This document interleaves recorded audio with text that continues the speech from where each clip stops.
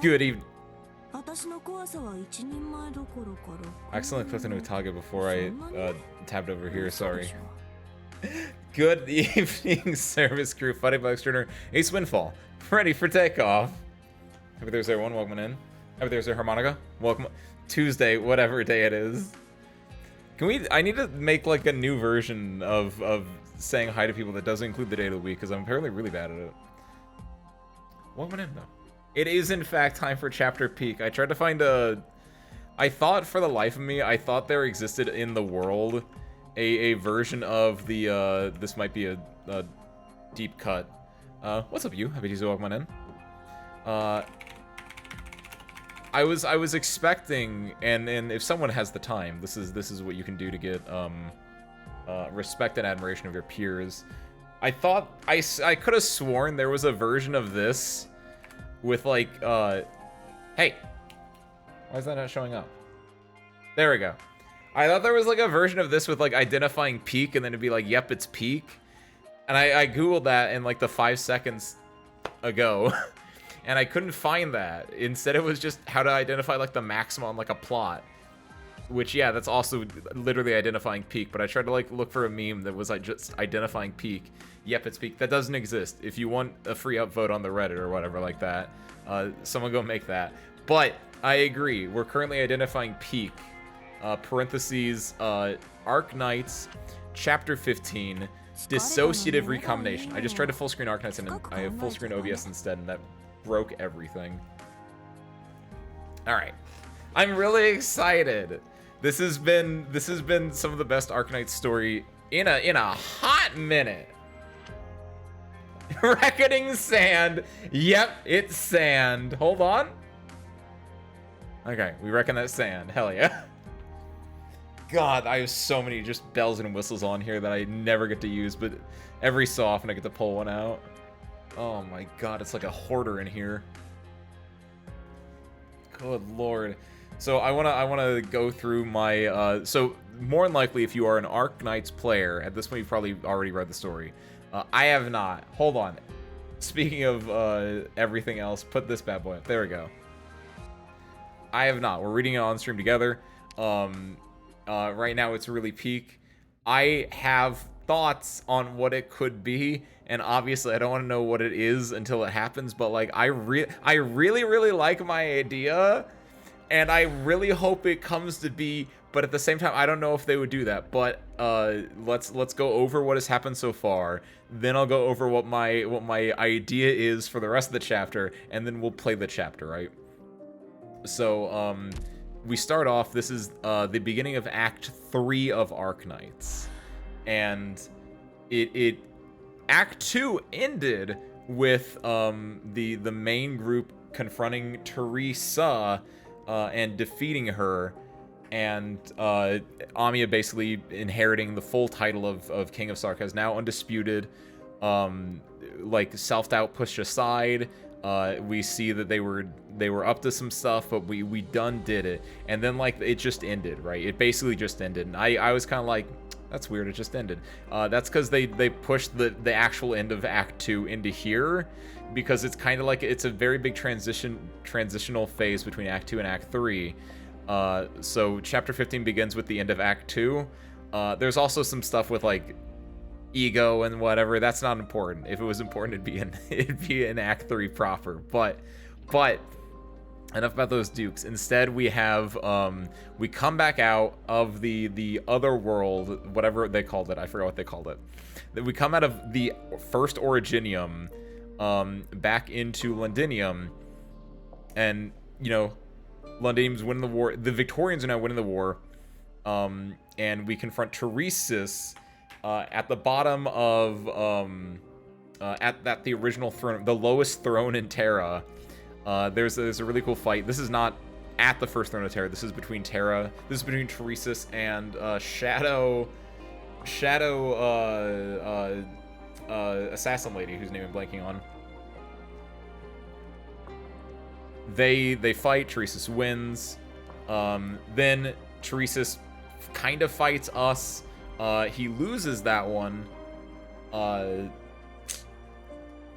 Kind of just end of Act 2 there. He also hands over Omninom to the Sarkaz, in a way, at the very end there. The Assimilated Universe was the name of the first origin area. Thank you, thank you. He hands over Omninom. He says, "This is for the Sarkaz. This is for Kazdel." And then he dies. And we, before he dies, are like, "Hey, what happened in there?" And he says, "No," and he dies. Jerk. Cut to 3 years later. We get into what I like about this chapter, that it's about the Arknights, it's about Rhodes Island, it's about your main trio, and they're doing it. They're being characters. We're being in Arknights. We're being on Rhodes Island. We got elite operators out here, and the big thing that's going on is that we're prepping for this retaliatory strike that we are expecting from Teresa, is kind of what is implied right now. Teresa, represented by this rhombus, this rhomboid shape, is going to retaliate on us for Teresa's... No, wait. Did I say Teresa? My wife, Priestess, is going to retaliate on us for Teresa's incursion into the Assimilated Universe and her strike against fate that Priestess is basically engineering. Teresis and Teresa. Dang it, it's really confusing. The twins mess with Priestess, which pushes Priestess's clap back about 3-ish years. Cut to 3 years later, we're prepping for it, and during that time, Priestess, who, as we all know, has been our computer all along, is now beginning to act up and mess with us. And so you have a lot of really, really adorable missions starting here where there's just the little hand going around like fucking with you, and that's so peak. So all the Arknights operators, everyone from Rhodes Island is trying to like, basically everyone who's not like essential, they're off of Rhodes Island. Everyone who's an elite operator, they're like closer, but they're like doing some things to get prepped. And then meanwhile, we're gonna go deep inside into this core of Rhodes Island, which is apparently just a dead zone, which may or may not be bigger on the inside, which may or may not contain an entire other universe. That one might be a stretch, but that's where we got to, is that basically Rhodes Island is having a smart home. Hold on, I need to look at the reference real quick.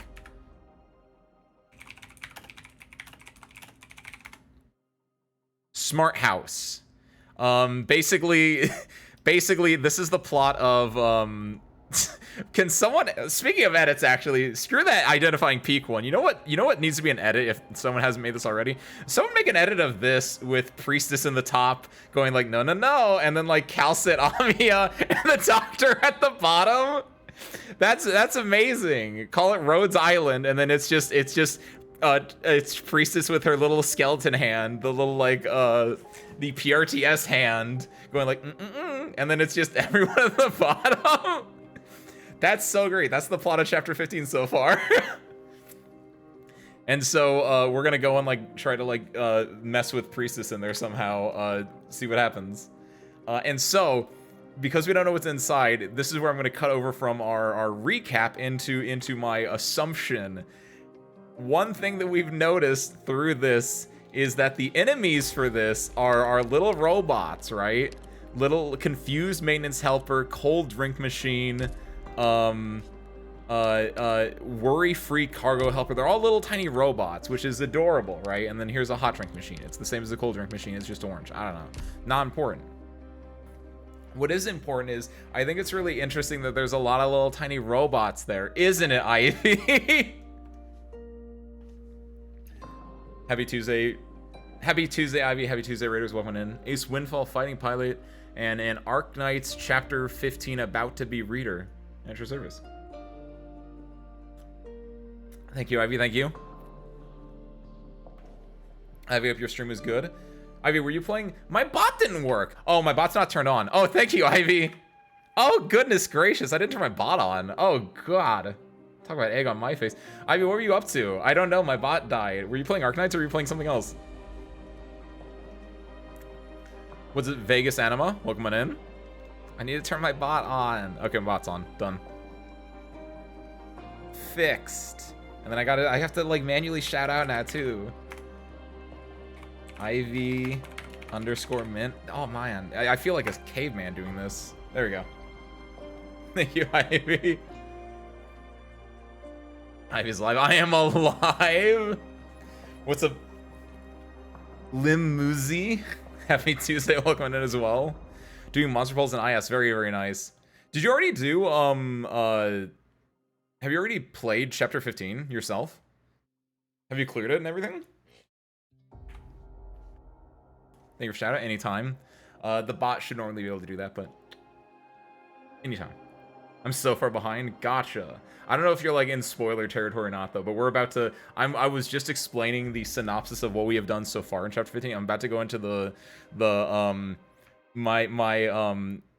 corkboard-esque rambling into what I assume is going to happen and or what I want to happen, a la, you know, something like this. There we go. This is basically going to be me describing chapter 15 in a second, or what I want to see out of chapter 15. So any raiders coming in from Ivy, in case you are not caught up with chapter 15, at least up to here, or in case you just don't want to be spoiled, now's your chance. And also raiders, Ivy, if you've had a long stream, you need to relax, get food, take a break, sleep, any of that good stuff, by all means please do. Otherwise, feel free to stick around. If you refuse to play it, in fairness, it's a lot of reading. And like, I really like Arknights. I will admit, there are long stretches of this that are just kind of a slog to read. When it hits really hard. But there are some parts that are just like, it's kind of rough to get through. But like here, not here. Well, actually, yes, at the very end of there. At the very end of chapter 14, great. All of chapter 15 so far, actually amazing. I cannot stress enough how good chapter 15's story is compared to literally everything else, and I think that's because it hits all the notes that I like, both in Arknights and also in media in general. And this is where I'm going to start talking about my spoiler predictions, so this is your last warning. So I think that they're turning the Originium patients into robots. All right? Is that insane? Yes. Will I explain it right now? Yes. Will it be explained in chapter 15? Maybe not. Maybe they're gonna save it for later on. But I wanna talk about something that I really thought about and I really want to happen, and it's just Soma. I just hope that Arknights just makes it Soma, because I love Soma. It's one of the best games ever made. So, a big through point, we're cutting here again. A big through point from the post time skip part of chapter 15 so far is that we're segregating the robots from Priestess, right? We're segregating all the systems from Priestess. Priestess, of course, is not only this rhomboid shape, but is also like the main computer body of Rhodes Island, right? And so in preparation for them to like dismantle and debug Priestess effectively, they're like taking like Friston. That was the one you get to see, is like Friston's like talking with Closure, and Closure's like, okay, Friston, I have to disconnect you from Priestess. And he's like, I don't know why we're doing this. And she's like, don't worry about it. And so obviously Priestess is getting in control of the robots and all the computer bits. That makes sense. That's really obvious. Something that's really interesting as well is that the fact of, if you have Originium, if you have Eripathy, Originium, as we know, is data. And if you have Eripathy, you're basically being rewritten and turned into data. And then when you explode into treats at the end of your Eripathy life, you become pure data, question mark? And to me, what that, over the course of this little bit here, what that is telling me is like, okay, if you're an Eripathy patient and you die to Originium and you get turned into data, where does that data go? Is there some large computer out there that takes you in? And a big part of that is that early on here, you see an Eripathy patient die, and they have a little hand come out to reach them, and they wind up on the Rhodes Island spaceship, because there's a Rhodes Island spaceship now, right? And so I'm wondering, like, okay, does that happen to every Eripathy patient? Do they do that? And basically, is their consciousness being transformed into pure data that can be read by some large computer? And if so, is then Priestess, the Rhodes Island computer, taking these Aripathy patients' data and brain scans and their thoughts and feelings and inputting them into these robots, and that's what we're fighting? I don't know. I hope it is. That sounds really cool. That's basically my bit. Why is there a gacha game in my visual novel? Honestly, the gacha game is really good. It's a hard part, Vanity, where it's like, sometimes it's like, I don't care about this visual novel, I want to play the gacha game. And other times, like, I don't care about this gacha game, I want to play the visual novel. And right now, when the visual novel hits, oh, it hits. When the visual novel doesn't hit, I'd rather play the gacha game. Welcome in, by the way. Aerith here, happy Tuesday, welcome in. Nukiashi, welcome in. Mysteria, welcome in as well. And Kiwi, welcome in. Nearlight was the breaking point. That's when the story became legit painful for the mobile app. When it just got so, like, large. Really didn't reading story transcripts on the wiki. Started and dip, but gotta sleep soon. Have a good stream, guys. Thank you, Ivy. You're probably gone by now because I went off on a huge tangent between now and then, but thank you again for the raid. I hope you enjoyed it. Hope you enjoyed it. That's not the right terminology there, but you know what I mean. My complaint with Arknights' story was that it felt like they kept repeating the same thing over and over. Yes, that's always been a complaint. They kind of like talk in circles a little bit sometimes, which leads to it has this feeling being bloated, yeah. Which I think Zwillingstrom has always been my, like, this is the peak of not vanity, hubris. It might be a close one, right? But like, yeah, it was just it just got a little bloaty. And so like if they trim it down and they don't just talk in circles, then like the actual core meat of it is very good. And right now, it's doing really good. The plot of Lucy. What is Lucy, Kiwi? I don't think I've actually heard or seen that movie. Want to play the co-op of the game with me? I'm sorry, Kiwi. Kiwi, you gotta like. Do you play on your phone or do you play on like a computer with an emulator? I don't know if you have a computer. Like I don't know what your setup is. Maybe if you like get a computer with an emulator and then like hardwire yourself in, but you might just have bad internet, honestly, I don't know. All right, but that's basically where we're at, is that Rhodes Island is doing some messy stuff. Priestess is going haywire. There's that rhombus. We're going inside, deeper into Rhodes Island, into the abyss. I believe it's what it's called. I think that's what they called it, which again, very interesting. It could be larger on the inside. It could be a spaceship on the inside for all we know. And also there's a cool spot. There's a cool spot in the spaceship. That's what I got. All right, now then, shall we? We're currently in the dangerous mode. It's really this feels weird, but yeah, we're in the dangerous mode. You can tell because it has these ones in it. Got banned for 3 minutes on the call mode. Wait, did you get banned because it saw you like dropping and it's like, you're trying to evade matches? Oh my god, Kiwi! Also, speaking of Rhodes Island, if we're going into Rhodes Island, we're gonna see this thing. I'm so about this. Because I saw etched bone deep, and when I think about bones, I think about this. Look at this bad boy. What's it been? Happy Tuesday, welcoming in. You're just in time. It could even be a hangar. Inside of Rhodes Island is just the hangar. Inside of the hangar, there's the basement. Inside the basement, that's where Priestess lives. Shall we? Operation 15-6. Etched bone deep. Humanity guards itself against everything. Fire, storm, cold. Anything it can predict. But there is no way for humanity to guard against itself. All right. Easy. This is a perfect Chong lane right here. Hits 2, technically hits the third one here, but we're probably gonna put a defender there. Beautiful. I win these. I don't know. Doesn't matter what I put down. I'm gonna win no matter what. Oh, also, big fan of the fact that like they're only doing like a lot of these only have like a before or an after story. Really big fan. Good. It makes the gacha to visual novel aspect of the main story so much better. IMO. Like again, when the visual novel hits, it hits really hard. But I don't want to have it where I'm walking on the treadmill for 50 minutes to play one stage. Let's do this to start out because I don't think they're gonna come here first. I assume they're gonna come here first. Such destruction and started all this conflict. Look at these things. This could be Frost Nova for all we know.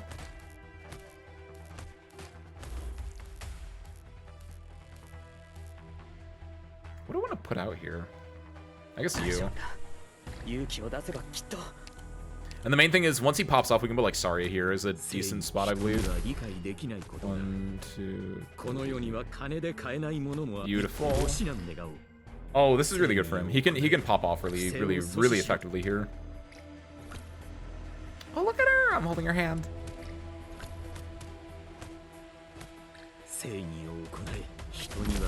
Yeah, look, it's so perfect because he gets 4. He gets to recharge there. It killed that one, which is unfortunate, but overall he can get charged real quick. I think he's at 4 right now, so he'll need one more, which should be this one right here. Perfect, and then we can just do a healer here. I'm doing the healer here because it's outside of Lumen's range, and then we can just put like. Oh, so we can just put that there. This is way overkill, I think, but wait, what? Dropping whole ass enemies now. Oh, and you can't stop this one. You can't prevent this one. Use a buys. Use a weapon in. This is an automatic message to remind you to clear 1510 for Oda's outfit. Please enjoy episode 15. Thank you, Lies. I will Ganbara. I will do my best. How soon do you want them gone? We're at 15-6 right now, and depending on like the fact that there is a lot more what's the word? Gameplay over story right now, I feel like we'll get there pretty effectively. What's up, Gabriel? Happy Tuesday, welcome in. Oh, can I just get rid of this actually? Because I assume this will just keep spawning things, but I can just kill it. Yeah, that could be interesting. Hi. There we go. That's better. You reach it today. Maybe.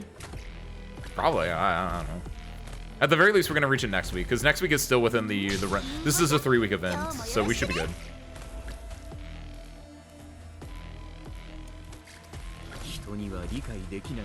Speed up.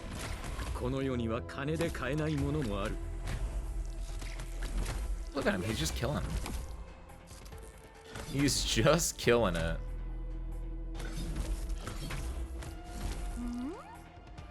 I could have left her there, honestly.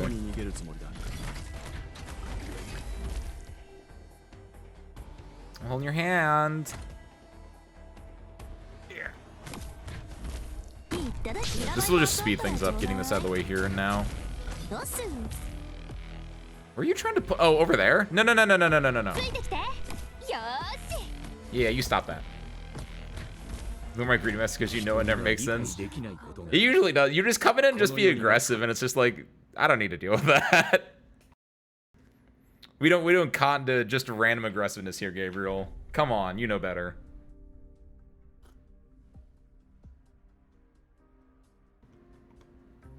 Doctor, Mantra and the others have already returned to the ship. Your guess was correct. Someone is targeting our mission. This instrument is from Aegir. Oh yeah, this was another thing when I was talking about like are the Rhodes Island robots being inhabited by the souls of like oropathy patients? It made me think about the little handy and like all the other little tiny robots we have, and obviously like Friston is inhabited by the soul of a person, right? Friston is legit, just I guess maybe not the soul of a person, but Friston is like is effectively a legit conscious being. He's like a super duper advanced AI, right? Yeah, I don't know Aegir stuff that well. I know Aegir is a very different thing, but I was always like I wonder if there's a connection between like the broken little handy here and all the little tiny robots, right? Dr. Calcit, can we discover anything from its remaining parts? No. The Aegir Academy of Technology put a great deal of care into this delicate piece of equipment. Given their pride, I'll bet they made sure no one could ever crack their little handy. But the appearance of the little handy itself is enough to explain many problems. Doctor, do you remember the Joint Marine Corps? Yeah, that Aegir plot, probably, yep. The reason you met with the Aegir Council was to facilitate cooperation. Both the Iberian and Rimbilton authorities have responded to our call. The problem is that once cooperation begins, subsequent developments could spiral beyond what we've anticipated. In recent weeks, the Aegir fleet has not only constructed ports in Iberia, but also established landing sites along the southern coast of Rimbilton. The Aegirs from the deep sea made no immediate move to land. Instead, they quickly carried out a number of operations, including hydrographic surveying under the banner of technical cooperation. They also quickly assembled a land patrol through a mix of hired personnel and official partnerships, relying on more neutral intermediaries to facilitate cooperation with land-based forces. She looks different, Gabriel, because she is now, this is her third form? This is Healer Amiya. And up until, like, very recently, the majority of stuff that you've seen so far has been, like, usually, like, Guard Amiya in look. But she got this at the end of last chapter. So you're saying the attackers are the land patrol? We're still only speculating, but right now, the land patrol is the only one that fits all the evidence we've collected.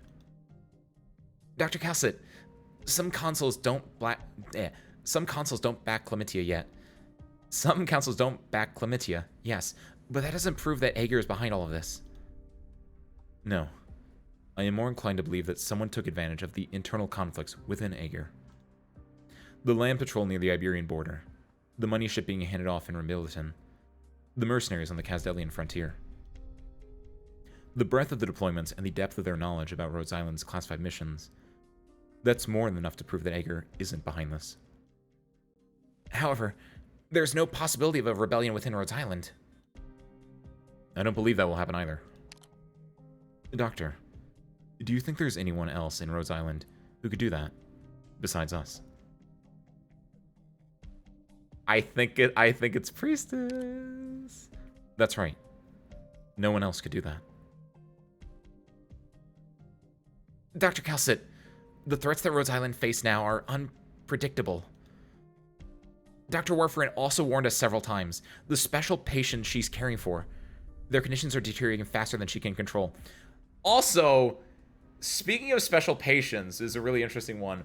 I know that they were, like, originally it seemed like they were special patients because they were from Victoria and they had, like, an interesting form of neuropathy. However, I want to point out, for anyone that wasn't here last week, the reason I went on the whole, like, Soma / like, the robots are humans, is that at one point, Dr. Warfarin, when talking to an neuropathy patient, presumably a human neuropathy patient, used the term memory module, which to me, like, I really want to see, and, like, this is like peak terrifying horror to me, or peak just, like, not really body horror, but just, like, out of body experience kind of horror, right? Like, you think you're one thing and it turns out you're a different thing, right? There have been 2 scenes so far, I believe 2, with Dr. Warfarin and an neuropathy patient. And she has, like, a special form of neuropathy. It's interesting how it works. And, like, the first scene you see is just like, oh, Dr. Warfarin and a neuropathy patient. Got it. The second one, that's when they bring up, she uses the term memory module, which you had heard earlier in this chapter from Closure talking to Friston, which Friston, a robot, has a memory module. That makes sense. So having that brought up there, and then having it brought up again when Warfarin is talking to a human patient, makes me go like, is that a human patient? Or is that a patient who has, like, died to neuropathy, been turned into data, and then Rhodes Island transferred that data into a robot, and they're currently testing it to see, like, does the robot think it's human? That's insane. I really want it to be true. It's such a cool, weird, terrifying concept that, like, you don't know if you're human or not, because the way the human brain works and the way that you can trick itself into believing something. And it's such a cool concept, and I so want it. Dr. Warfarin also warned us several times. The special patients she's caring for, their conditions are deteriorating faster than she can control. Whether to save our patients or to respond to potential crises, we need more aggressive responses. I've reviewed the records Teresa left in the Black Crown. She also made major breakthroughs through her work on Civilite Eterna. I can visit Civilite Eterna to look for potential help, just like Teresa did. We must carefully assess the risks involved, Amiya. Amiya, are you sure you're ready? Are there any more effective means at the moment, Cal said. At this moment, when the situation is still unclear, I cannot come up with any more effective measures. But diving recklessly into Civilite Eterna may not lead to the outcome we hope for, Doctor. I'll go with... Hold on, wait a minute. Rhodes Island PRT. Oh my god, that's a... That is a perfect image of a priestess there. That's... Harmonica! You made art, Harmonica. Holy hell. That's so good. Oh my god. That's literally the plot of chapter 15 so far for me. That's so incredible. You found the perfect piece of art for that. She's doing the... Hold on, where was that? Hold on, bring the bring the smart ass post back up. She's doing the exact same thing! This is beautiful. Hold on, and then copy... Oh, I can't paste an image. Hold on. Open link. Take that, put that there, put that there. This is so good. Corporate needs you to find the difference between these two images. Look at that, it's so good. Oh my god. Just gonna put that right there. Thank you, Harmonica. Fantastic edit. All right, I'll go with Amia. Doctor, I cannot agree to such a risky plan.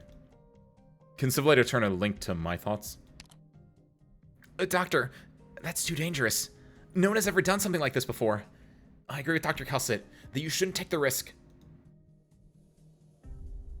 Calcit recalls the experience of her dear friend, which is not something she is happy to recall. Yes, Civilite Eterna can do that. She did it before. Teresa. Doctor, your mind is incredibly complex, but you're not the only one at risk here. Amia could be exposed to completely unforeseen shocks as well. I will not agree to this preposterous proposal. Dr. Calcit! Amia, this is my opinion. I cannot interfere with yours and the doctor's final decision on this matter, but I hope you understand my stance. Amia, I can open my mind to you completely. We don't have to force it in one. We can give it a few tries. But, Dr. Calcit... When it's all over, we'll go apologize to her together. I trust you, Doctor. I'll leave the decision of when to stop entirely up to you. Let's start after I finish arranging the defenses.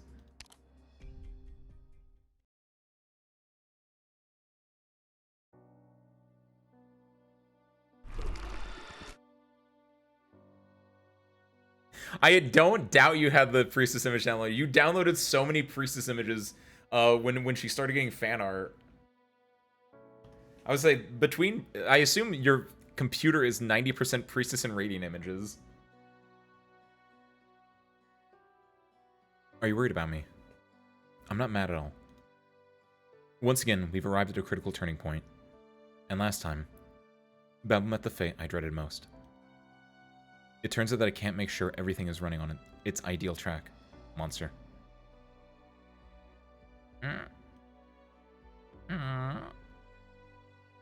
Our own limitations have begun to affect our usefulness in more important endeavors. We may be able to witness the changes of the stars and the untamed cosmos, but when faced with a real crisis, we're no different from any other creatures on this great land.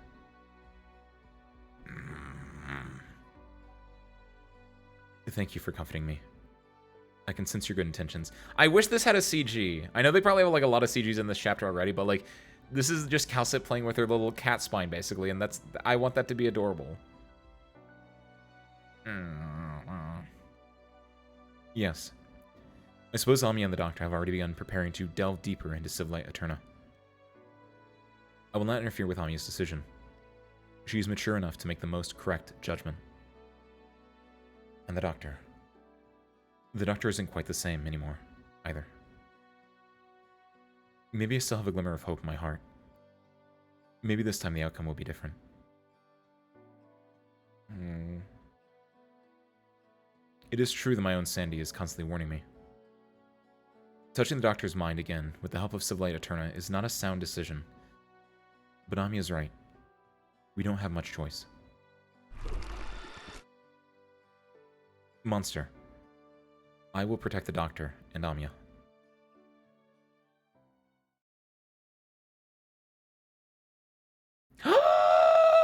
Yeah! Oh, there it is. At this moment, Monster can sense even Calcit's slightest emotions. Oh, that's adorable. Cat and Monster bonding when I didn't know. Legit, I didn't know. It felt like it should have had one, and it did. Done.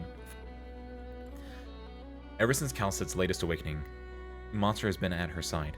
Her latest awakening. I have thoughts on gestures vaguely. That through cultural osmosis, it's kind of like obvious, but like, Monster is her companion, the symbiote she personally guides, and more importantly, herself. Yeah, there it is. No, because the 3 is a because it's MONT3R. It's an E. Don't worry about it, Gabriel. Also, there's a monster. It's the third monster theoretically. Don't think about it too hard. There are reasonings for it. It's not important. You're wrong. I do not feel hopeless, Monster. Ooh, animated CGs that is kind of nice. Look at that. Someone translate that file download of Monster's neck yet? Oh, this thing? I am delighted that the ancients overthrew the rule of the elders. And I'm also pleased that Lugozargus set the starting point for a new civilization. I have made mistakes out of arrogance, but I've also regained my confidence by making dear friends. Maybe yours and my basic structures will always be alien to this land, but that doesn't mean we will always walk alone.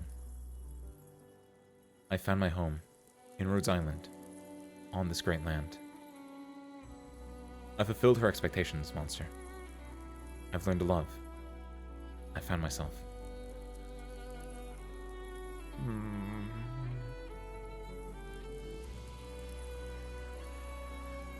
I must protect Amia and the doctor. I must protect the true variable here. The future I cannot even glimpse. I've communicated with Civilite Eterna before, yet I haven't been able to break through my own limitations. But Amia can. Of that, Teresa and I are certain. I'm sure she can pluck significance from the massive trove of data. With Teresa's blessing, she can do it.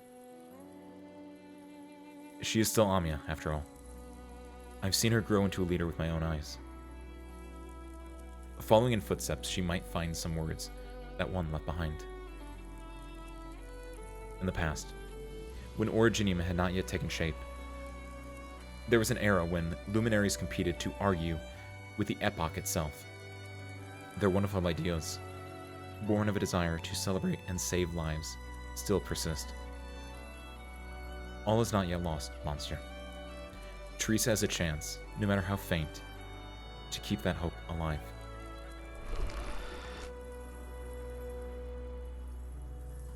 Me? No, Monster. I'm better at memories. Remembering the history I witnessed and have seen erased by time. I am not special at all. Calcite calmly inscribes the important info into Monster's spine. Oh no! After all, 3 is just an S, but horizontally bisected and mirrored. Also, yes, I agree you. I think first monster would be called Monitor. It works really well.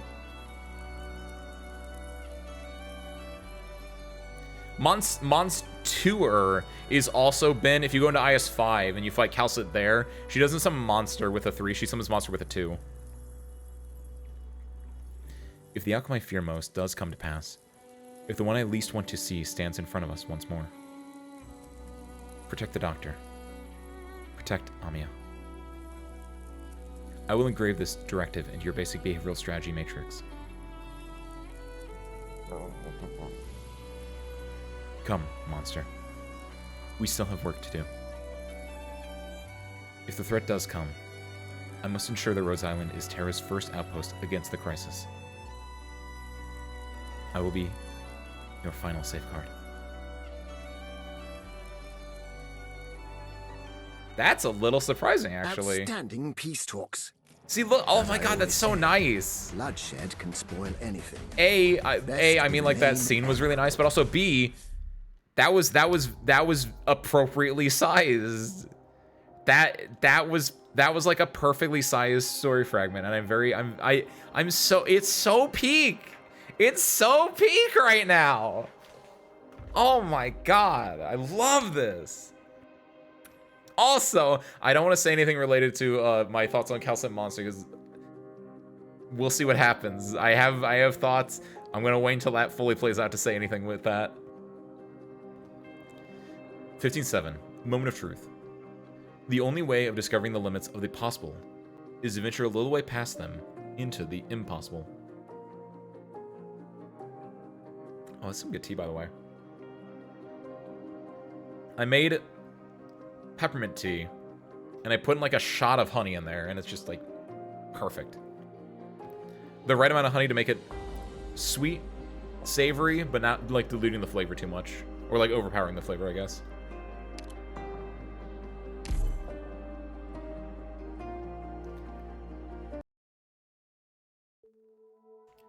Acting as a mother and not a grandma. Oh, what's up, Haxor? That's because she is. Haxor, as we all know, Calcit is my daughter, is the doctor's daughter, so it's my daughter, and then Calcit is then mother to Monster, and so seeing, like, it's adorable. She was always my sweet little baby girl all along. It was a Gariel. Happy Tuesday, welcome in. Or, sorry, wait, oh, good lord. Have a good night, Gabriel. Thank you for stopping by. Wow, you are off your game today, aren't you, Face? Good lord.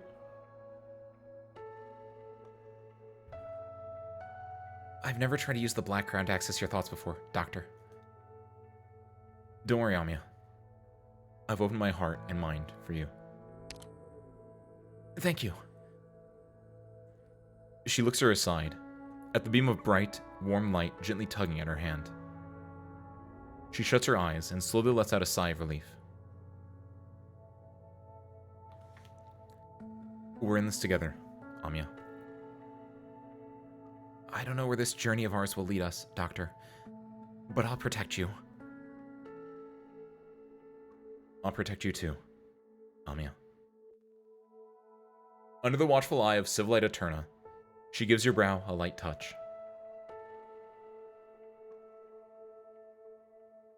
Your memories and emotions flow towards me. It's strange.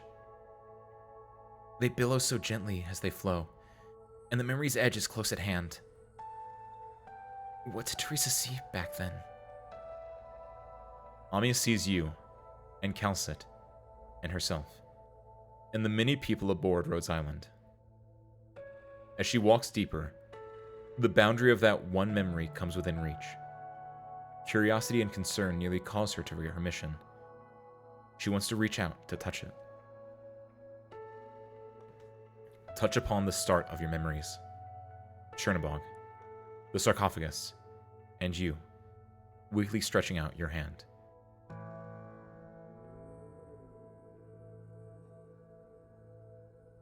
That's the one. Look at her. She looks so young. Doctor, take my hand.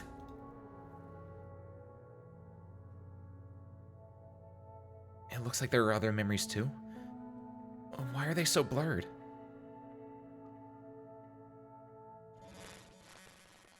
Oh, oh, that's so big. Who was... Amia.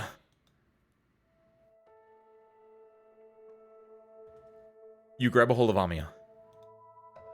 Were you lost? I don't know. This is the first time I've ever dived so deep into someone else's mind. It's a very odd feeling. Good thing you pulled it off. Thankfully, yes. Now, I can sense even the faintest of your thoughts. I can sense yours, too. You sure are relaxed right now. I've got nothing to worry about with you around. So, what should we do next? Hold my hand tight, Doctor. I'll protect you on the road ahead. Teresa told me everything about the role of King that day. She awaits us at the start of that path.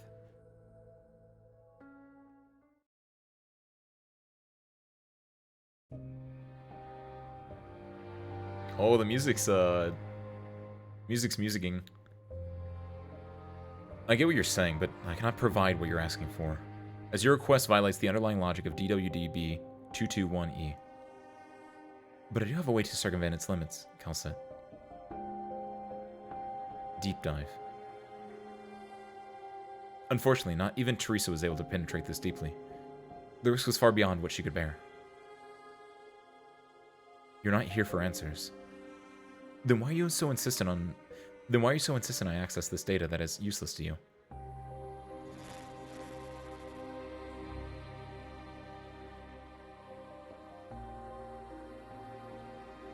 I have no way of knowing if there will come a day that Amiya asks you the same question, but I hope that, in the darkness, she will find the way I lit for her. That was Calcet's answer to me, Amiya. Could I ask you to look through all of Dr. Calcet's access records for us? I would be happy to. Her every doubt, her every insistence, each and every time she left in disappointment. I will show it all to you, unreserved.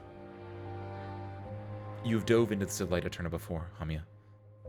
But this time, what you seek lies far beyond your limits. It is a place where life on Terra cannot tread. For the time being, perhaps you will find the chance to touch upon this knowledge that is not yours. Because you have someone who walks alongside you. Dr. Windfall. Of me. You will quickly understand what I mean, Dr. Windfall. Follow me, Amiya. Follow me, too. DBWB is the crown, right? Civilization Singularity. It's so cool! A great hallway of pure white circles around a central point that defies comprehension. The Singularity. An unending stream of complex information flows from it, but the strands you manage to snatch hold of are still within your understanding. Amiya cannot see the way you entered, but after an interminably long time walking down the corridor, she finds herself back where she started.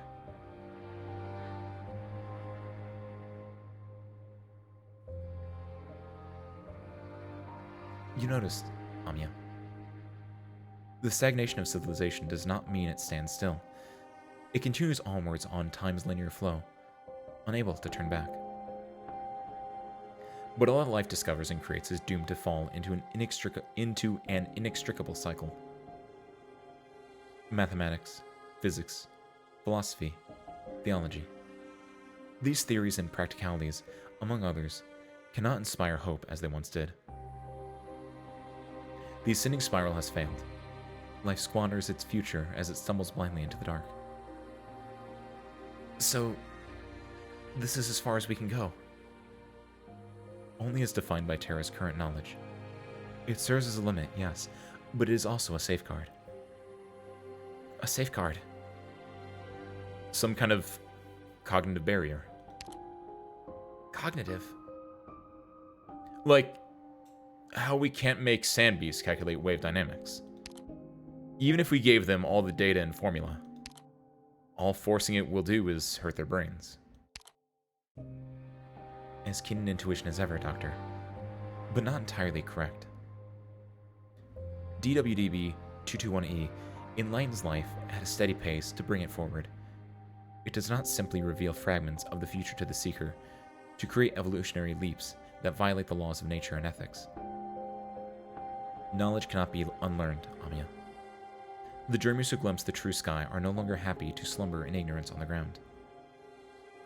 Information beyond civilization's cognitive limits will simply blind them to reality, a deadly poison, luring them into annihilation's embrace, throwing their civilization into the abyss. Yo, what's up, Aeon? Happy Tuesday, welcome in. What's up, spare parts? Thank you, Finn. Also, good lord. That's DW40, you two. Come on. I understand the confusion. They sound very similar. No, I thought it was drum and bass. Oh, that's D&B. And so, this boundary was born. But why does it look so much like a prison made from some giant data server? Again, not to go back to my theory crafting, but like it looks like a data server. It looks like a giant data server, a giant computer, right? A giant like thing that stores information. Originium is turning things into information. If you die to Originium and you get sent to the spaceship, are you being sent just here? Is this, because I said a spaceship, but is it a spaceship? Is it just like in the conscious ocean of the vastness? Because look, this looks like space out here, right? Like, I'm not saying that like these are filled with Originium patients that died, but, or Euripathy patients that died, but then it appears in a form your mind cannot comprehend. Like how DWDB221E appears as a black crown in the material world when accompanying you. To a minuscule ant, it is an Ouroboros river, forever unable to flow to the sea. But to a celestial body whose lifespan stretches to the trillions, it is a gravitational field that will stay with them their entire life.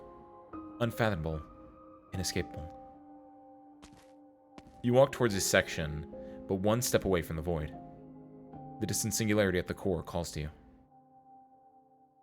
Information washes past you like gentle waves, showing you glimpses of many fascinating sights. They are fleeting shadows of your past, a life you have lost and forgotten. Stray visions of an unfamiliar era. Be careful, Doctor. Amiya tugs on your hand. We don't even know what will happen if you fall off this boundary. Are these what you saw? Our minds are as one. What I see, you see. The Originium slug egg went through the bridge between stars. So all those stories really did happen. The Originium slug egg went through the bridge between stars? When I was really, really young, I met someone who was incredibly caring. That care was matched with a great weakness, but also a stubborn insistence in carrying me across a road laden with Originium shards. When I was dizzy with fever, yet too scared of nightmares to sleep, a patient voice regaled me with stories I had never heard before. Aww, it's talking about the doctor. Free amnesia doctor. In a dark and cramped cave, difficult to find ore samples were smashed without the slightest hesitation. And the shining stones were scattered across the walls and used to tell me tales of the stars and the heavenly paradise above the clouds. Would you like to hear one of the stories, Doctor? I'd be happy to. There was once someone who drove a mysterious vehicle, shaped like an Originium slug egg on their lonesome, who went through the bridge between stars. On the most quiet of nights, guides would borrow glowing clouds from old stars and make round mirrors out of them to light the way. On the other side of the bridge, spires faded in and out of the clouds, and the stars wore crowns of flowers. When descending on that crown, you'll see that it's a really, really big playground, one where lovely little children gather to play. but it was hard for the vehicle's driver to stop. The driver changed over to the most miraculous vehicle on hand and drove it for many, many years. But the years came to an end, and nobody was left. Nobody but the driver. Is the person in your story me? Amiya grips your hand tightly. Yes. Thanks to my infection, it's hard for me to remember much from that time, and there's a lot of those stories I don't understand. But I will do everything I can to remember every single one of your stories. Because they are my stories. Tales you told to me. I don't want to forget them. I never thought today would be the day I finally get to share your gift to me, with you, Doctor. This time, we witnessed it together, you and I. We got to know this past life of yours once more. Thank you, Amiya. Do you long for this kind of life, Doctor?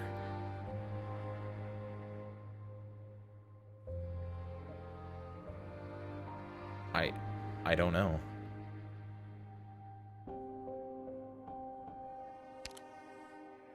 I'm not surprised. I'm very much the same. When I first thought of such wonders, I longed for it too. It's the kind of life I could never truly have for myself. I couldn't help myself from sharing them with Teresa, and the two of us would add many wondrous details to our own imagining, until it changed beyond recognition, falling ever further out of reach. But now that I've had a glimpse with my own eyes, I don't think I'm that far away from your past life. Do you believe that one day, this great land will be just as beautiful, Dr. Windfall? I believe that that day will come. But perhaps it will be even more beautiful. It will. And we'll be there to greet it. Rhodes Island will be there to see the light of dawn. So, what next? Deep dive. The intact data stored within DWDB 221E is decoded by the Singularity and exported in a moderated and suitable format as information. However, Amiya on her own will not be able to break through the limits of the baseline logic. Am I a special case, then? I'm not certain, but the possibility is there. But how are we supposed to get close to the information once it's exported? Forgive me, Amiya, but I have no further information on this topic. I will search through the clues Council left behind, and sort anything that may be of use to you, so that it is easier to find. Perhaps we could build a bridge. A bridge? A bridge to the Singularity. To knowledge. Has anyone done something like that before? There is no precedent in the records. It's worth a try, either way. Then, you must be aware of the risks. The closer you get to the Singularity, the denser the information will become. You may possibly experience its gaining mass. Information with mass. It is possible here, yes.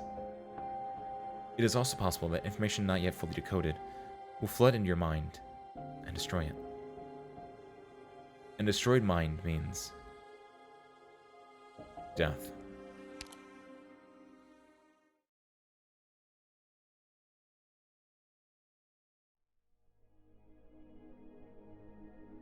Don't mind me, traveler. I'm simply watching yet another bout of destruction, is all. Hierda. That's your name, right? Did you just say my name?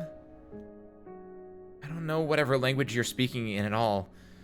Also, how did you know? As the goddess passes by the porthole, she sees the figure out in the darkness of space slowly approach the ship, then disappear from her sights. Who is that? Ray Distorter?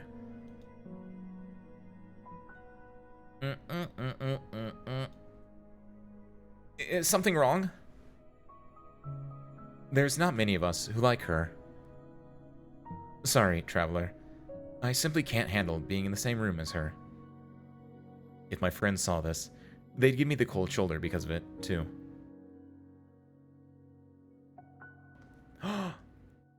That might be Priestess, then. When the bewildered goddess snaps out of it, she finds herself the only person in the cabin. Upon first seeing the arrival of an unwelcome soul, everyone else had made themselves scarce.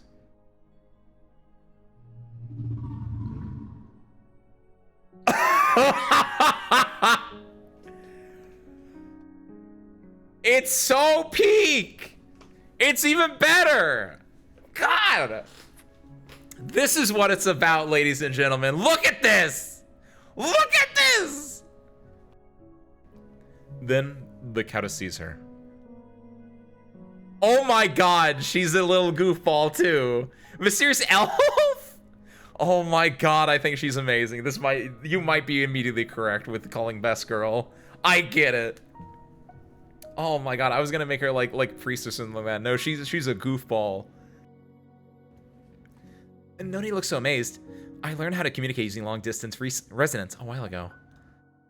At the very least, before destroying that odd race, I kept the unique language patterns they had evolved. Hold on. Hold on! What do you mean before destroying that odd race? Is she... I don't want to know the answer to this. Is she one of the things that is destroying everything that we're hiding from? If so, kind of conflicted. This could be peak. Destroying? Do you detest destruction as well, our newly come guest? I'm not too sure what happened, to be honest. It's nothing too complicated. My people once 8 stars to live. Others may hate us for it, but it's simply our survival instinct at work. Okay, yeah, that answered that question real quickly, didn't it? But now, that past only exists in horror stories passed around the metaphorical campfire. God, she's so cool! What the hell? My people are on the brink of extinction. I fear I may be the last of my kind, in fact. We destroy to live, but when true destruction finally bears down upon us, we're powerless in the face of it. From that point onwards, I become nothing more than a beggar. With the aid of some geniuses, I've changed the method I use to obtain the energy I need to live. Oh, this is so cool! It sounds like you've been trying to blend in with other life forms, too. So, when you were out in space looking at that dead planet, were you reminiscing about the destruction you experienced? Reminiscing? No, nothing of the sort. Everyone here has accepted the ruination chasing us with serenity and hope in their hearts. Okay, no, there is something else chasing them then. This is so interesting. She blue girl puppeting a broken spaceship. It's so cool. Also, oh my god, you're right. This is, oh my god, it's actually puppeting. I didn't notice that. These arms are literally like moving the, what the fuck? It's even better. If this is my favorite character in Arknights now, possibly. It's at least top 10 because this is so weird and bizarre and it's peak fiction. Everyone here has accepted the ruination chasing us with serenity and hope in their hearts. Huh?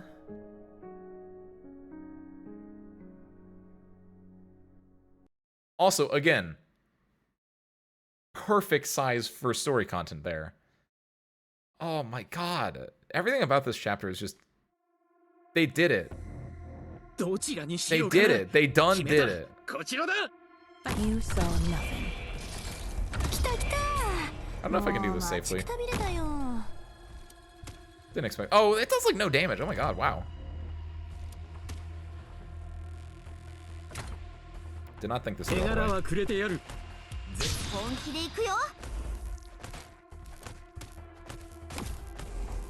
I'm gonna go with this, actually. This is fine so far, and then we just drop this again to get rid of This this will one. keep you quiet. God, it's so cool. So now, Moving to designated location. so now something more interesting is coming into my theory, right? Because my theory was Hierda was like, oh, she died and she went to, like, basically Originium Heaven. Like, when you die with Eripathy, you turn to Data and you go to basically a giant server farm, right? You go to the big server farm in the sky. You go to a big server farm up north, right? However, Vermin. now now that we see her there are a few different things going on. Like, okay, first and foremost, is Best Girl also just dead to Eripathy? And she doesn't know it yet, or she's not fully aware of her situation. Or B is like, maybe when you get turned into Data, sometimes you get to turn to special Data. Like, now this has thrown a lot more complications into my original theory. But like, that's a really cool character, so I'm not complaining. Oh, that's gonna be a lot spicier. That's not gonna become active for a while though, so I don't have to worry about it that hard. Girl? Question mark? Creature. They said her in the when Rey Distorto left, they did technically say when she's around, when like they don't like messing with her, but I do kind of agree. It's probably some more non-gendered eyeball creature. Had an Avon feel yours ask what year it is. The year is 1101, Dolly. Welcome. Suppress them. Good morning. No! Bad morning, bad morning, bad morning. Hold on. Ah! This will keep you We're quiet. fine. I just fucked up. I forgot to like they had to fight them. Need speed to What's going on here?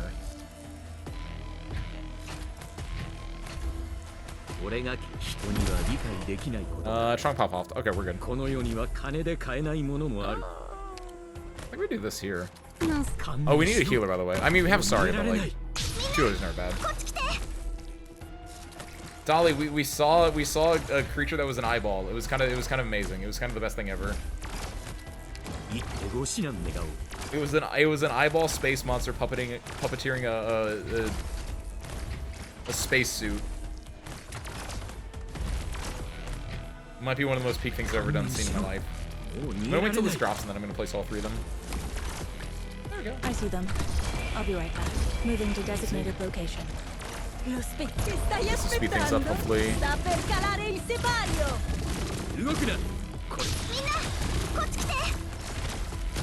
What's the purpose of these things?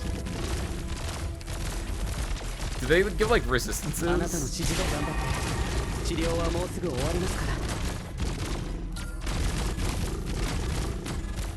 This will keep you quiet. Perfect Scratchman back. Welcome back, Dolly.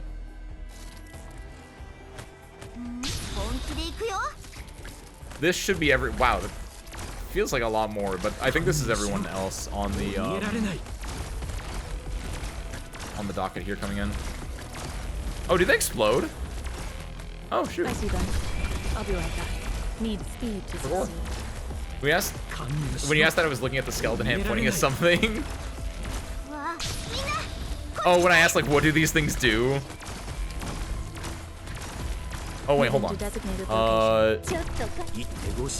Okay, perfect. There we go. Hey, they explode, by the way.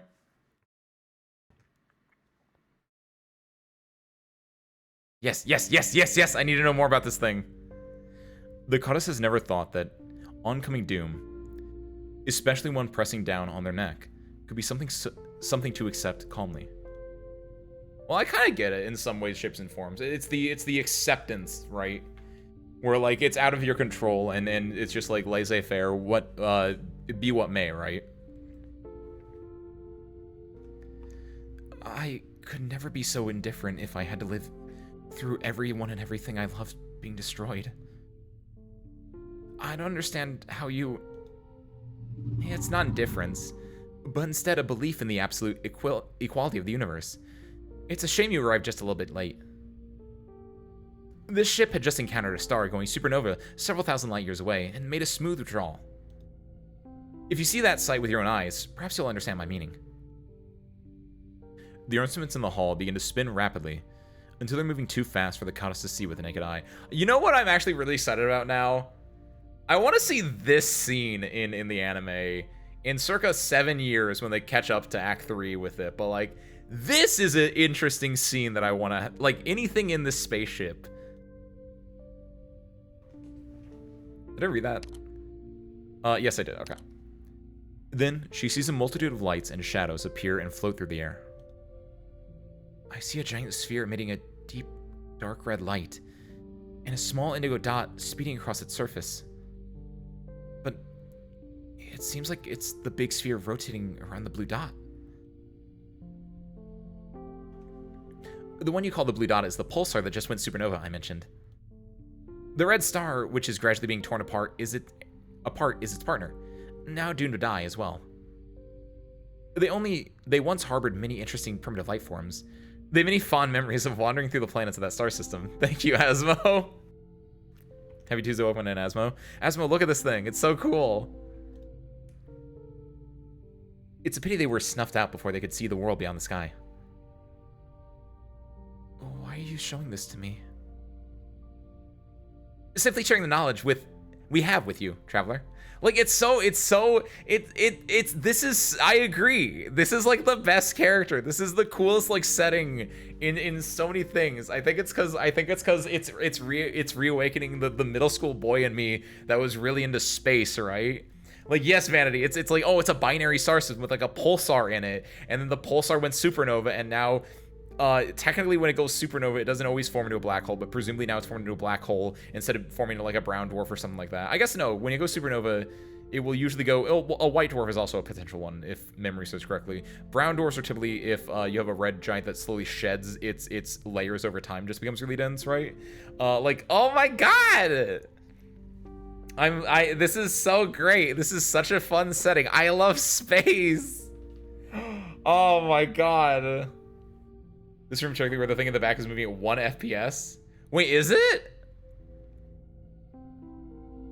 Is there something moving in here? That'd be insane. I didn't notice that if that's true. This dude thinks she's Moo Moo? What, just because it says elf? Elf is a really, like, yeah, I also noticed that. It's interesting that they called this an elf. Because, like, this feels like a space creature, not an elf, but like this is interesting. She's the only water elf. She found another tribe in Sun, but they weren't water elves, so she just felt just as alone. I do remember that part. But like it's the elf. Oh, right, because she's doing the salute, right. This is the Moo Moo salute. This is the elf salute. This is all the elves do this. You learn in elf school. Like, oh my god, it's so, this has a lot of cool space things. It's got like weird science bits. It's got like fun characters. Like I'm so happy. I'm so happy. I can't express enough. Arknights is back, baby. We're not dealing with some damn Victorian dukes. We're dealing with weird stuff. With Rhodes Island and whatever this is, and I'm so about it. I can't wait for Infield now. This has reawakened my excitement for Arknights Infield because it's like weird space stuff. The way she described it, I mean, where at first it was moving too fast, then it disoriented her. Then appeared to stop, but you can tell it was still moving. Oh, gotcha. Oh yes, yeah. Like when I was talking about like making this entire bit into like an anime scene, yeah, like there are so many cool descriptions here, and honestly, it might be really hard to make it into an anime like scene, but like if they do it well, it will be some of the coolest I would think some of the coolest scenes. I really like weird space tech, and seeing someone, this Countess from Terra, encounter a bizarre piece of alien technology that then allows them to speak in every language she could ever want, or to at least understand every language she could ever want. This is just Star Trek. It's just weird It's just weirder Star Trek. I love this. I love this. Oh my god, this is just Worf. It's not Worf. Who is this? Who's like a chippy, cheery character in Star Trek? I want to say Quark, but that's not right. That's really funny though, so I want to call her Quark. I can't think of like a chippy, cheery character in the main Star Treks that would like fit this bill really well. I guess a little bit of like Ensign Ro. It's a bit of a deep cut, but she got a little bit of Ensign Ro in her, but that's not really, like, Ensign Ro has like a lot of personality, but it's not this personality, you know what I mean? I don't know, I'm about this. This is Geordi, fuck it. Simply sharing the knowledge we have with you, traveler. A one-sided paranoia and ignorance are often barriers to effective information transfer. I have no knowledge of your history, either. The Countess has barely had time to comprehend these words before suddenly, her newly acquired knowledge begins to assault her mind. Like it's such a cool scenario, right? The idea that like, because it's real. This is like, it's not real, but it's like you could find yourself in this situation theoretically. It's the idea of you're a human living on Earth. You don't know, you know your Earth stuff, but like there are so many things we as humans just don't know. Like, is there a hyper advanced civilization out there doing Star Trek right now? I don't know. I feel like we would have met them at this point. That's an entire other conversation that I don't think we can tangent on because that will literally take up the entire stream. But like, if you just one day got beamed up to the Starship Enterprise, and by the way, there have been multiple episodes of that happening where it's like, oh, primitive person from a non-warp society gets beamed aboard the Enterprise, and then they just get, there's the wonder of them seeing everything around them, and that's what this is feeling like. It's like she is from a pre-warp civilization beamed up to a starship and then is just being assaulted with information, and it's the eradication of your preconceived notions of what the world is, right? It's galaxy mind blown, just where it's just, she has this entire notion of what her life is. Alive on Terra, trying to eke out a living. I have erypathy. I want to do my best for myself. I die. I'm in space now. Like, the planet I was on is not the entire world. There are so many other planets out here. There are so many other beings and existences out here. I can now speak language. There's so many weird science and instruments here abound, and it's just complete fish out of water. And it's so good. Did he get normal beamed up, or was there a teleporter accident, a transporter accident? You, come on, fake fan, get it together. Oh, so we'll assume it's a normal transporter. It's not gonna like do the thing where it does. So for transporter accidents, you could have had either, just like Riker, when he was on the one planet and they beam him up during an electrostorm, he was the last one up, and so it was really hard to get him out, and so there ended up being two Rikers, a Thomas Riker and a William Riker, which they came back years later to find William Riker at that situation. No, Thomas Riker. One of the two. I don't remember which one's which. Thomas Riker, because it's William Thomas Riker is the full name, and he adapts the middle name as his first name. But they find Thomas Riker there feeding on rats, and then, oh, there's two Rikers now, which that's a fun episode. And then he comes back in Deep Space Nine as a villain. Insane. There's the teleporter where oh my god, what's his name? What's the bumbly dude from Star Trek The Next Generation? He's like one of the best characters because he's such like a real character, right? Oh my god. They made fun of him. Like, it's Star Trek TNG is such a good show. Cause it does a lot of stuff where it's just like, it's just real. It just has like obviously you have a lot of, it's Barclay. It's Reginald Barclay. Reginald Barclay is just some guy. He is one of the most some guy characters, where like his entire episode that he gets introduced in is that there are other people on the Enterprise, and he's like, oh, he's an engineer, he's like pretty solid, but like he's a little bumbly, and so they call him instead of calling him Barclay, what do they call him? They call him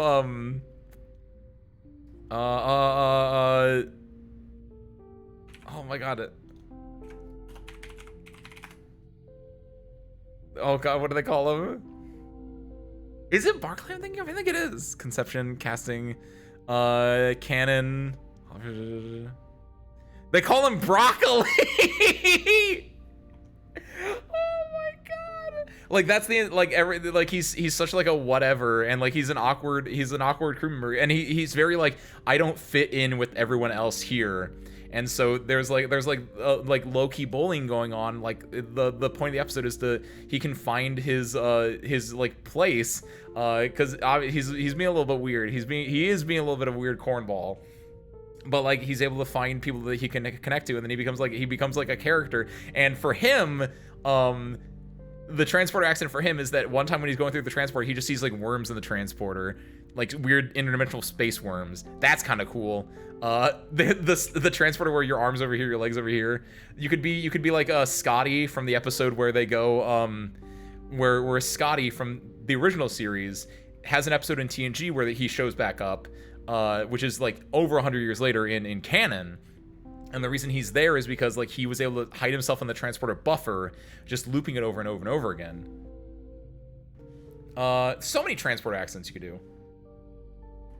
But we're assuming you're fine, and you wound up on the Star Trek, the Starship Rhodes Island. God, I love this.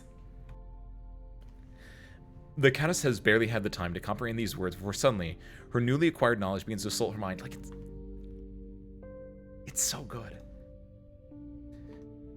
The land may see life be born twice. These stars fallen from the sky can harbor life of their own. Ruination's end is not despair. We're not special when it comes to the land. A celestial body that can sustain life loves all that live upon it equally, no matter where they hail from. This is a law of nature. Don't be too greedy in lapping up the knowledge that you can't fully understand yet. I saw you among all that information. You once had many of your people by your side, but suddenly... the presence. That's what a lot of you people call it. That's what a lot of people call you, right? I'm just a wandering presence. True. Like I said, when true destruction bore down on me and my fellows, I was powerless. What exactly does this destruction you keep talking about? What exactly is this destruction you keep talking about? I've seen plenty of things here I can only describe as divine acts. What could possibly threaten people like you? I'm afraid that nobody on this ship can answer your question, traveler. In your eyes, we possess knowledge that many life forms in the universe would consider divine acts. But in this boundless cosmos, even we have limits to what we can explore and investigate. Are you disappointed? So there's definitely no eternal kingdom. A paradise where everyone can experience endless joy and happiness. Would you like such a place to exist? The goddess hesitates for a moment before nodding. Nothing lives forever. Looking back through the history I know, I have come across legendary civilizations that have conquered countless star systems, spreading across the cosmos for millions of years. But as far as the universe cares, what they left behind was, in the end, oddly insignificant. We once blindly chased after non-existent principles and ideals. In the midst of that golden age beyond recollection, we believed our existence to have a sure purpose. But in the end, any life form born with intelligence insists on declaring itself the center of its world, but whether or not it is right in the universe's eyes. From start to finish, we are nothing. This is the first thing you must learn before you can understand it. Remember that brilliant supernova you just saw? From that tomb, life will be born anew, and there will come a day when those beings will understand what we have carved on our grave. That we once had lives of our own. That we existed. I don't understand anything that you're saying. This is really interesting, because it's like, it's the idea of the cycle of life and death will continue. Very Nasus from League of Legends-y, right? But this also goes into my, like, is the presence also dead? Like, is this the afterlife? Is this a weird, like, second afterlife where they're, like, reliving themselves? Watching the new Trigun, and they replaced Millie. They sent my girl to Shadow Realm. Which one was Millie? I'm gonna be honest, I only watched the movie. By the way, the movie was peak. And by movie, it was the, I don't know, whichever Trigun movie had Vash the Stampede. I think did he die in it? I don't remember. All I remember was it was really peak. It was really good. And I probably should watch the rest of Trigun. I actually really like that aesthetic a lot. But was Millie the blonde one, or was it the other one? Am I misremembering stuff? Didn't Mumu at the end of Rides of Lake Subbaneta say she felt like she needed to go to space because she felt a signal? Ooh. It'd be interesting, but I feel like it would... I would lean towards it being Kristen rather than this elf. I feel like that might be reaching a little bit too much. Low key, this might be a hot take. I don't want Mumu to care about this elf that she doesn't see. I don't see any connection between this presence and Mumu.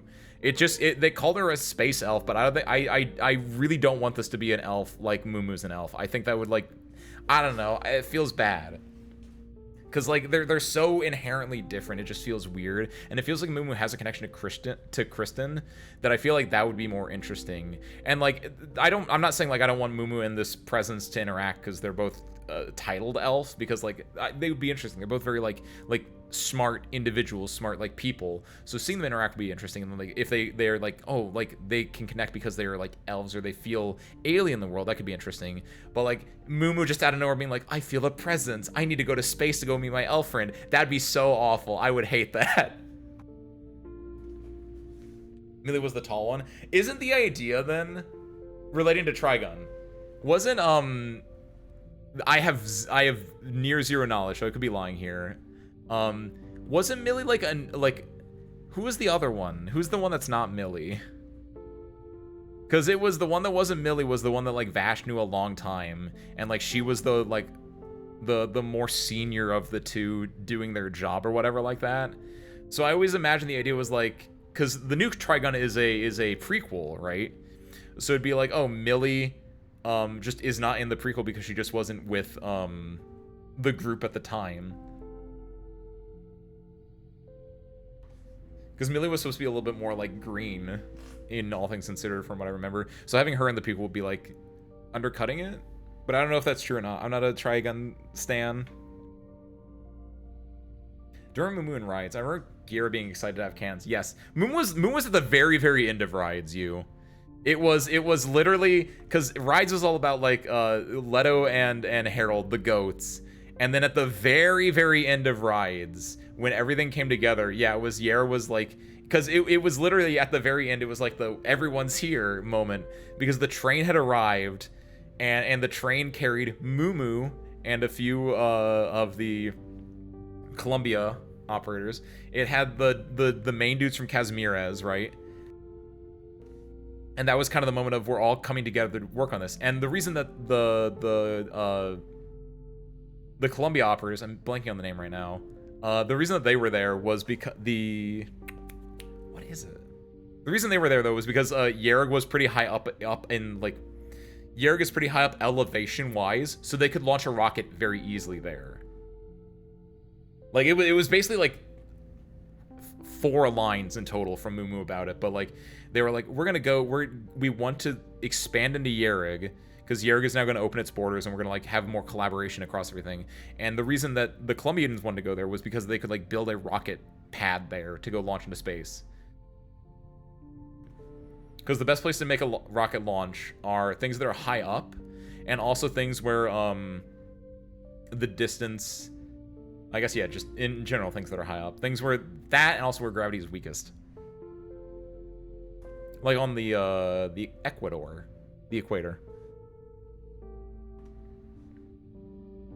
It's a readaptation. Wait, really? Why did they change his hair? That's so stupid. I thought it was a prequel, the one that I'm thinking of. Because that's why I like, oh, they changed his design a little bit. Millie's not there. I just always thought it was like they made a prequel version of it. Oh shit, my bad. Well, I got nothing then. I don't understand anything that you're saying. How were you born on this land? Was there an even more glorious civilization here before us? Are we going to be wiped out in the foreseeable future? But what I really want to know is, where's the caveman? Oh, sorry. All this pain and suffering that originating brings with it, can it be eliminated? I beg you, show me the way to the answers I seek. Now, I can't answer any of your questions.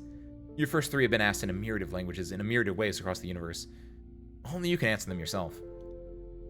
As for your final question, I'm terribly sorry, but I've never heard of this originium, and I can't find anything related to it in our databases. However, I do know someone rather interesting who also happens to be the master of the ship. Perhaps she'll be able to solve your riddle. The master of the ship? She's a linguist of wide renown. Her name is... Yes! Priestess.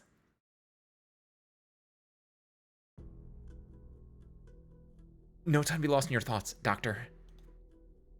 Grab onto me.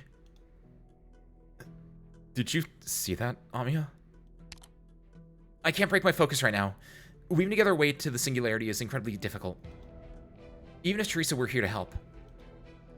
Did you see something, Doctor? You see a familiar figure. What? That's her! It's Peak! PRTS house! Go, Doctor. Go solve your conundrums.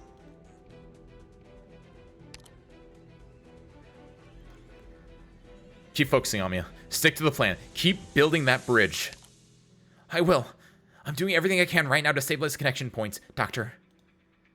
Teresa has marked all the records Dr. Halsett searched through earlier. I'm trying to link them all together. But I still need an anchor point. One that can guide me back. I will keep watch here and serve as your anchor. Press onward, Amiya.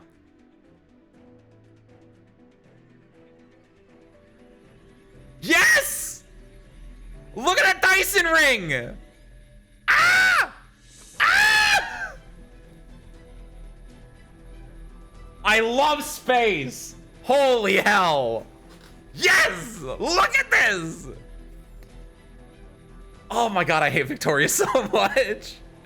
Oh my god. Pink silken threads begin to gather. The meandering threads interweave and spiral, gradually spreading out from the boundary into the distance. Beyond its walls, the path to the singularity slowly takes shape. It's working! Originium arts don't seem to work here, but applying the logic behind casting them to the information here does. Can you build the bridge using completely unknown information? No. This place is full of information I can't analyze, not even with the help of Civilite Eterna. I wouldn't have been able to make this way forward alone. But thankfully, Dr. Halsett's Axis left records, and with Teresa's help, I can grasp onto her research data. That's more than enough for me. The pink threads continue to slowly spiral, linking together the many pieces of complex data that Halsett left her mark on. String by interwoven string, the path forward gradually forms. I can tell how you're feeling, Halsett. By analyzing the emotional matrix I constructed of you without your permission. What? I see your tenseness is not only because of my sharing an appearance with Teresa. You have something even heavier on your mind. I will try to adjust. I don't want my personal emotional changes to interfere with the objectivity of those who come after me when they query these records. Yet, they are still changing, Halsett. Are you afraid? It's not the most efficient way to build a bridge, but it should hold. I'm going to try to get closer to the singularity. I'll go with you. Yes, I'm afraid.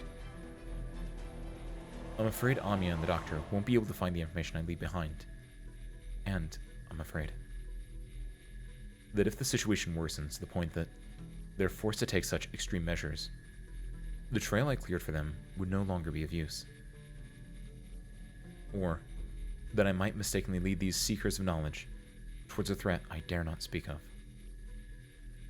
No, Doctor. I won't let you. Not before I check its condition myself. Amiya. Sorry. I know I'm being stubborn about it, but this is my decision.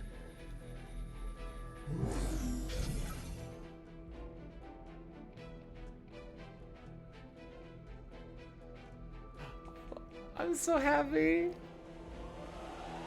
The bridge, formed from countless strands of entwined information, stretches out into the distance to touch upon the singularity. Without the slightest hesitation, Amiya steps onto it, her first step outside the walls of the boundary. A surge. This feeling. It's like the information has formed some sort of great wave, but why? This is only the beginning, I'm afraid. The closer you get to the singularity, the denser the information will become. Have a good night, by the way, Nukiyashi. It really is like Teresa said. The information here has mass. We'll most likely find greater resistance the deeper we go. Come back for now, Amiya. We need to come up with a better plan. I can't maintain the stability of a bridge this week. Going this deep has taken a greater toll than I expected. I need to keep going forward, as long as I follow Dr. Calcet's beacons. The silver mountains the Tikes had entered flit by her. The black shadow cast by the firmament, plunging into Icefield, vanished momentarily. She sees more scenes fly past her, as if she were fighting the current of the river of time. More and more incomprehensible, indescribable sights assail her mind. She does her best to block out the unending chaotic stream of information. Concentrate, Amiya. Concentrate. Just keep focusing on Dr. Calcet's beacons. Press onward. I just need to touch the singularity.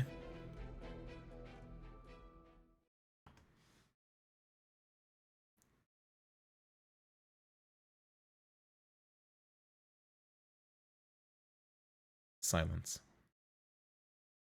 Amiya cannot even hear her own breathing. What is this place? Yes! That giant sphere is disintegrating. Looking at the shattered sphere makes her feel dizzy. But it is the bizarrely shaped ship floating in the air that causes an even greater bout of lightheadedness. What is going on? Why am I seeing...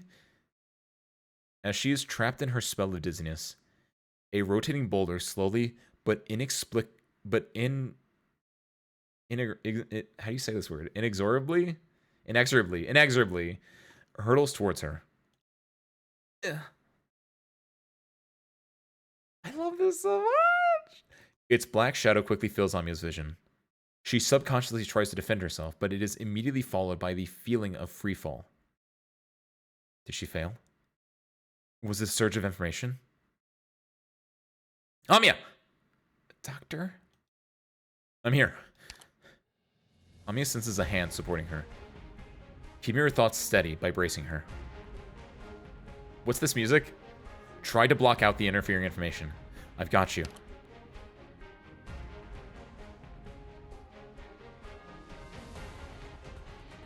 I need that one, it's cinema image, this entire... Hopefully I'm not too late. Sorry. I couldn't sit back and do as I was told. Doctor, thank goodness. That moment just now. You do your best to support her shaking body as the information wave surging from the singularity continues its assault. The information is so dense it has nearly taken true shape, washes over your thoughts, leaving behind jumbled after images in the void. Look at that! Look at that! It is the past long gone, the present being recorded in mass, and what seems to be the future foreseeing your next steps. It's a shame that right now, you do not have any energy to spare to pay it any heed. The two of you have already made the long, long trek from the boundary to the point without even noticing. And now, the singularity. I see, harmonica. Oh my god, they're all, it's true. They're all, I'm gonna grab this one. Wait, oh, I used Scrab to get that. Oh man, I can't double Scrab. Hold on, save image. That were, hold on. Convert and save and jazz. Shout out to Alamina for giving me, for explaining this. There's a Firefox extension that can turn WebPs into PNGs. Hold on, let me just put this right next to everything else. Okay. Alright. The singularity is right in front of you. Did you see that terrifying scene earlier, Doctor? I did. I don't know what it means, though. I'm certain it's not something that took place on Terra. But at least it means we're getting closer to the singularity. Even more information will show itself to us. Can you still keep going, Amiya? Yes. Yes, I can. You're well aware of the situation you're in right now. Despite knowing it will have minimal effect, you still subconsciously stretch out your arm to try and shield Amiya. I love me. The attacks here are focused on our thoughts. I can handle it. I'll be the vanguard. I've got a lead on what we're here for. I've run the calcs on Calcit's access records. You can read the key points from my mind. Found them. Using Slumber Bridge as a filter, Dr. Calcit conducted a total of 79,346 searches.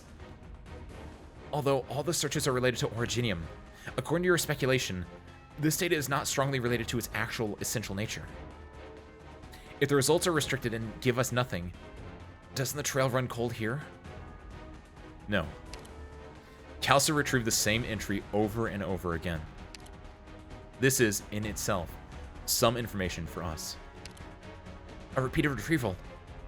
Wait, can the infinitely looping code made from the repeat query count be deciphered too? You already know the answer, Doctor. Yes. It's a familiar name. Perhaps it's a sign. Perhaps it's a warning. I've never heard of this name. Neither you nor Dr. Calcit have ever said it before.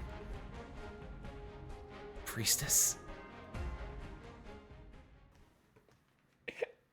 It's so peak! I'm so happy right now!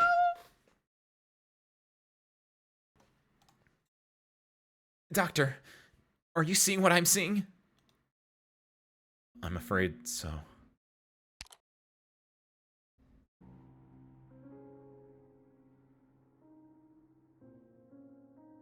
Priestess. You've never seen the scene before, much less seen. You're here, Ace. Is that me? It took some time to refine your design for PRTS. I thought you had gone to take a rest. No, I've been thinking about your words this whole time. There is no language that can describe God, as the existence of God itself cannot be understood. You know that was just mindless chatter. Suppose I should take it as an axiom. With it as my starting point, would creating a language that can describe God when we have the means to understand it? Does the prospect not excite you? Perhaps, in the pursuit of the answer to this question, we've been going down the wrong path, trying to understand the nature of the universe with its own laws. You want to use a language wholly created by us to interpret the universe. A far too audacious idea, Priestess. Is it? Without any further hesitation, she traces out a perfect rhombus in the air. Let's begin, shall we? What are they discussing, Doctor? You have seen this woman before in the assimilated universe. She once accompanied you. But I have faith, Ace, that when you are truly confused by everything, you will remember. The answers you seek were here all along. I will be here.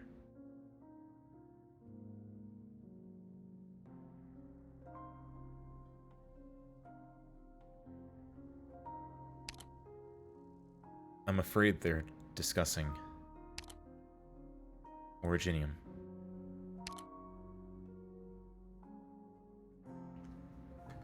Outstanding peace talks. As I always say, bloodshed can spoil anything. I'm so happy. Best we remain amicable. I'm so happy. Oh my god, Arknights is something so great, guys. Arknights is something so great.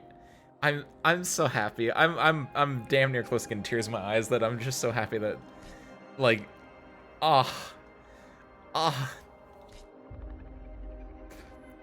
Operation 15-8, Broken Echoes.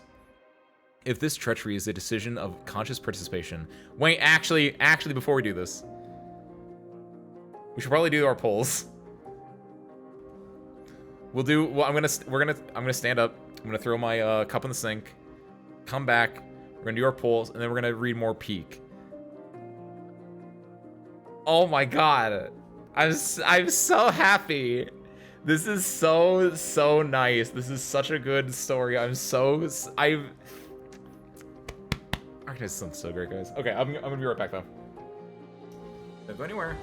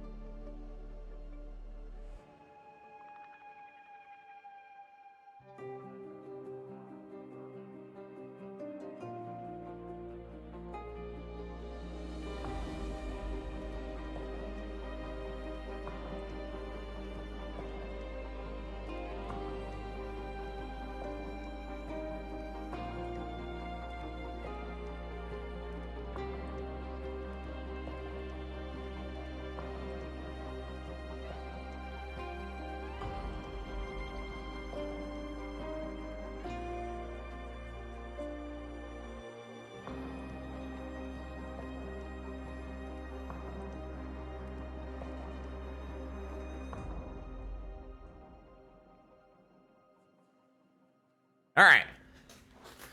Seriously, let's rock and roll. Get out of here. So, since last week, I've spent, I want to say 200 expedited plan permits. And the worst part is that did not give me the 100 gold certs I needed. However, there is a way. There is both a will and a way we can do this. First and foremost, I didn't get a clue for. That's unfortunate. Second and foremost, here's the plan. So, A, I need like 36 more Originium. What is this called? Arundum. I can do that by just doing like an annihilation, but I'm not gonna do that. That feels like I want to save those for later because they do my dailies, right? But we can get one temple here. The other one is we can get one temple here. And you're saying like, Ace, you only have 35. First and foremost, I now have 83. Second and foremost, even though I haven't finished these ones, so let's open these ones up. Check this cruise. Same unit. Check this J. Same unit. Check this spot. I got nothing. I was way off on that one. Boom. Easy spook 4-star, right? I have what, 8 more of these. So we're doing a real quick one just so you guys can experience what I did for like 3 separate occasions for 10 minutes each over the past week. One of which was when I was making pasta tonight. Defender, Supporter, Vanguard, DP, nothing. Good. Here, Sniper, Defender, Caster, Starter, nothing. Good. Sniper, Defender, Vanguard, nothing. Medic, Vanguard, Starter, Survival, Slow. Close, but nothing. Slow and Guard would be something. Vanguard and Healing would be something, but there's nothing here that is inherently anything else. So I only have 8 left. So we get basically 2 rounds. This is the first round. I'm Nothing, nothing. 3-star. This top one's gonna be a 4-star though. From now on, Beanstalk. I only got the first 3 letters. Alright. Guard, sniper, caster, starter, AoE. By the way, over those 200 pulls I did, not a single gold tag. Kinda messed up. Sniper AoE is... No, sniper AoE is just, catapult.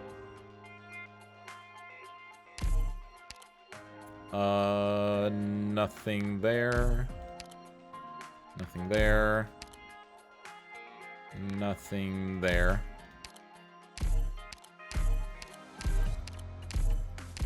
Four-star. Hi.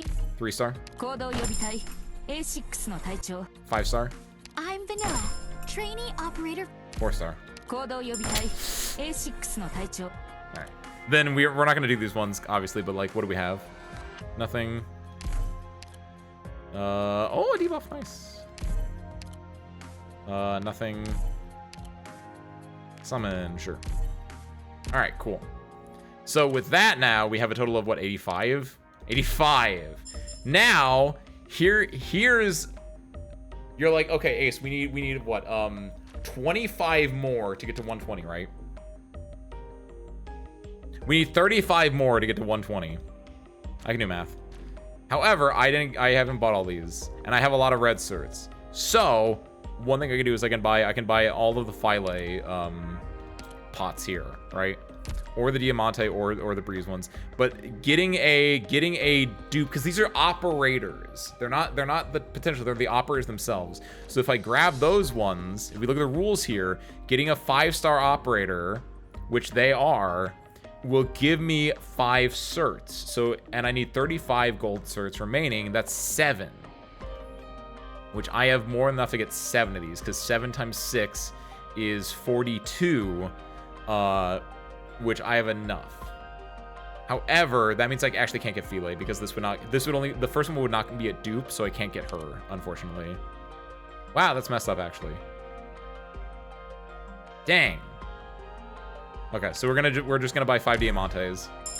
右手と左手どちらの名詞をご所望で 1, 右手と左手どちらの名詞をご所望で and we're gonna have like 2 more breeze pots as well. 右手と左手どちらの名詞をご所望で He's a geomologist. なるほど Oh, gemologist, that's how it's defined. ディアマント I was like, they just made something up, and then I was like, oh, it's gemologist. That makes sense, actually. ごし Geomologist? 右手と左手 That's a Simpsons word right there. That's like something that Homer would say.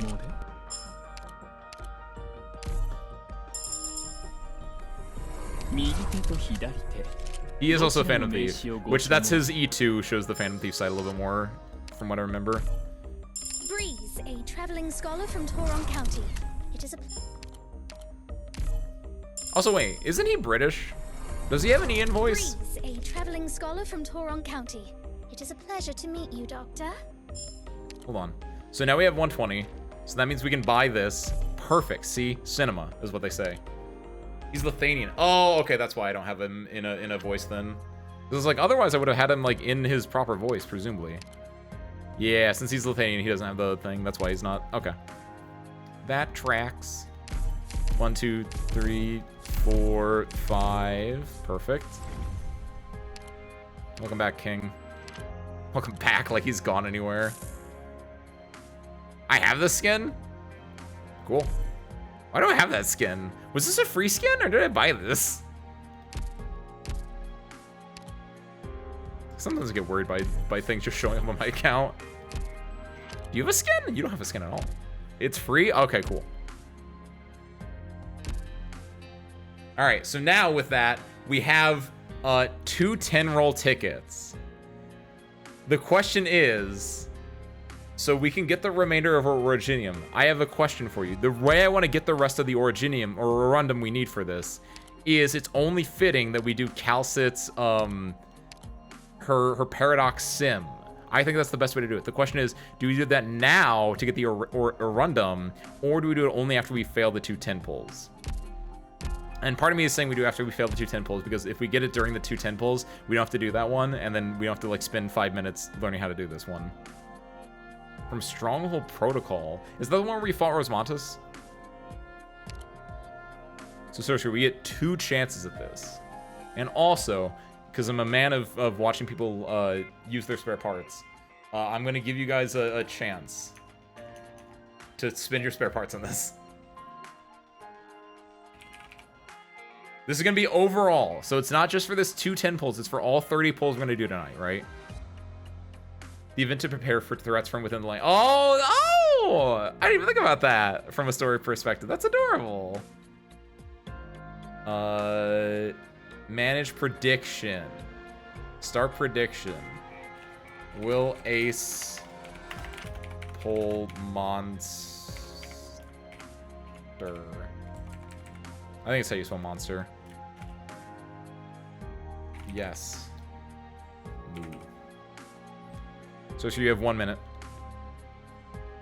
You can vote. You can vote whether or not I have 30 pulls for this. So it's the 20 that we get here, and then it's the 10 we get after we have to go get a rundum from Calcit's Paradox Sim. We'll do Cat's Paradox Sim. Otherwise, don't look at me. Don't at me.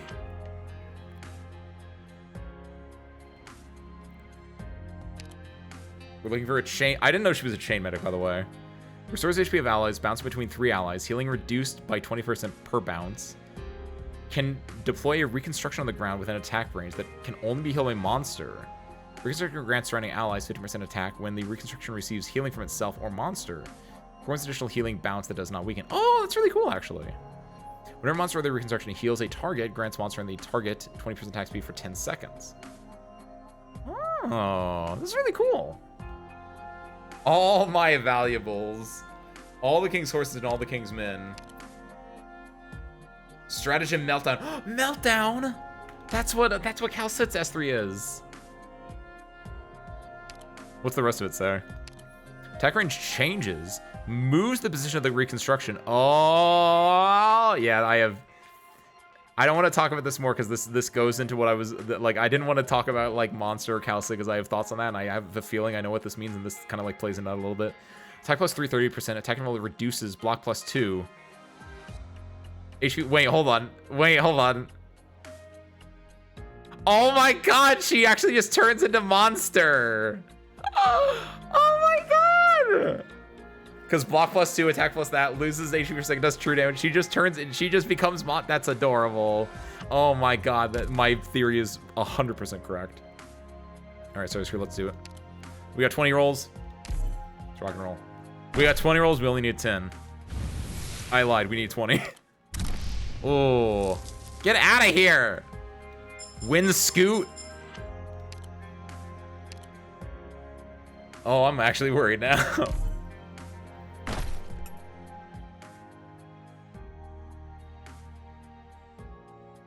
All right.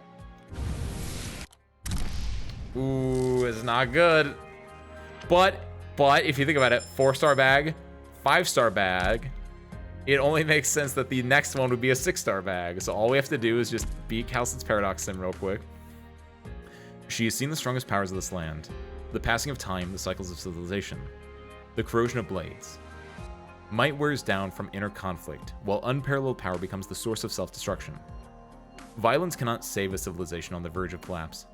But what is truly lamentable is the fact that it is part of medical treatment. Calcit is an expert on the subject. Exhaust grills. The operator's opponent will not be targeted by enemy ranged attacks. What?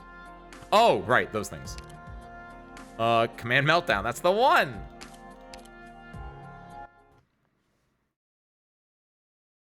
Lies, that's you. She's just a service crew member. She's got a giant wrench. Oh, hell. I don't want to do this anymore.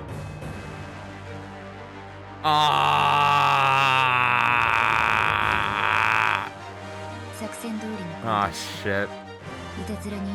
I didn't know. Oh, why? I guess we have to do this. Monster. It's you. What's a monster? Happy a Tuesday I went in. I think we do this here.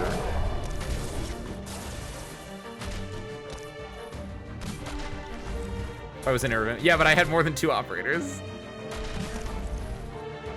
I guess it's fine. Monster can clear the mobs fairly easily, I believe. I'm just afraid. I don't like this guy. He's kind of lame. Never mind, we're back.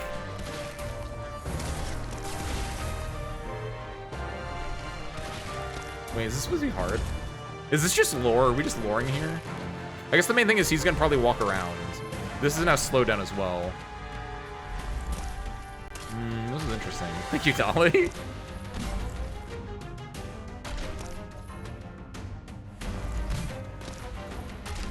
Speed up. As long as he does a walk around, which I think he should, right? Yeah, they're just gonna do an entire loop. What is this? This feels something feels wrong. I'm gonna wait to see where they move. I could just put him there, but if I put him down, they're gonna immediately move south. Oh, okay.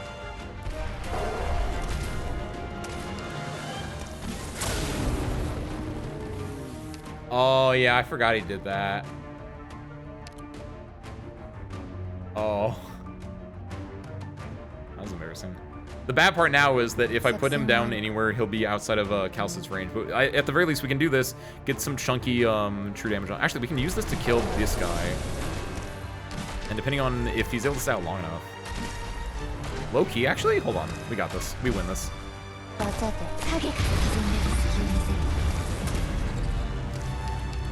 It's a two-face boss. It's a two-face boss. I forgot it was a two-face boss. Oh, fuck. We're screwed.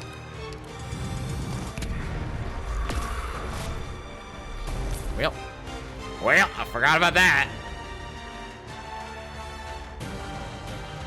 I don't like it here anymore.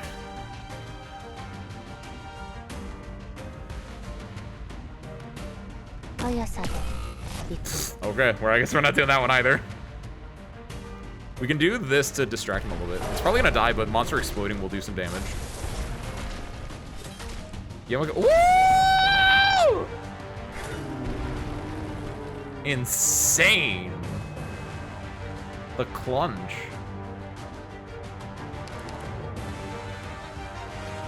Yes, we can't deploy there, so we're gonna deploy here is the best spot to do it. The issue is that it's gonna be in the darkness here. But we're gonna do this into... Oh, okay, that's how that works. Stand still if you don't slam with monster.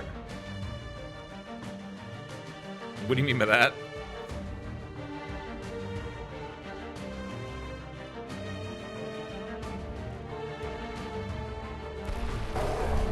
If I see him do the No! Monster had him. I did it.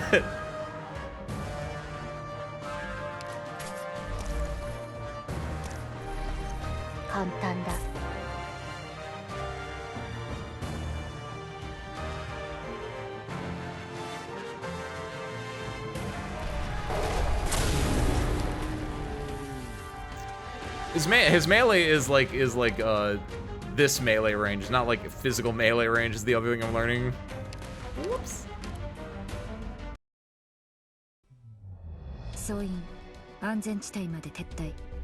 Sorry, daughter.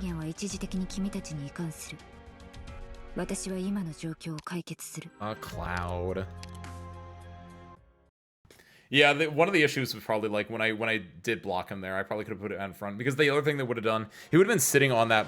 Theoretically, he sits on each of these blocks for a few seconds. And so I could have put this down. It would have helped charge Monster's skill as well.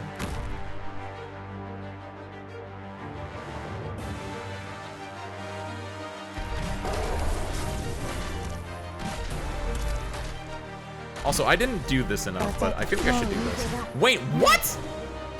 You have execution mode on? That's not what I thought. I thought it was gonna be this explains a lot. I was gonna put her down to stun at one point because I was like, oh, I gotta stun him before his range attack comes out. That's not. She doesn't have the stun on. I can't change what she has either. That's the worst part. Alright,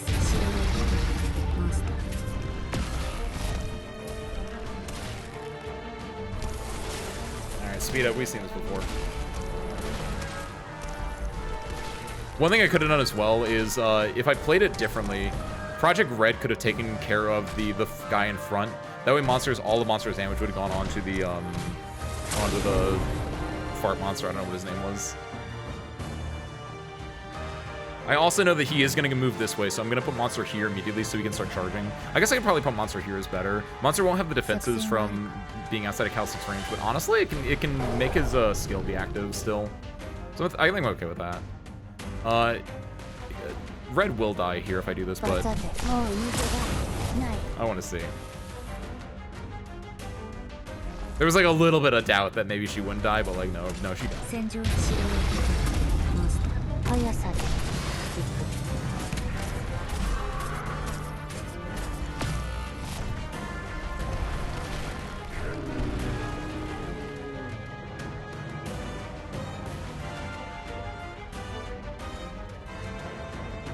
When he's moving a little bit, I can do this.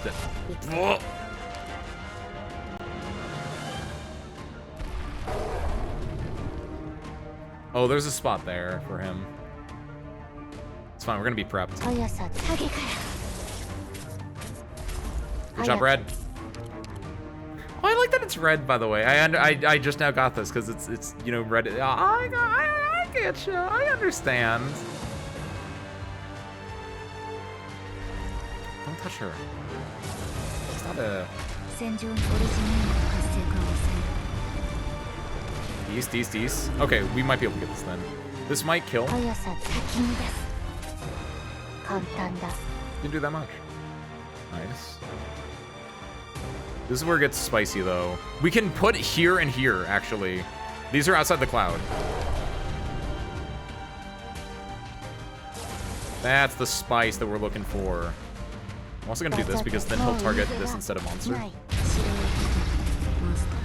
Red got the kill. I can't believe this. There we go. Nice. With that, we have over 999 Orundum, which means we get one more chance. Seriously? Do you believe in miracles? If you want it badly enough, she will come home. I also realized I spelled her name wrong in the poll that I just put up. So that ain't good.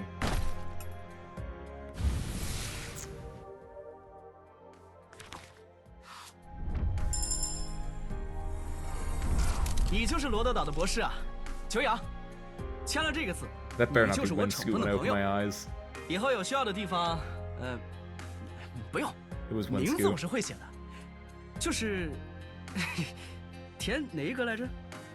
Wah wah. Gonna pay, maybe open your wallet. Holy hell. So many wins. I know he's the new Forcer, but it's so fun to see him so much. Never. This is a very peak event.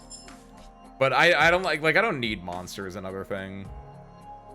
If monster was like a limited, maybe there'd be like, this is such a good event that like if monster was a limited, there would be a chance. But like monster's not a limited. I don't need it that badly that I don't feel like I should open my wallet. But I do want to stress that like this is what they would need along with a really good operator to make me open the wallet. Don't ace me.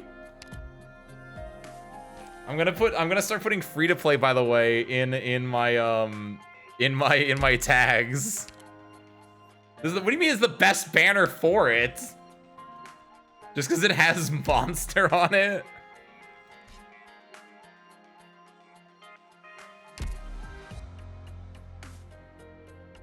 So forgive me, you keep saying this, you've been having fun playing for years. Sometimes it ain't peak though. You gotta keep them on their toes. Best banner for monster is the 6-star selector in 2 years. That's what I'm saying, you. Free to play except for that one time. Wait, what do you mean? I'm legit free to play, Wisteria. What are you talking about? Or are you talking about you? No, I'm not. What one time? Because I legit have not. This is not like a bit. This is not me like forgetting something, but like, at least pay for make. Do you have to pay for make health set? Oh, you're saying that if I were to put free to play in the tags, but I was to spend, if I was to whale here, I would have to put a second tag that says except that one time. I only did it for one game. That's because it was my first gacha game. And now I know better. And also got the other thing is Arknights is very nice to free-to-play players. That's their fault. They should make the monetization more grubby. She will never get a proper rerun banner because she isn't from an actual event. It's fine. She'll be in the gold shirt shop in circa 2 years. Currently free to play in gacha, but P5X is tempting you. Stay strong, Dolly. Think about the tags. Think about the free to play tag.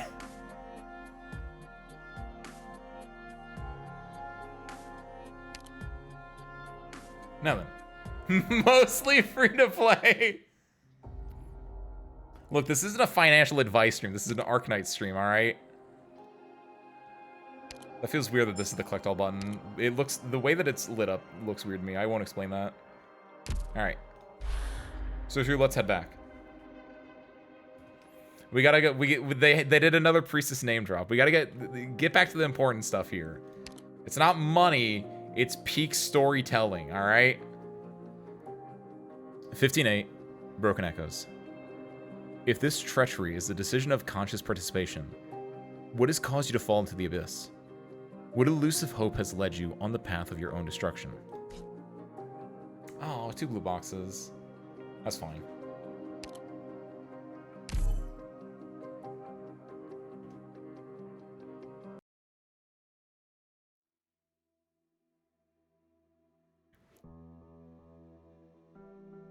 The scene plays out before. Hold on. I didn't pick up my water bottle. Don't know why.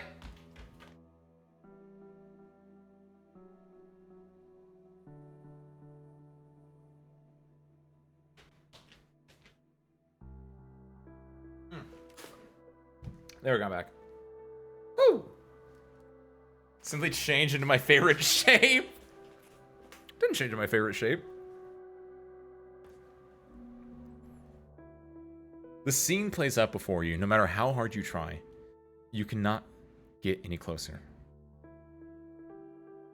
Doctor, that person she's talking to, is that you?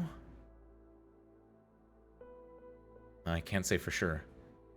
Normally, because you has like a face that says like the face goes here on it. That's how I would know if it was you. I don't believe I'll be able to create a language that will allow us to derive the ultimate answer. Not by myself, at least. I stand on the shoulders of giants, after all. From the base I put together with the greatest discoveries of our colleagues' respective fields, I will continue onwards. Even if nothing will come of it in the end. Of course, it wouldn't be the first time. Does it look like we have anything better to do while we quietly wait for the darkness to swallow us? Besides, I'm sure you won't say no to me, Ace. So, where are you starting your research from? Priestess does not answer, electing to instead look at the faint dawn light peeking over the horizon. The one next to her does not bother her any further. The two of them simply stand aboard the deck. You look at her, and subconsciously tell yourself, she's pondering something again. Why did you think that all of a sudden? What is it, Doctor? Nothing. Just zoned out. I don't think we'll find any important clues here. The information Dr. Calcit wants isn't here? This is most likely a fragment of the history from before Originium was born.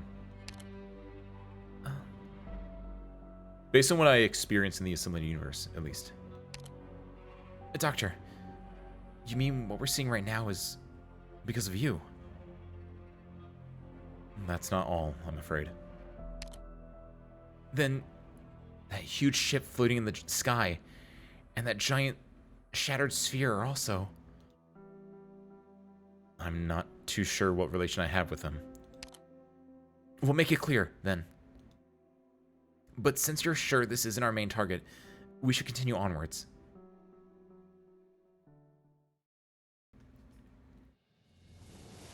Such a good CG. The singularity is right in front of us, but the bridge I built is reaching its limit. The information density here is too high. Pressing onwards is like drowning in a deep river. How are we going to find the information we need in all this chaos? Allow me. Your thoughts come infinitely close to the singularity, all while the near physical deluge of information presses down on the two of you. While you yourself seem able to adapt to the pressure, you sense a great strain on Amiya. You don't have much time.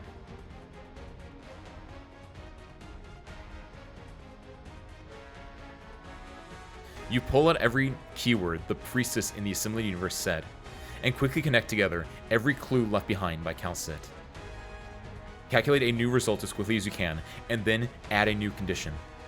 Continue the cycle until you have isolated the information you need. Your thoughts are like diving into an endless ocean of building blocks. What you need to do is not particularly complicated. Find the blocks that are different. Their surfaces finely engraved with the words Calcit left for you. This is so cool. I love this so much. How'd you make Ian stars?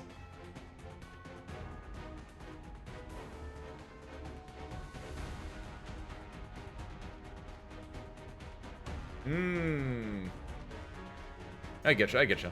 I don't remember which one Hajime was. I had to look it up. He's from Rabbits. When I'm taking down notes in my lecture. I never forgot. I think we did it, Amiya.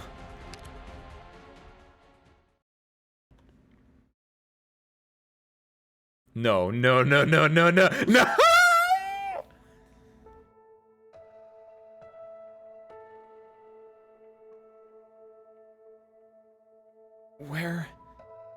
Where are we? Rhodes Island. The Rhodes Island of the past. She's blending in really well. It says Rhodes Island on her jacket after all. But this place and our Rhodes Island are completely different. Dr. Calcit once said the ship was activated in Rimbiliton and had to be repaired before it could be used. Just what exactly has Rhodes Island gone through? I haven't the slightest idea. Wait. Is this her? Wait, is it the same? Rhodes Island isn't... Rhodes Island, like, I know it's not fully a mining ship. It was like they hid it as a mining ship, but like, what? It looks like you're in good spirits today. I guess our efforts paid off.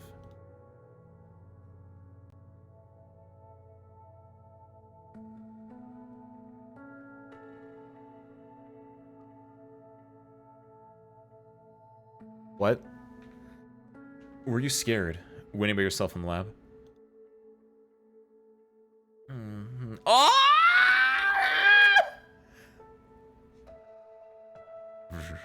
I don't know what purring... Spare parts, what does purring sound like?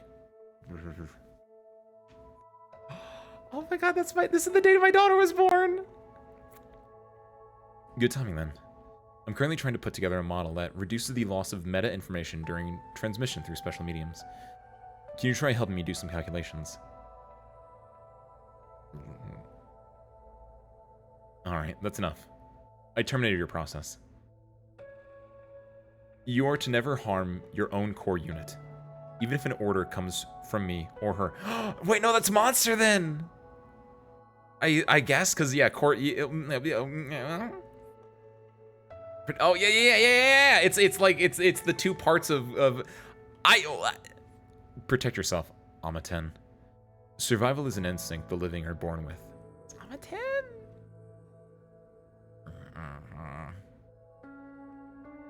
At least your emotion module is iterating quickly. Do you understand their language, Doctor? I don't. Ignore that person and the thing by their side. What we need is somewhere else. You're right. Since Dr. Calcit believed we would be able to find the key, she must have anticipated the language barrier. Look at the glass next to that person, Doctor. It's got writing written all over it. Do you have to say writing written? I feel like I feel like you should say there's writing all over it. I don't know, that feels weird. Formulas. It's a shame that development of Originium isn't going very smoothly. We're venturing into uncharted territory here. It's hard for others to keep up with us. While I have engrossed in debate with her more often than not lately, our experimental progress has slowed.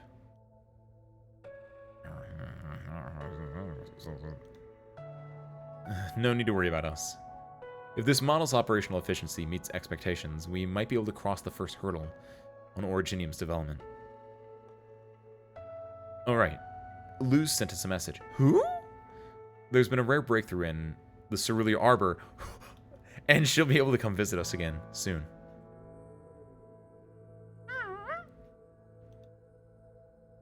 It looks like you're very fond of her. Amiya, we need to note down those formulas. I'm trying. What's happening? Why did we suddenly go into 4x3? Is the bridge's stability under attack? We got letterboxed. Or, no, is this letterbox? We got pillar box. We got pillar boxed. Teresa warned me about this. It's Civilite Eterna's baseline logic trying to eliminate loopholes. Because we're trying to transcribe information from outside the boundary. Doctor, I don't understand what the characters in these formulas mean. Forget about understanding them. We just need to record them down. I'm memorizing them as best I can, too. The information of the boundary begins to reorganize. The loophole is being repaired, and the scene you're witnessing begins to rapidly fade away. I've foreseen it, Amaten. This model she and I developed together will succeed. I look forward to the day that language's creation is truly complete. Kindly reminder. DWDB221E's synchronization is still underway. I know that. It's not like I forgot myself, right? The speaker starts to fade away as well. This is so... I'm interrupting this so much more than I'd interrupt every other one because I think it's such an interesting idea. So Originium is like them trying to form a language. This was made for me because it's about space and it's about languages. What the frick, man? The speaker starts to fade away as well. No matter where in this vast universe you came from, I bid you to witness the beacons we left behind. The remnants of a civilization now gone to eternal rest. Perhaps it will be our blessing. And the final gift of hope. You begin to feel like the person is looking right at you.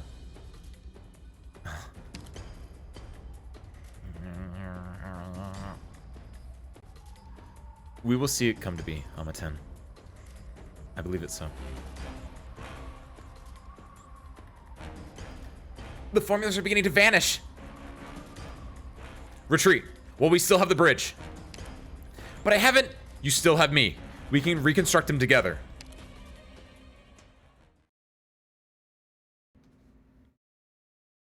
A massive attack strikes your thoughts, and you sense yourself falling. The last act of consciousness you remember is keeping Amiya as far as possible from the singularity. And that familiar figure. Oh, that one. Okay. Thank you for bringing Amiya back here. Now, leave. It is at this moment that the mental link between you and Amiya breaks. Your mind is so exhausted you do not remember anything that happened afterwards. The two of you leave Civilite Eterna.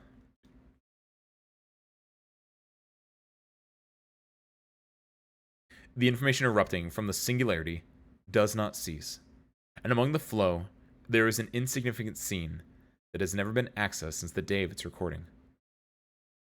In the quiet of space, a ray of light illuminates a field of stars. bringing with it darkness and a despair beyond doubt. When sensors tens of thousands of light years away receive the image of this star field from the distant past, the planets that these stars shed their light upon are already filled with graveyards and ruins. It has come.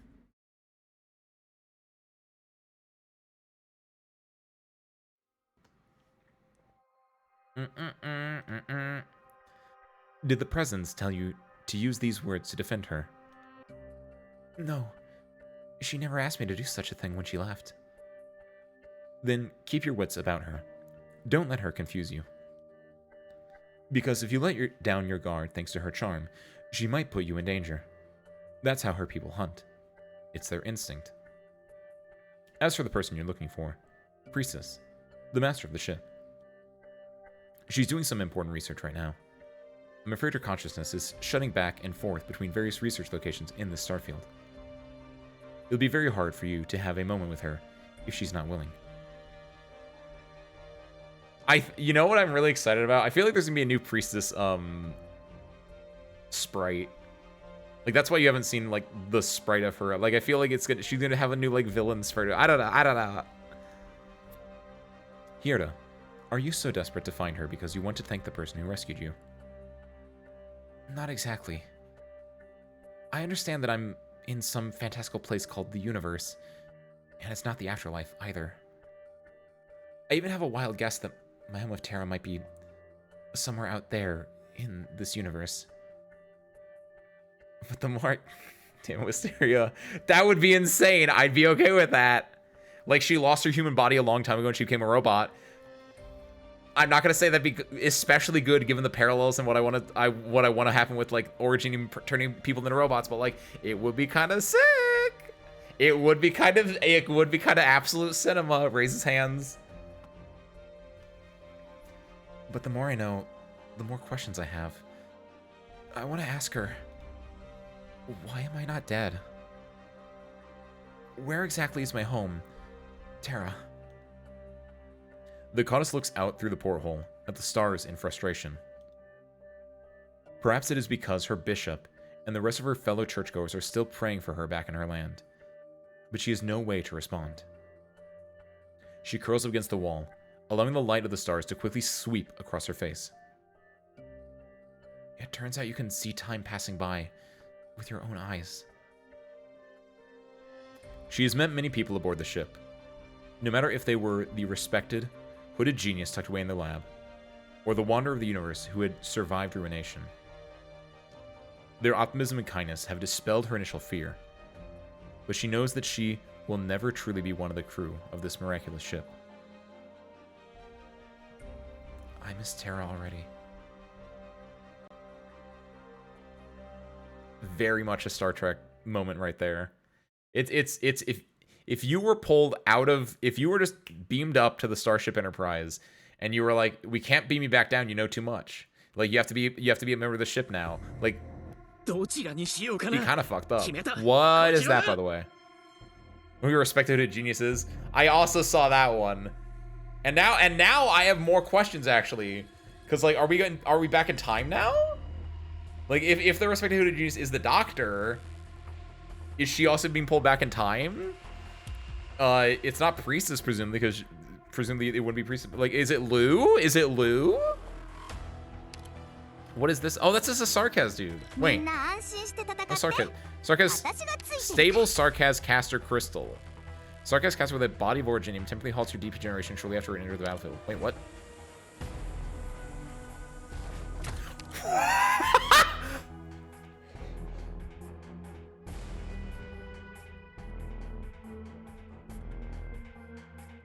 They're fucking with the UI. They're fucking with the UI. It's so good. You stop that. You stop that. Oh my god, I love this so much.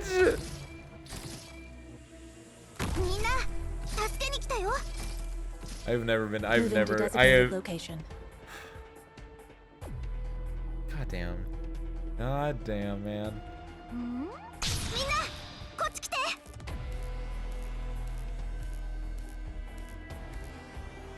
We're tired with him.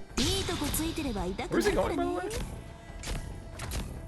They're going this way. Okay, I'll put Chung. I should have put Chung there. I want to put Chung here because he gets better, like, I don't know, it feels better, but... Yeah, no talking can deal with that.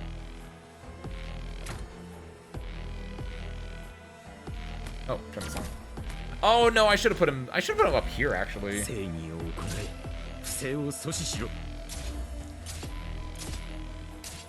Actually, real talk. Is this a Nutaga angle? Do you think Nutaga can solo this lane?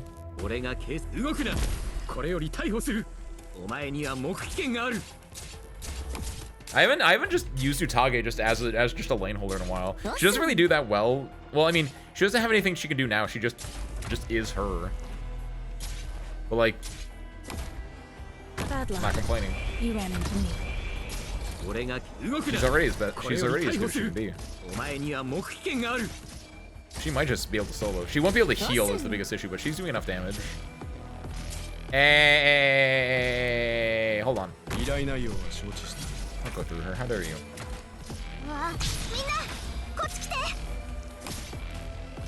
Need speed to succeed. Get rid of that. I want to do this here. I was really hoping to hit Nutaga, because that way I would have been able to get rid of a Hoder. It must be dodge if you have your resolution set large enough to keep clicking back and forth in operators. What? So like, Suppress them. oh my god, because it would. Hold on, wait. It's my I need. Oh my god, that's so insane.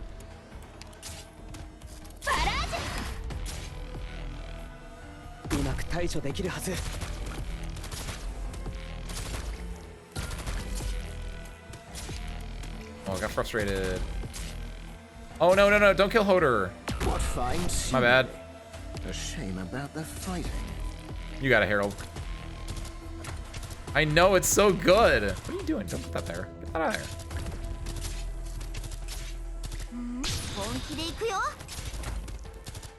This will keep you quiet. Stop it. Queen is trying to lay in hold right now. Oh, he's gonna get there. Okay, hold on. At your service. So we have to do it like this. Moving to designated See, it's really hard to do location. like this because I don't know how you would like.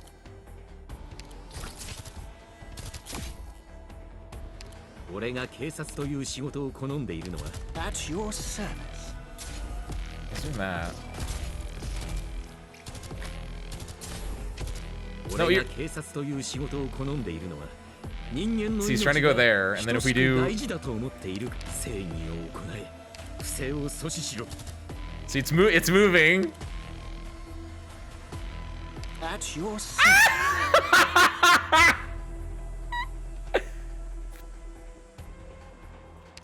Ah! Oh, that's really adorable, though. Oh, so cute. This is so awesome. Ah, this is so Moving to great. designated location. We put Dejin You now. can go do something else. Wait. Okay, it stops the natural DP generation, but it doesn't stop me getting it from my own means. You want mild. Emotion is meaningless here. Stop it though. Pass on your last words? No. Haha. Almost. Oh, I like that she can attack up here. It's on high ground, but like, Need speed to succeed. kind of weird. At your... All casualties retreat! All others, cover! Speed up. We got a few enemies left. You know, just 2 enemies left. We're fine.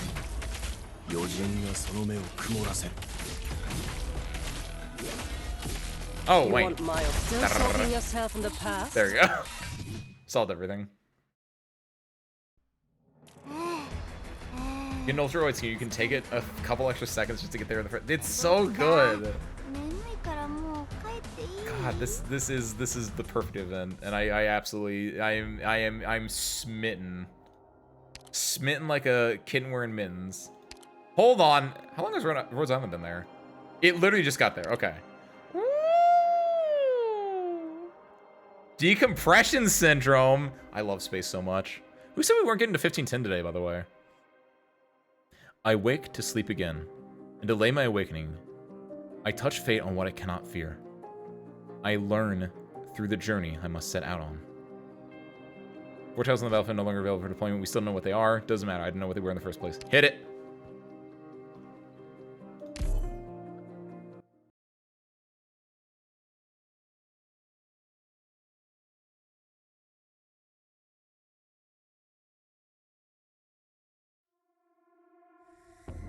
Decompression syndrome. It's familiar. It's because it's a space thing, but it's also a diving thing.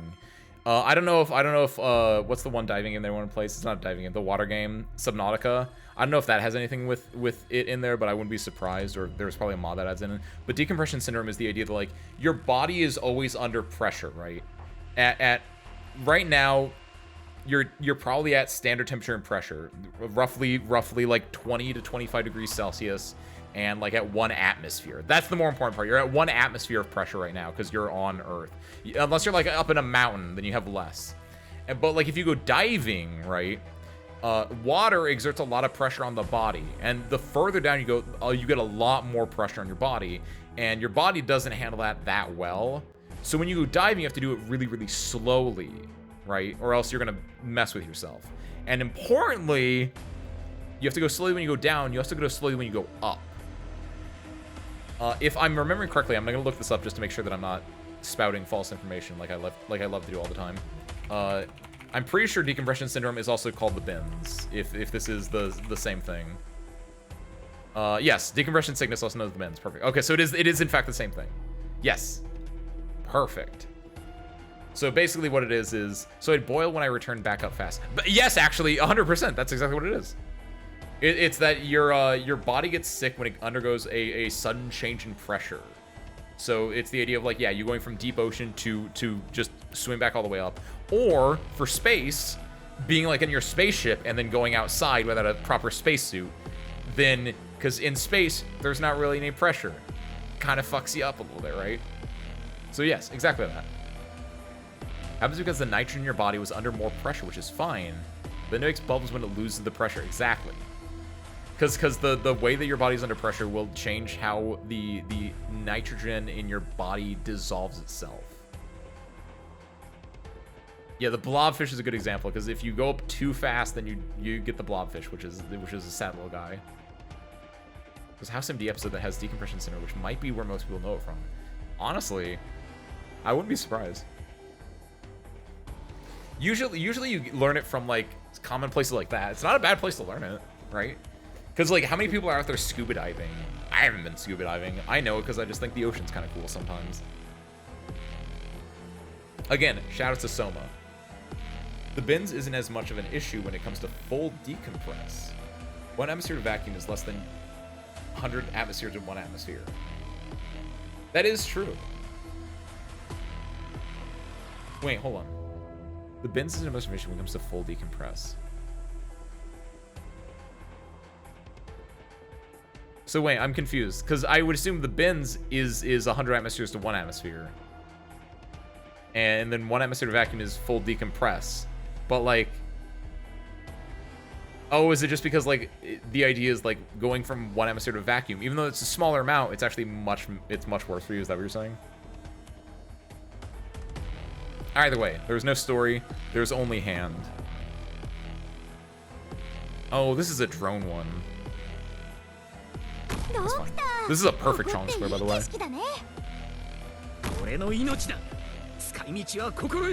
Once you get to high enough pressure, differences you see. That's also true. High enough or low enough, honestly, you just kind of die. Human body, not invincible. It's pretty cool. Not invincible.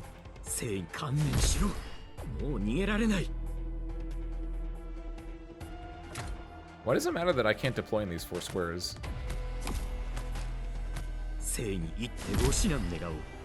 Oh, I guess I can't put anyone in front of Chong. That kind of stinks, but...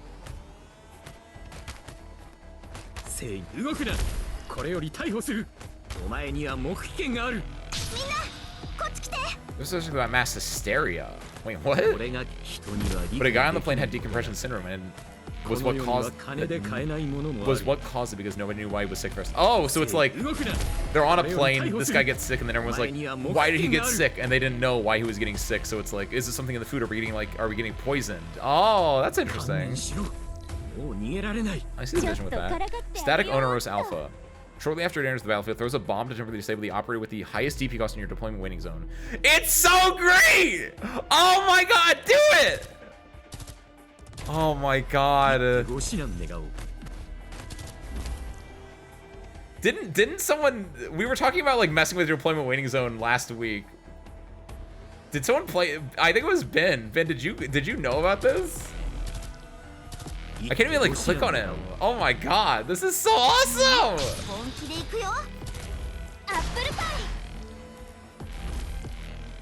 That can also be wiggled. This is so great. It's adaptable though. That's why there's astronauts has a training center. That's true. Yeah.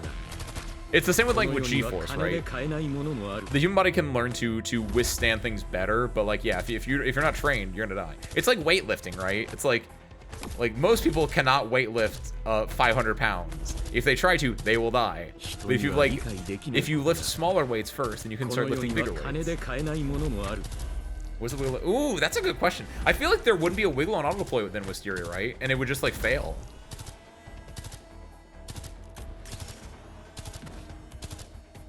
Oh no, it can stack. Oh, it's time limit though, and it's the rhomboid shape is what does. This is the coolest thing.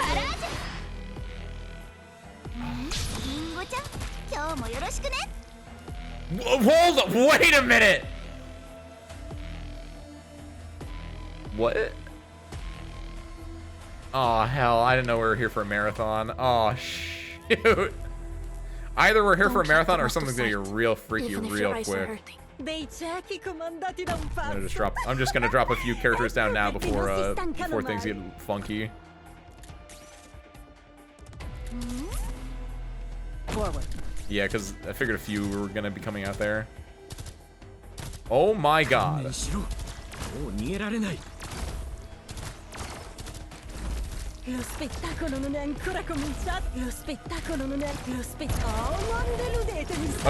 this is so good. Oh, have you guys did anyone do read on this map? This feels like it'd be insane for Reed Alter.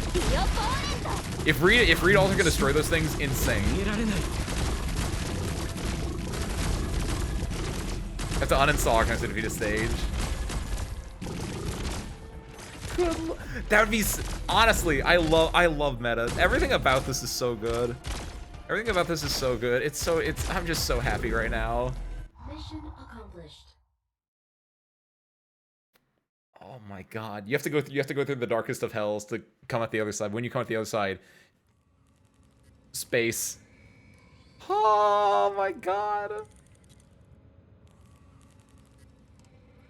I thought you would like it because of the theory of the Reed Alter or the like just them fucking with everything about you. It's just great.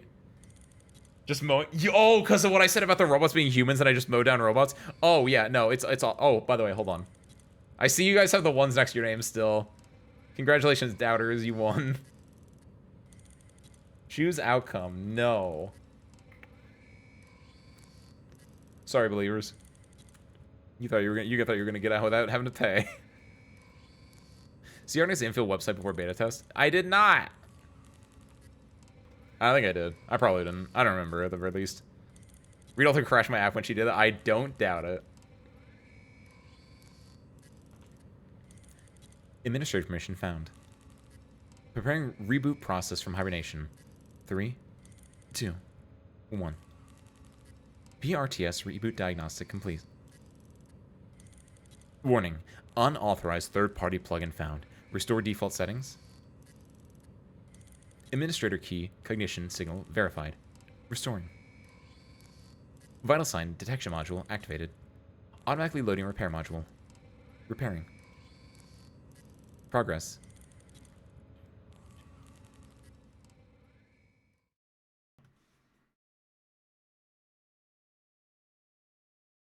Doctor. Amiya?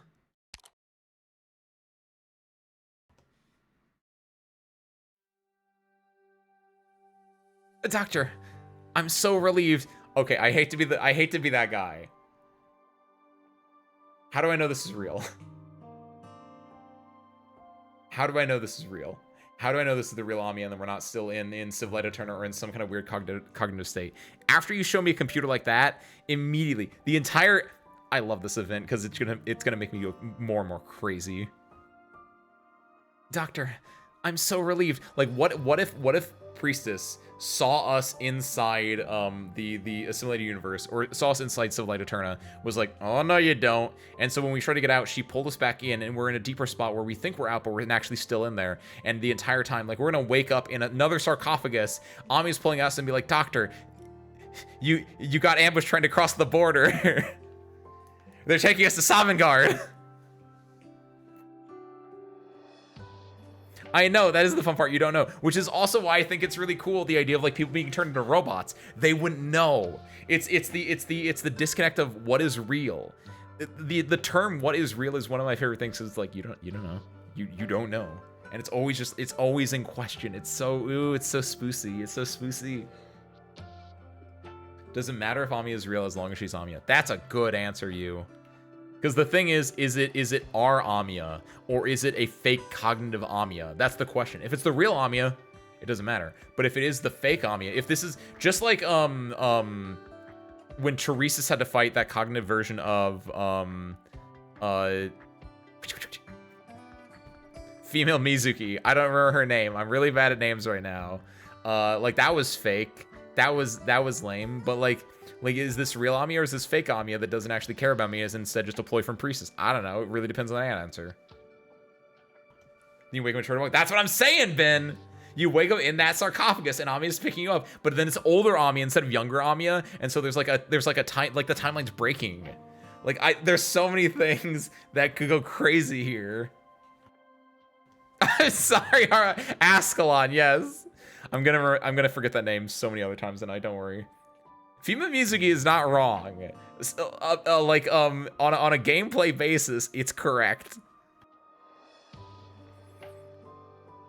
Doctor, I'm so relieved. You're finally awake. Dolly!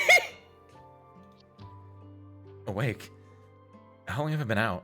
That's all. I also thought that when I said at the very end there that female Mizuki, I know Kirara would be because slimy, but how long have I been out? The evacuation has been smooth. Our neural link was abruptly severed, and it's hard to maintain stability due to the information impact at the boundaries. How are you feeling, Amiya? I just woke up myself. Don't worry about me. I'm doing much better thanks to Teresa's protection. Good thing you never let go of my hand, or I would be even more worried. Don't go off on your own, Doctor.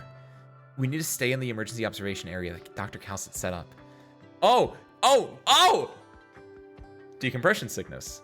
So what happens is, if you've ever seen someone that actually had to like get taken from like the depths of the ocean up to dry land quickly, what they do is they put you in a decompression chamber, right? Because like say you're at 100 atmospheres. I don't know how water works, but say you're at 100 atmospheres down here and you immediately go up to here at 0 atmospheres, your blood will start to immediately boil. And what they can do is they can take you and put you into a chamber that will simulate the higher pressure area. So then your blood stops boiling and they slowly raise it up. So that's where we're at. That's why it was called decompression sickness or decompression syndrome, right? Because Dr. Calcet put us in an area where she can monitor us and make sure that we're not going to go insane, right? It's so good. Mind decompression. Yes. This is great. My gospel is Hajime, Tori, and Mayoi are great, and so is that Skyrim meme. You speak your truth, Dolly. Never gonna deny a Mayoi stan, a Mayoi P, their truth. Calcet, emergency observation area, Sovngarde. Soon after we began, Dr. Calcet cleared out an area that she personally protected in order to ensure our safety in Rhodes Island. She didn't want any accidents to happen when we entered Civ Light Eterna. She knew. I didn't see her. I started preparing cognitive baseline tests as soon as I confirmed that you're awake.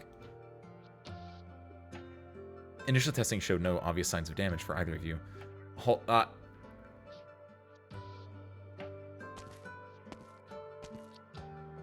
You guys know about the rule of threes, right?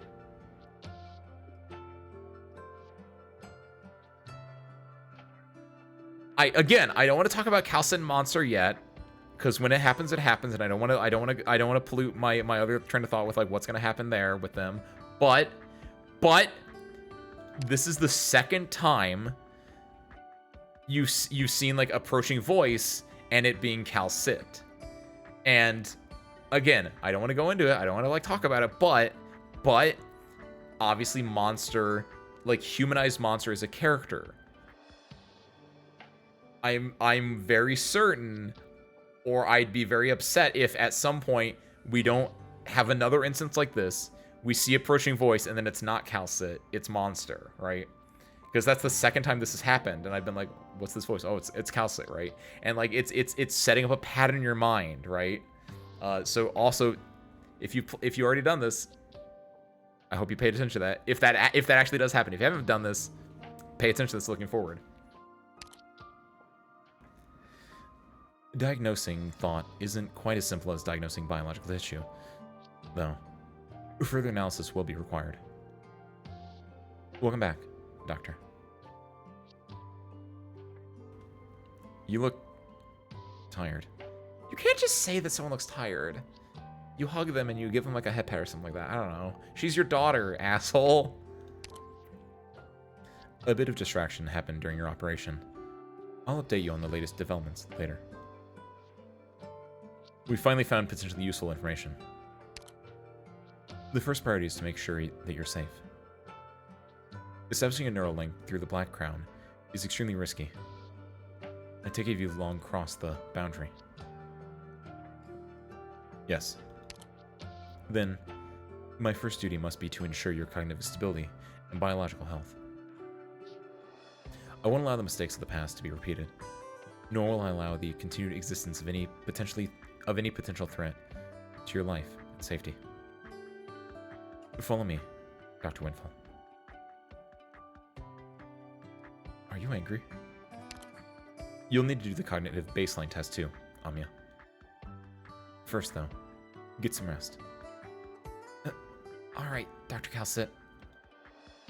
Can't Amia come with me? That's not part of my plans, Doctor. I'll arrange for Amia to be tested as soon as your tests are complete. Let's go.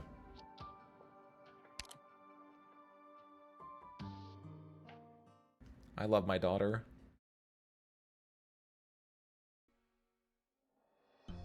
This is the testing equipment? I don't remember it at all. A prototype that the medical department developed. Teresa and I designed it together. But the limitations of our understanding of cognition and perception have prevented it from being put into service as a way to measure cognitive stability. Under current circumstances, however, it's the most effective method available. Go inside the isolation pod, Doctor. Relax. I've tried it myself, and it won't cause any significant physical distress.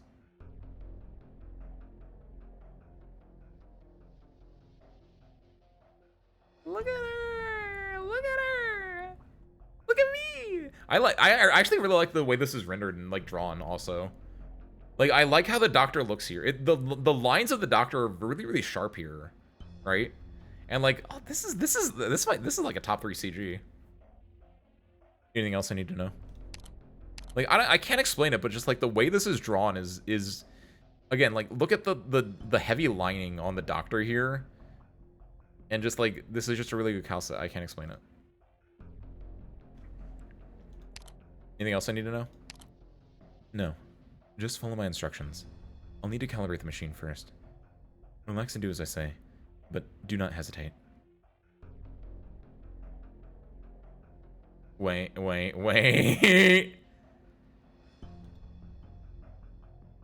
Tell me your name, Doctor. Ace Winfall. A good start. See the chronometer behind me? Count the time in silence and try to synchronize your counting with the ticking of its numbers.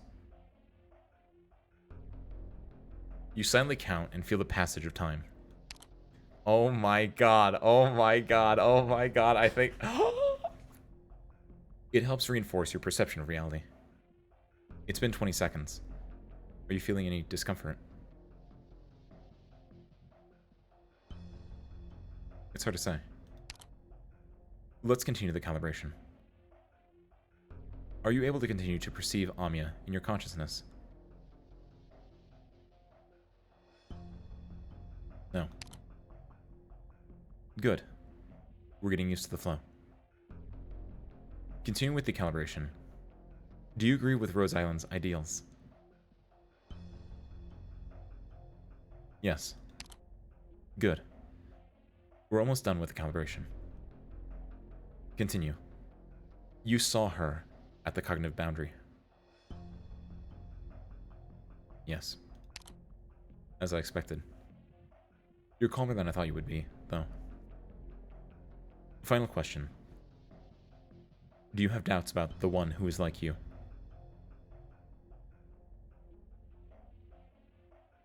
What do you mean doubts? What do you mean doubts? Thank you, Say So Lurker. Happy Tuesday, welcome in. Thank you, thank you. What do they mean doubts? Do I have doubts?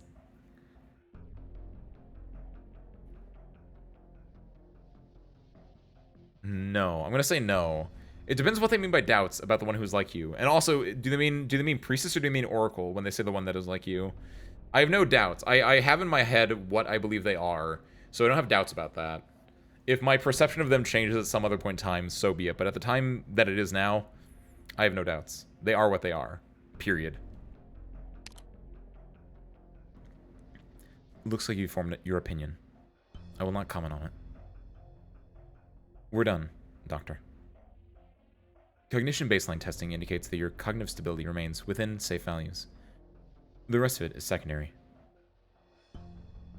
Wait, I thought that was the calibration. It was necessary to ensure that the data collected is accurate. I trust that you're capable of perceiving my thinking and camouflaging yourself accordingly. It would not be hard for you to fool this prototype. Is this part of the test too, Kelsa? The remaining checks will be complete soon, Dr. Winfall. I have time to answer a few questions.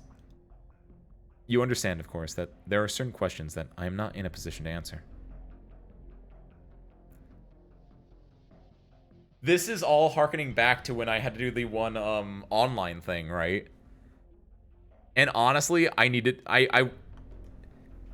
so there, now another thing I'm thinking of is that, so again, rule of threes, right? But like not really rule of threes in this case, but like the idea of, are we going to keep diving into Civ Light Eterna? Or are we still going to be taking this baseline test? I hope we do. This again, they just played Soma. The Hypergriff just played Soma, and they were like, yeah, we want to do that. Because this is a thing in Soma. When you play the game Soma, one of the greatest games, at multiple points in the story, there is a survey you can take. And in the actual purpose of the game, it does nothing whatsoever. Like, it doesn't send your data to any, like, online thing. There's no online connectivity. It's not, like, influencing your decisions, influencing, like, what ending you get. It literally is just for you, the player, in a way, to show how you've changed over the course of the game. And I think that's extremely interesting. And what it is at, like, I want to say 3 to 4 points in the game, you're like at a computer and it's just like, oh, there's a survey for you to take, and you can take it if you want to, but you don't really need to if memory serves correctly. It's just like a, do you want to do this? And it's about you about to go onto the Ark, which is in Soma. It's this virtual world that you upload a scan of your mind to, and the questions are the same every single time you take it. And they're like, how do you feel about going onto the Ark? How do you feel about your mind being separate from your body? So on and so on and so forth. And what you might answer at the beginning of the game, where you're like, oh, that seems weird, that seems scary, I don't know how that's going to work, might change over the course of the game, being like, yes, I have now, through the course of the game, encountered this, and I am now okay with this, right? In a similar way, they can do something really cool with, like, this baseline monitoring of just like, doctor, do you have doubts about priestess? you say no at first, or you say yes at first, and then you say no.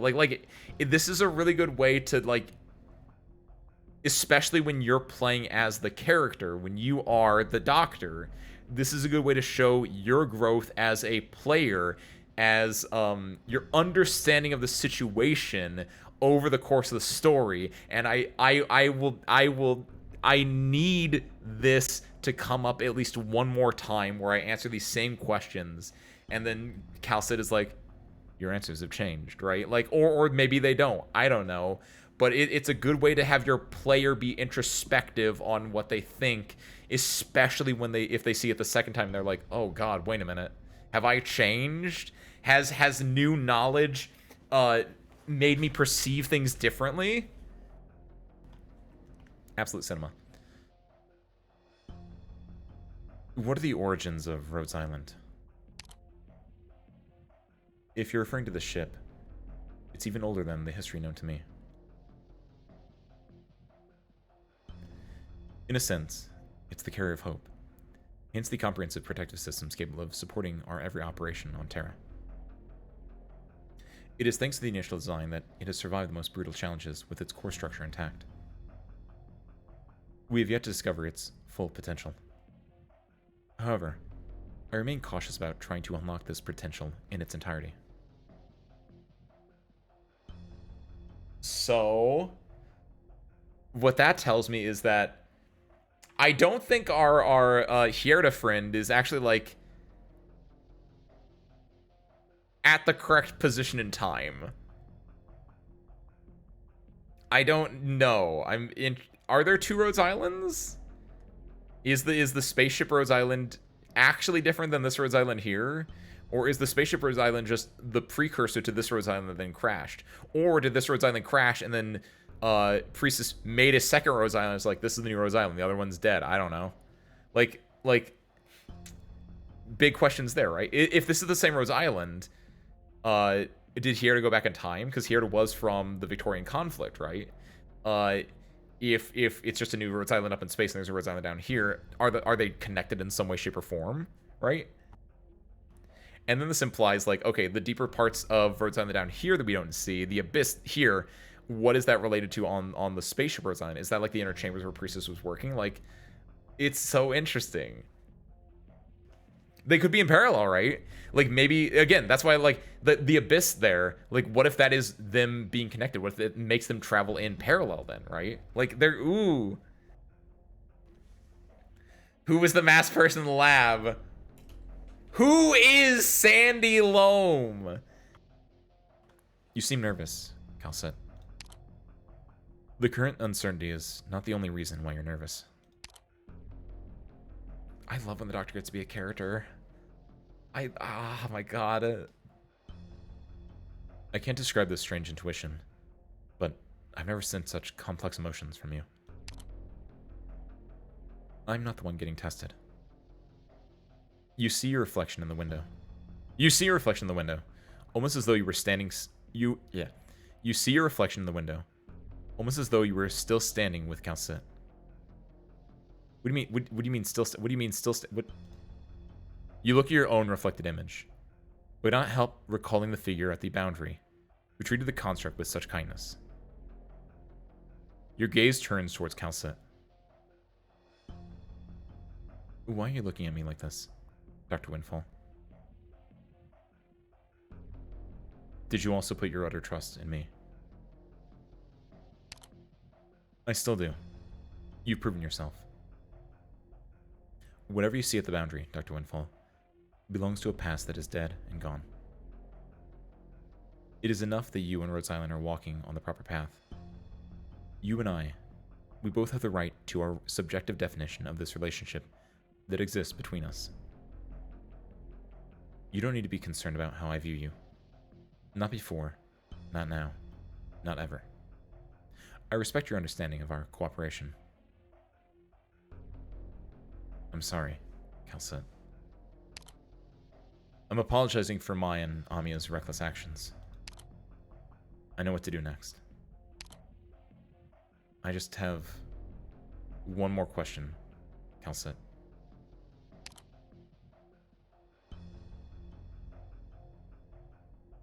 Perhaps it will be our blessing. Hold on, holy shit. Perhaps it will be our blessing. And the final gift of hope.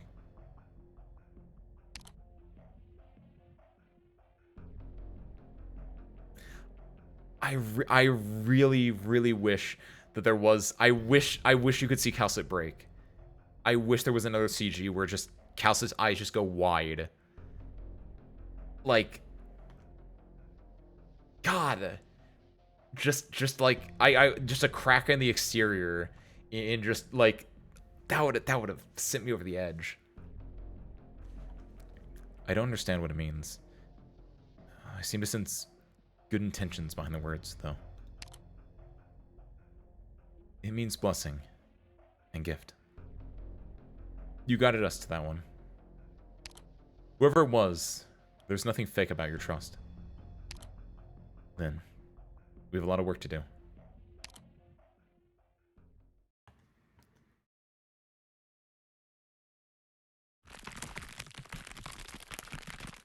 A regular, shaped originium crystal emerges in the space. A short curved line appears on the corner of the crystal. The line expands into surface, then into a perfectly smooth sphere. It is an eye that observes this dimension. All it does is record all that it sees. The organ that makes decisions has not fully escaped the originium. Until now. Perceive silently. Also, I have conflicted feelings on the fact that they're just using the reunion guys, but like you know what? We're getting meta. I'm okay with it. Part of me is like, I wish they were like different characters, but like the fact that they are just reunion guys, which is harkening back to episode 0, Act Interim, or whatever it's called now. I'm okay with that. Sure. It's cute. I'm okay with that. Did I see Steam chat pick? I don't know what that is, so I'm going to say no. Oh, I know what that is. Oh. Dr. Calcit has determined that there's no major issue with me. But she was concerned about whether I was subject to any shock during the neural link. She must have her concerns. We should get on with analyzing the formulas that you retrieved. Like I said, the abnormalities of PRTS persist. It's very likely that we'll be getting even more anomalies in short order. It hasn't been restored? Closure has been trying, to little avail. Deployment of the backup command system has begun, but it will take time to synchronize it across all equipment and individuals. As for the information you brought back from the boundary, I can help you decipher it. Do you understand its meaning?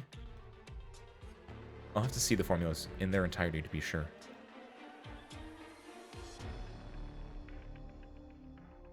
You and Amiya attempt to reconstruct the words and formulas written upon the glass of the corridor by memory, written in a language that you do not understand. Based on the context, I believe I can fill in the blanks here. Largely accurate, but there are small errors here and there. Let me fix them. It's like putting together a jigsaw puzzle. Thankfully, you rarely remember the last parts that I didn't have time to. That should do. Do you understand the meaning, Calcit? It's a heretofore unnamed model, the origins of which may be traced to a project by the name of Slumber Bridge. It was a radical project that attempted to employ a self-transcoding model in order to combine all possible realities and tangible, organic life into a single meta-reality. Hold on. A radical project that attempted to employ a self-transcoding model in order to combine all possible realities and tangible organic life into a single meta-reality. If it is Originium, which theoretically it is based off our context, that means what we saw with Hierda on the ship potentially is that dying to Originium in this case, at least for Hierda, made it so she then was transcoded from being on Terra into this meta reality is my assumption, right? Like, it's a little bit tangential to what I was going for originally, but like it's kind of there. It's a blurry line, but like it's kind of lining up with my thoughts originally. The project was ultimately a failure, but the experiments on digitizing matter were the predecessor to various subsequent research, including this model. It has proven to be incredibly efficient at reducing the cost of meta-information, reducing the loss of meta-information during transmission through special mediums, and increasing data transmission efficiency. Originium. Now you're getting to the heart of the matter, Dr. Windfall. I'm so happy. Originium is the medium used for information collection. It reformats the information and continues to propagate until its mission is accomplished. This model, likely the one used by Originium itself, could lead to major breakthroughs in Originium research and oropathy treatment. I will decipher this information for classified archiving. Until its risks and uses are ascertained, however, it must not appear in any blueprint or storage medium that exists in reality. Then it would be considered VR AR. Neither. Because it would be, if, like, again, I'm going with, like, Soma, right? Soma would not be considered VR or AR. Because VR is virtual reality. I guess it may be considered virtual reality, but not the way that we know it. AR is augmented reality. Augmented reality is, like, you're still you, and you're seeing things differently. Virtual reality is technically like you puppeting someone in a virtual world. Technically, this would be a third thing. This would be like uploading your consciousness, or more accurately, probably copying your consciousness. So it's a little bit. It's honestly a little bit like if you transported yourself using a Star Trek transporter into a computer. Which, yeah, no, it's just Soma. It's just Soma, which is neither VR or AR. It's a third thing, which would be like consciousness transfer or brain scanning, which I don't think those would be considered VR, but VR would be the closest, it would be the more applicable between the two. Can you get it done as soon as possible? Do you have something in mind, Doctor? Yeah, just a straight up simulation, basically, yeah. Except, like, it'd be your actual mind in the simulation. I guess simulation would be more generally applicable than VR in a way, yeah. Do you have something in mind, Doctor? Do you remember the Originium arc? Yeah, the first 3 arcs of the story. The project that Logos and Mechanist proposed after the war in Victoria. Boosting the adaptability and compatibility of elite operators in high Originium environments with use of external equipment. A radical idea, and a difficult one to achieve. The current version, developed 2 years ago, represents the limit of what we were able to achieve. Now we've discovered a new possibility. It's an excellent opportunity. At the very least, it will allow elite operators to deal with the Originium threat with greater ease. I will need your help in the decipherment process, Doctor.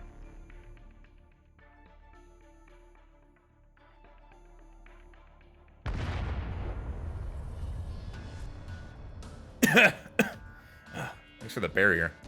Lifesaver. Sure the Originium circuit has been properly set? Checked it 3 times. Shouldn't fail. No symmetrical deviation. The circuit conforms to the simulations. There should not have been any error. How about another possibility? It's not we who are wrong. There are no flaws in the blueprint produced by the Doctor and Dr. Calcit. The incantation simulation is effective. What I mean is that there's something wrong with the material used in the Originium arc itself. I seem to remember that Closure kept some good stuff in the warehouse. Bad idea. We've made enough of a mess in the engineering department as it is. Well, we're doing it on the orders of the Doctor and Dr. Calcit. But how do we validate its effectiveness? Assuming that safety is assured, there is one ideal candidate for testing.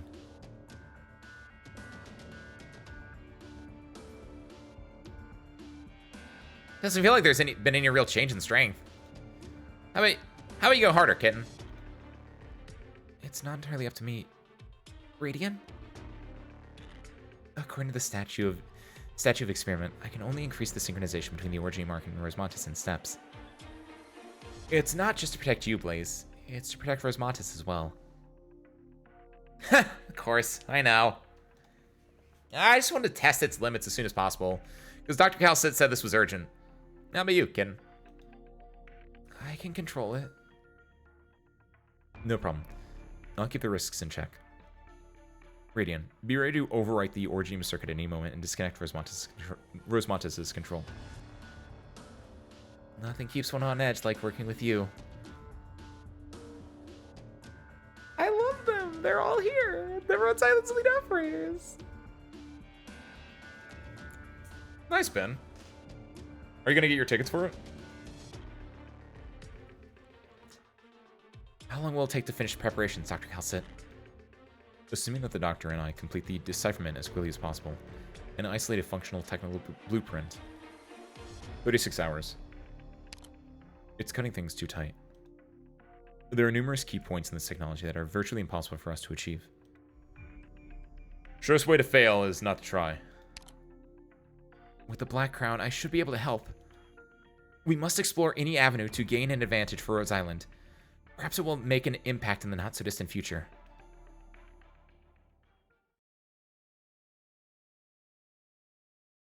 Now we're back in the meta-reality. The goddess feels like she has slept for a long time. Her gaze is lost in the stars of deep space, but they offer no guidance as to where home is. She refuses to give up until she falls asleep from exhaustion. Then, the light rouses her, and she opens her eyes. There is no one around her. You're lost. It has been a long time since this place has seen a new visitor. Or are you the last survivor of the ruined planet? The voice of Raidist Order. Why? In any case, welcome. Come, seek me. She remembers this scene. She should have died after disintegrating, but light rushed in her eyes again. She came to this place, the domain of the gods. It all happened again. How could this be? She looks out of the porthole in terror and sees the dead planet. Did she? I don't know. I'm actually really excited about this. Roaming through the ship, she encounters that being by the name of Raidist Order once again, and the presence that gazes upon death, alone in deep space. Every trace that she was ever here has disappeared.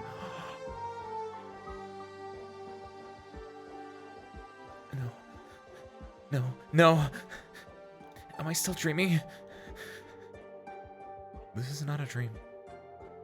But it's not reality either. You were looking for me, weren't you? The goddess sees a hand towards her. The goddess sees a hand reach toward her and take hers. Like the hand that held hers when she disintegrated. She saw God.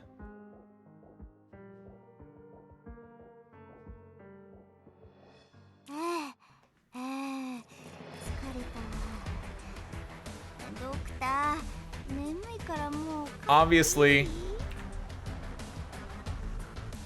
Very last one. Oh, this is the perfect way to end. This is the perfect way to end the night. Unlock synth. Wait, what? What? What? There are new drops? Oh shit. A lab-made synthetic particle boasting powerful absorption properties can be used in a variety of strengthening projects. Cognitive nodule. Oh, so is this like tied in with the story just now too? Especially the material that displays useful optical qualities and other physical traits can be used for high-level upgrades. Cool. It's used for mastering monster S2. Dang it. How dare they? But I wonder if this is related to like this. That has a story implication, right? Like, was this what they were like synthesizing in 36 hours? Probably not, but I think it'd be cool if it was. All right. We're gonna end it here at 15:10. Oh my god. See, now that see, this is it's going so well. Like I love Arknights. I love it when they do a story right, and they're doing a story so right now. Where it's because I just care. I just care about everything that's going on right now. It got me. It sunk its claws into me like a grizzly bear on a salmon. And I'm getting my skin eaten up by it right now. Goodness gracious. Like Hirata herself inherently kind of whatever, but then she gets transported to space and she becomes a character that is like her entire experience is like blown out. Like then it's like I care for her. I want her to be protected. I want to see what's going on with her. Like this is insane. Like oh my god, this is so nice. 1510, distorted space. Dissociated space. Experience, theory, phenomenon.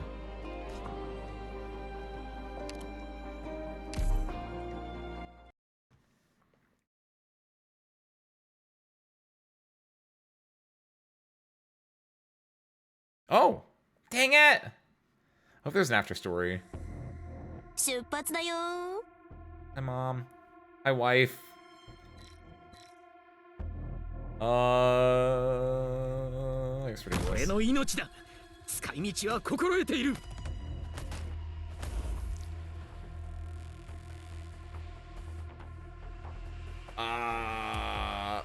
Where are they gonna deploy? Can't do anything there then. I'm gonna do this for now, but I think I'm probably gonna have to get rid of Myrtle soon enough. Wait a minute! No, I was gonna say, I've seen this map before, but it's probably just I've seen a map similar to this before where there's like one tile here and it goes around. I feel like it's a Sui event that had this.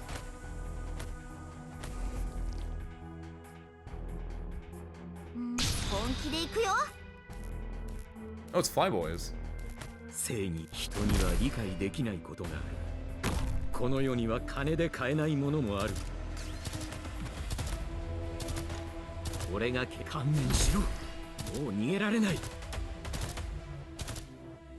正義を行え不正を阻止しろ I want to do both of these. 正義動くなこれより逮 Like 捕す he る can clamp this if he wants to. It's fine. It's not gonna be the biggest word for me. I probably shouldn't have done that, by the way. 正義を行え It's probably like a waste. 動くなこれより T1 stuns. Oh, yo, T1 stuns Stay calm and make your move. when her skill is active. No need That's to so worry. nice. I've got your back. All right, she's got a large chance of stunning though, which can really disrupt them like doing their 俺 things が over 警 here. 察と動くな Oh, これ great. より逮捕する Oh, お前には just もう beautiful, 権がある honestly. There What could do you be need a of me? discussion made for Tifon over here facing right instead because we don't have any ranged units that we can put over here, but we can probably just do this instead and be fine. Non serve trattenersi. Una volta svelato Yeah, un segreto. Tifon here facing this way to clear this though would have been nice. Also, Chong is only one block, even though they're all coming down his lanes, this could be dangerous for him. So we need to do... We need to watch out for this. Not there. We want to put this here. You can Because go she, do when she activates something her ability, else. can like clip everything but down here. Like, Chong is a one block. He can murder, though. He can murder really, really 今日 well. もよろしくね Can we I see clear them. both? I I'll think be we right can. back. ディオポーレント Yeah, nice. Need Sick. speed to succeed. Cool. Lo spezziamo sotto i riflettori.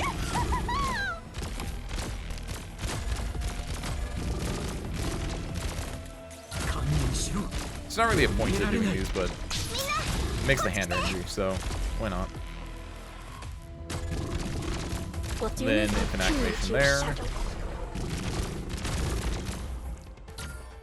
Activate that. ディオポーレン The hand is so slow. 行ってご指南願おうトわみんなこっち来て Oh, healing. うまく対処できるはず You want my opinion? 人には理解できないことが Emotion is meaningless here. Just in case. Oh, Still running really? things over, Dr. The last one's Protectionist? ended up right there and there. Man, I see them. アップルパイ I want to kill 3 birds with 1 stone. 今日もよろしくね Jerks. Guarda, che dovrei fare? No. Ho capito Dare subito you. chi sei.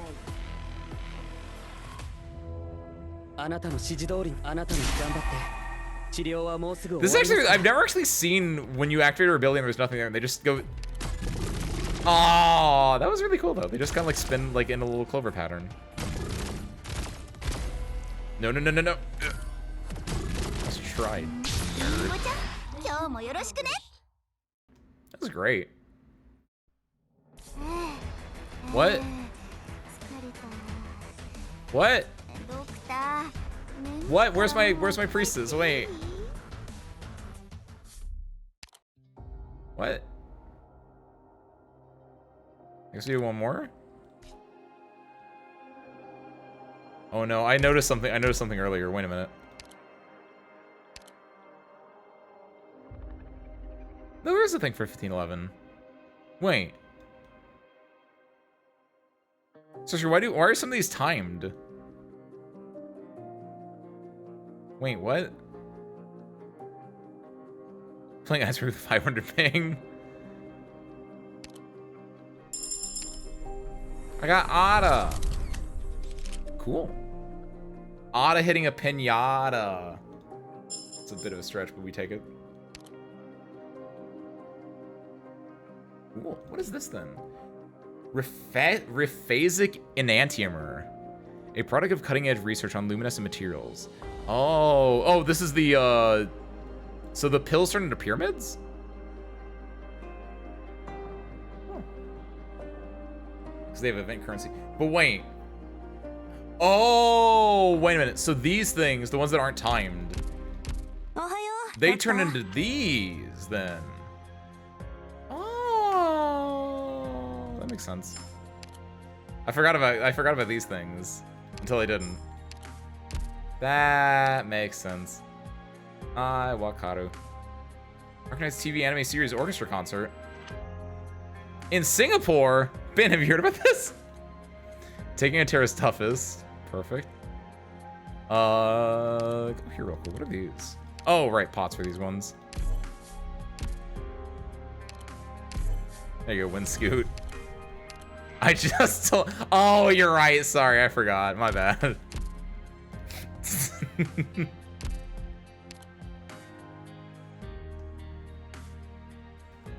Puts fist on head, teehee pala. When you're flying us all to Singapore, when you guys fix the plane, it's not a big plane, so I can't fit a lot of you guys. So you're gonna have to like strap on the wings like gremlins, but.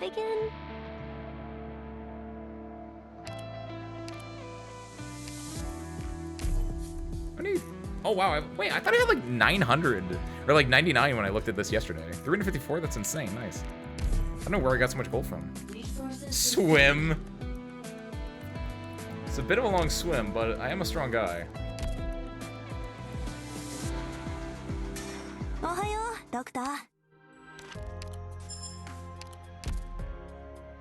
Alright. So we're gonna do one more. If this doesn't have story, so be it. If this has story, good. If it doesn't have story, if this is like another one where it's just not a story one, then it's not a story one. We're gonna wrap with the cliffhanger there. Then we're gonna wrap with seeing with the potential of seeing God, and we'll have to solve this like next one. But we're gonna do this one. This is the last one of the night, no matter what.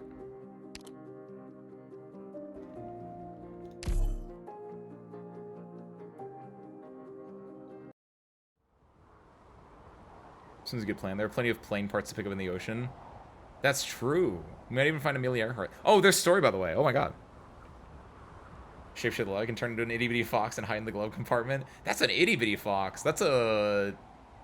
What's the one fox that's really, really tiny with the really big ears that Volpe is based off of, Service Crew? Like that, like a little desert fox? Like a desert fox? There's Dolly right there.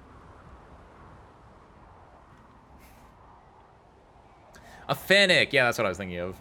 Because Fennecs are like super duper small if memory serves correctly.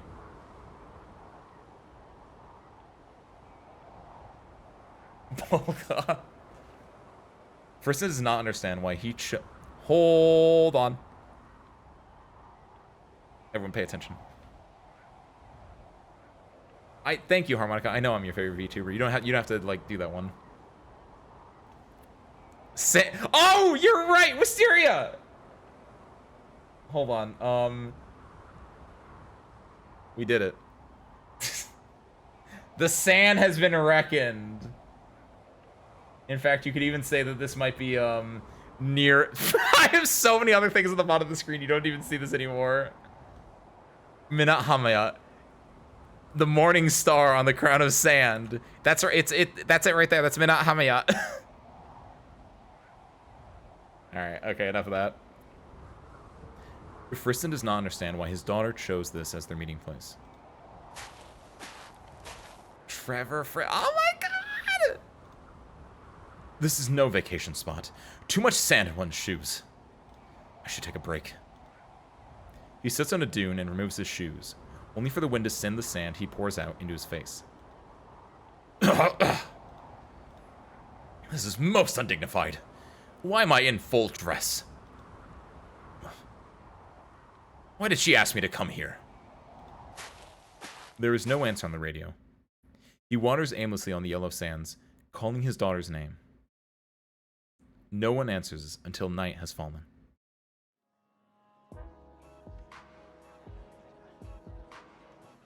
A party? He follows the sound to find the camp on the dunes in the distance, filled with lights and ribbons. He hears his daughter's familiar laughter and runs toward her in joy. You made it to my wedding, Dad! What the fuck is going on? Friston almost cries at the sight of the golden hair. I've been looking for you for so long, my sunshine. Is this your wedding? Of course. The ceremony is about to start. Let's go. We'll walk the red carpet, arm in arm. Give me your blessings, Dad. Friston tries to take her arm, but he cannot reach it. Will you not give me your blessing? No. No, that's not what I meant. Is this a night? Is Friston having a nightmare?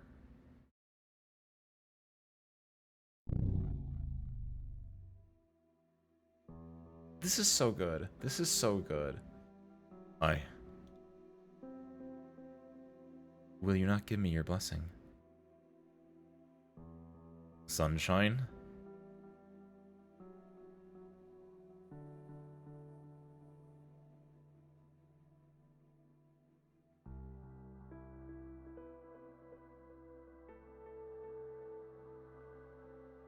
You do not want us to see the truth of the stars. You're not my sunshine. Have I left home? I remember this bunker. The preservation room. You will not answer any more of my questions. Kristen. You are Kristen. I've heard of you. No. I've seen you. No. How did I know you? I've never known you. Who the devil turned off the light? Damn it! Why have you imprisoned me here? Closure! This is another one of your damn jokes. Do you see how it like went through 3 different names there? Because there's there's Trevor Friston, the original person. There's Friston, the larger construct under Columbia, and then there's 3 Friston 3, which is the robot version of it. Like, oh my god! And then yes, it's implied that like if Trevor Friston is an actual person, and if he actually did have a daughter that was the Sunshine, part of the reason they gave Kristen the knowledge that she had in order to break through the planet Kinder Egg in their event was because Kristen at some form may have reminded him of his daughter, of his sunshine, and you can see that like he had a little bit of a sentimentality in it. That's it. That big. Friston realizes that he is buried in the photos that fill the room. A volume of A Complete Bestiary of Terra covers his camera module. Are they even photos? He has never visited the places in them, nor could he ever. There are only fragmented images on the countless photos. Sand dune, bonfire, camp, golden hair, in the preservation room where the sun does not shine. Also, the fact that we're getting more Friston lore and showing that Friston was a human at one point, really tying into what my current theory is, and I'm about it.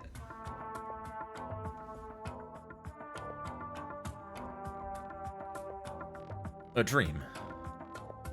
Friston dreamed. Friston 3 dreamed. He's like Data. He printed his own dream. Should not be possible for me to dream. Did Closure upload a new firmware without telling me?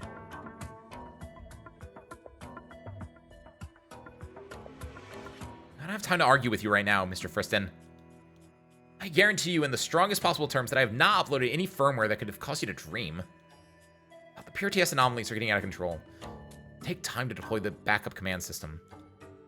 All the work has to be assigned manually. Wish I had 6 or 7 pairs of eyes. We completely lost contact with some areas and we have no idea what's going on.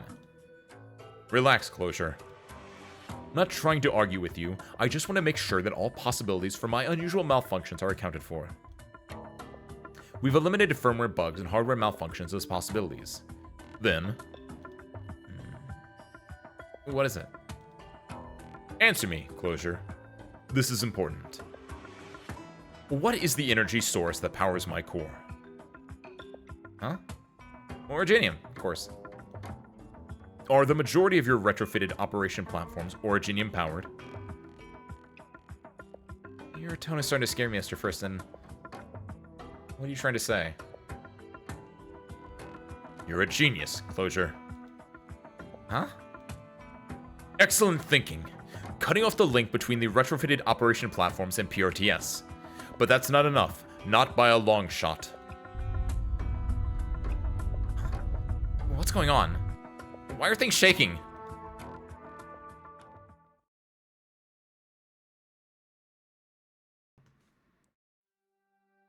Popcar! Popcar is awakened by the continuous flashing.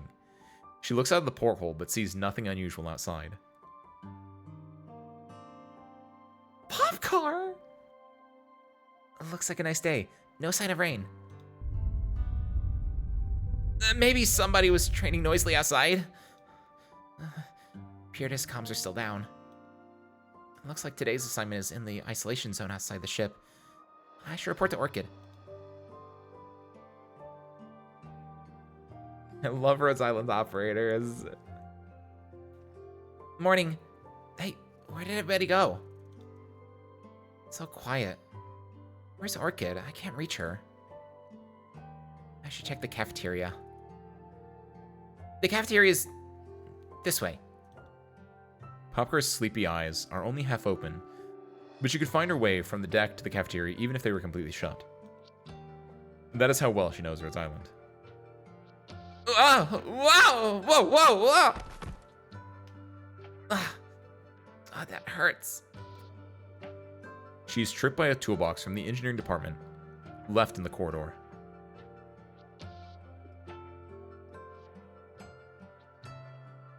Sursker, I'm getting worried. Why is there no one on the ship? What? I thought engineering was done with working in this area. So careless! She kneels down to rub her knee, which doesn't hurt so much anymore, then puts the scattered tools and boxes away to the sides of the corridor.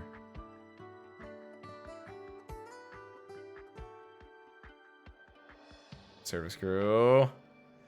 That light again. What? Popcar stands up and looks to the porthole next to her.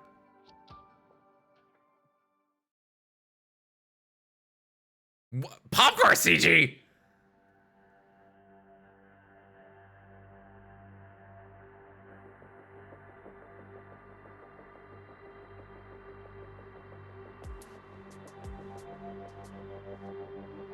She sees many strange people. Who are they? New visitors. The other side of the portal is supposed to be the deck. These people lost. She walks briskly through the corridor, but begins to slow down as she becomes increasingly confused. Okay, why do I see them on every porthole?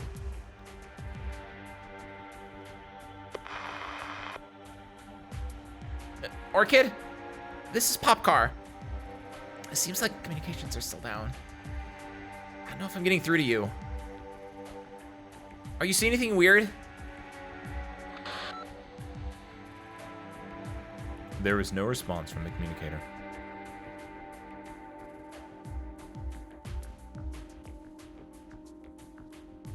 When the true destruction, powerless. Equal end. Are they talking? I can't hear. I'm sorry. Sorry. Is it not in her eye? Is it not behind her eye patch? The mission comes first. Maybe Orchid is already waiting for me in the isolation zone outside.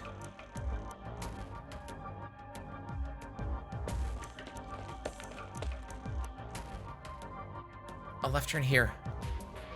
Go straight, then push the door open. Then the exit passage.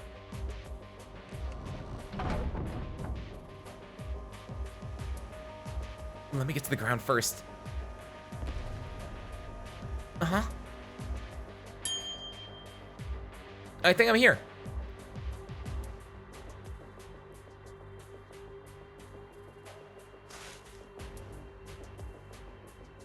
Popcar turns around to look at the exit passage that she just came out of, only to find that it has disappeared.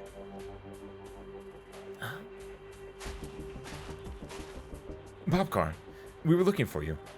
Everyone else is here. Is something wrong? Orchid? Is the exit passage here? What exit passage? All operators receiving this message. Do not trust communications. Blocked. Rhodes Island awake. Repeat. Warning. Closer?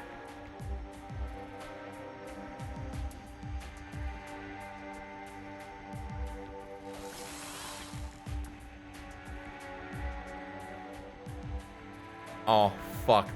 The robot got a ripathy on it. Oh my god.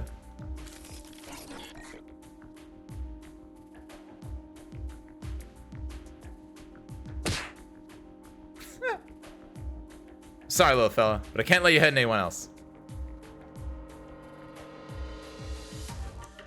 Why'd you attack us? Not sure what's going on, but something must be wrong with the ship. You went missing for a while, and this is what became of you when you came back. Besides, the structure of the ship seems to be changing. How do I find my way? Such a strange feeling. It's like... well, it's like the ship is... like it's alive.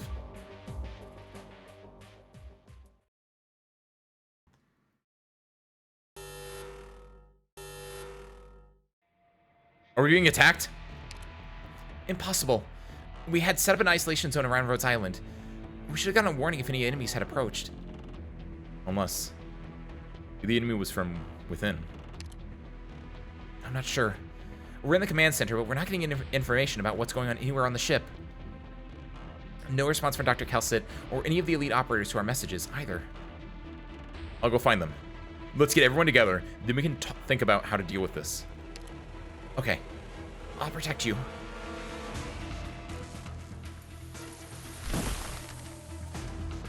Approaches silently.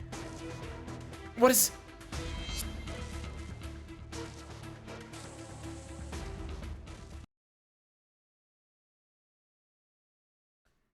It's so good. I'm so happy. Good. I suppose you've already What got a the plan. heck? Decode Basis Alpha. Does not initially attack. Transforms into different forms once it's been taken 4 physical attacks, 4 art attacks, or if it's blocked. Oh, that's kind of cute. Are they the ones who cause such It will change form depending on what it encounters. It's a it's like Originium. I mean, it is Originium, right? But like it It learns. It's a learning module. This is so cool. This is so awesome. This is my thing. I'm welcome back, Arknights. Welcome back. You didn't go anywhere, but like, what if it was? Oh! Okay. And then next is, gotta get a healer out. We also need DP generation like you would not believe. That's that one.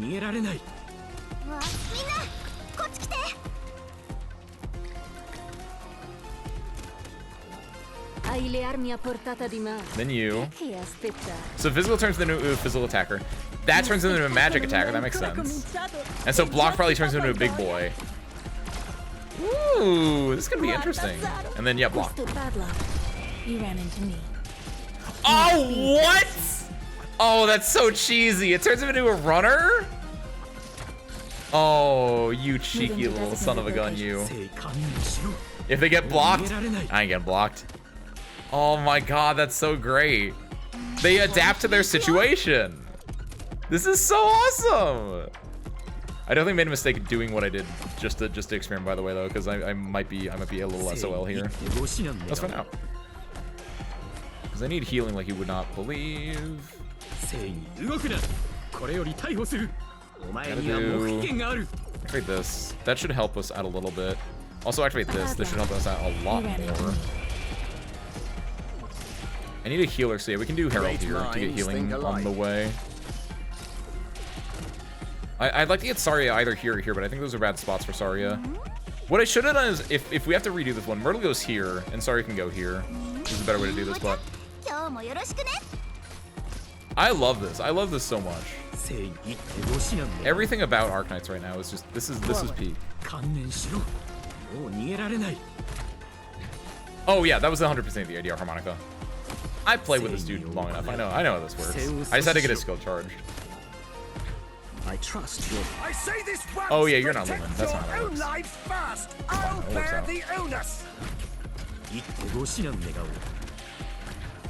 God, these things are awesome.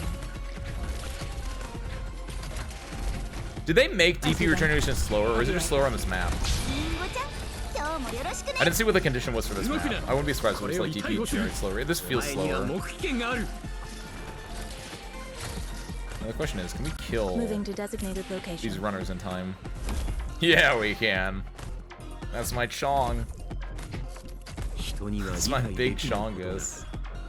God, I have not thought about that meme in forever.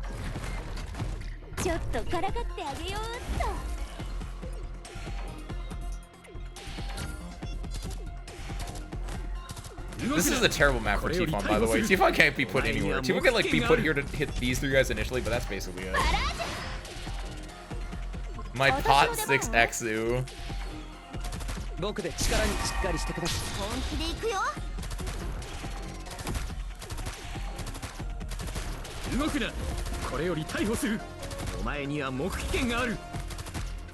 serve trattenersi. Una volta svelato un segreto, non c'è nulla da nascondere.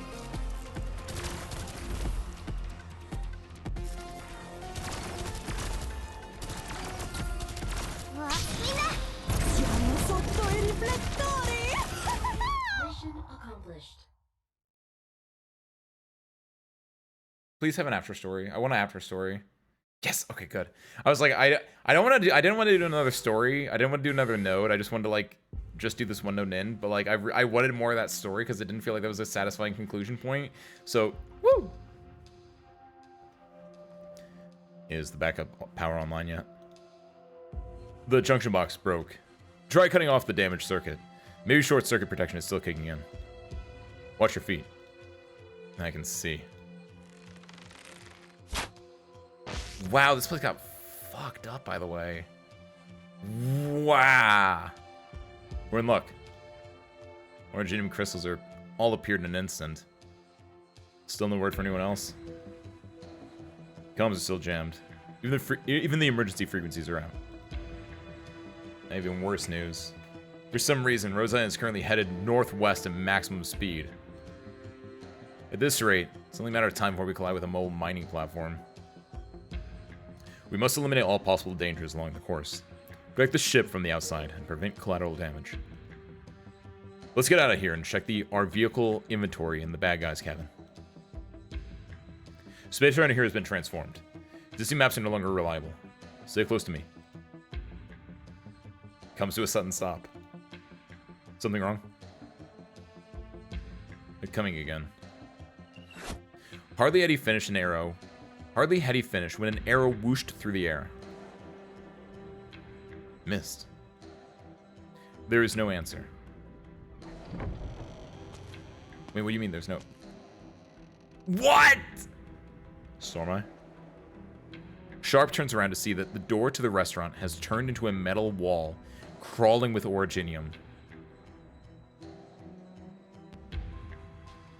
It is not Stormeye standing behind him.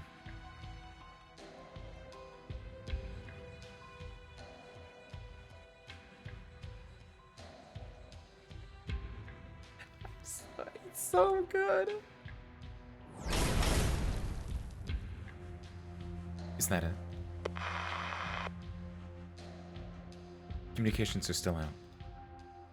I wonder how the others are doing. Pith gazes at the communicator silently with a furrowed brow. The footsteps disappear into the distance. But the fallen originium entities rise again, moving in perfect unison, striding over the damaged communicator on the ground.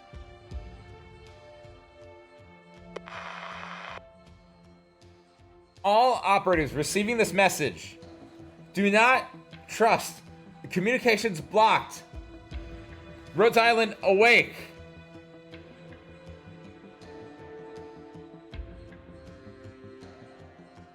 Awake?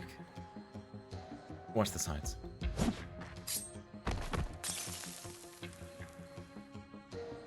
Very strange. These things won't die. Aslan points her sleeve blade towards a wavering shadow not far away. Silhouettes manifest from the shadows like ghosts, every step accompanied by the sound of crystal cracking. The clothes they wear. Reunion. Knocks a year too. Nothing can surprise me now. Their bodies are composed entirely of originium. We cannot rely on past experience. Yes, we'll have to improvise. We can't just stay here. We have to find where these things came from. The intention of these enemies is unclear, as is the situation on the Doctor's side. If Ami is with the Doctor, no need to worry. We continue with our mission, ascertaining the source of the abnormal events. If this is what Cal says was guarding against, then these things must follow the command of some unknown actor. Communications are still out. Can't reach anyone else. What if the other elite operators? Aslan. As they pass by the originium crystals, Misery catches a glimpse of a fleeting image in the multifaceted reflections of the crystals. Did I just see Outcast?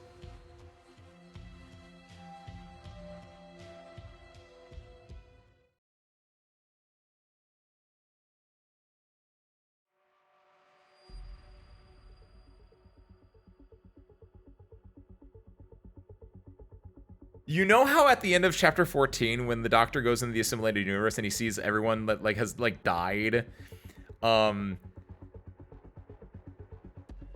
he saw Baird. Baird, was it Baird infected? This is an important question. Was Baird infected? Frost Nova was definitely infected. Was everyone that died, were they infected? Because again, is Aripathy a data storage program that's turning people's consciousness bodies into a digital form that's being stored forever on some kind of external server thing? I don't know, but be kind of peak. Clack, clack. A sharp claw separates itself from the surface of the originium crystal. Then curled horns, rugged silhouette, and spiked tail. This creature is not unfamiliar to Rose Island's battle records, but never has it been composed solely of originium. As the never-before-seen form of life takes its first step, an arrow impales its throat and shatters its skull. Safe. For now.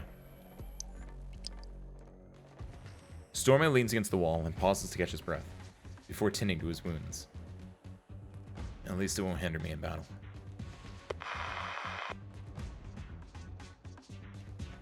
Sharp.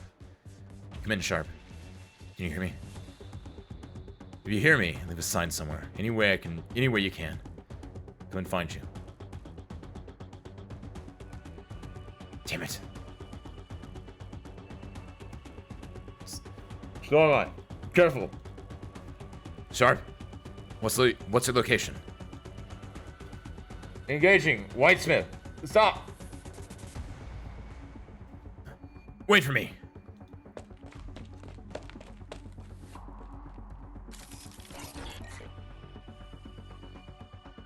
Thank you for looking up, you. That's interesting then. I guess these suddenly do. They didn't have to be. They actually no. I'm more surprised for Outcast then. I was gonna say like, yeah, Bear not being it's fine. That's just like the Doctor's delusions or whatever like that. But seeing an illusion of Outcast in the Originium when she wasn't infected herself is interesting. That doesn't mean she wasn't infected, right? Because you just said you didn't see any. And like maybe since we don't have her file, like we don't know. Maybe she was like low-key infected. Maybe not. I don't know. But it's interesting then that they saw her in the Originium but she's not infected, given my current thesis on the matter. It says, more rampaging machines rush into the corridor, the light in their eyes flashing in sync. Their simple voice units repeat a call for help, defying the limitations of their design. Not now!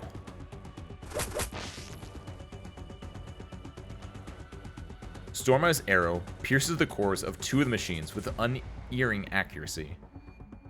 Then, he makes a run for it, not pausing to look back. Unerring accuracy. That's what he does in IS, he shoots two. At least 30. Fork. Two virtually identical corridors extend as far as Storm's eye could see. The pathways within Rhodes Island are undergoing constant haphazard changes. No one knows to which fates the diverging corridors lead. The rampaging machines are catching up.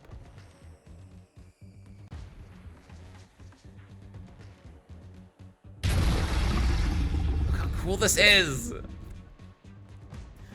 Faster than expected. Rhodes Island is not ready. If there is such a thing as being ready for her. However, something is clearly not right with her as well. She would not resort to such inefficient means otherwise. This may be our last chance to gain the upper hand.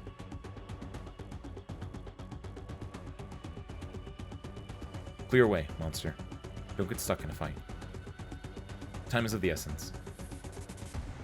The passage before Calcet changes again, in an attempt to lead her astray. But the warping of space does not affect Calcet. She can still sense her target. The sarcophagus of Dr. Windfall. The information is etched into the bottommost layer of her memory.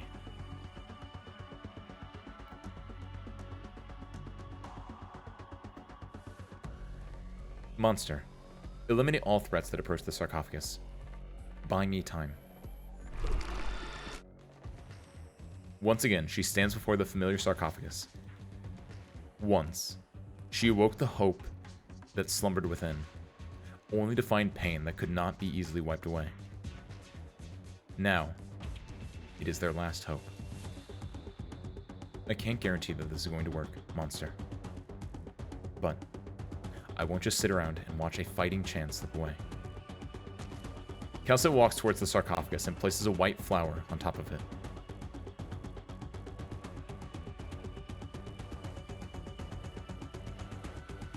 This is her legacy.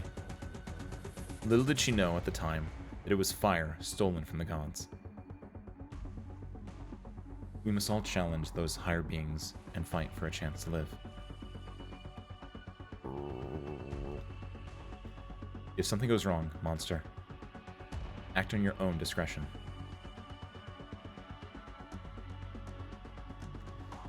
She enters the sarcophagus.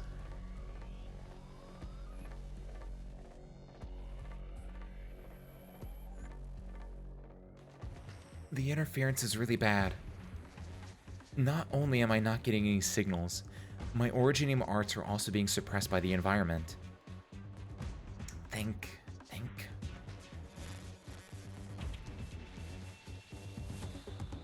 Radian.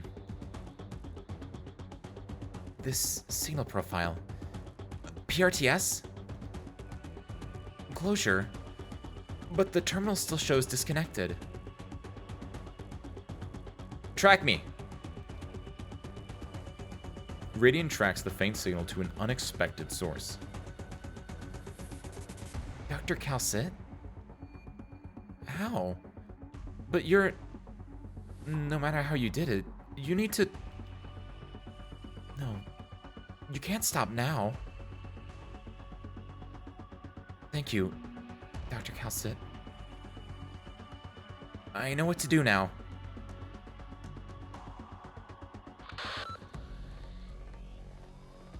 This is Radian speaking. With assistance, I have been able to establish a temporary electromagnetic communications environment.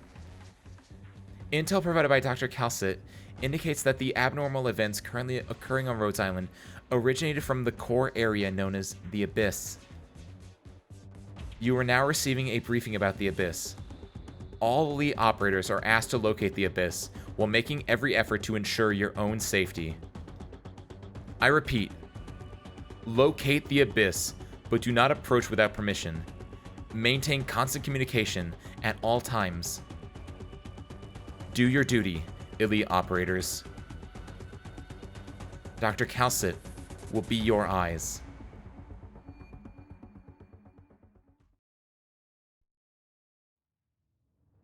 Calcit. Thanks. This is Pith calling to all combat effective operators. Report. We're still trying to stop these things, but they just keep coming. We lack the means to completely neutralize these hostile originium entities. Survival is your first priority.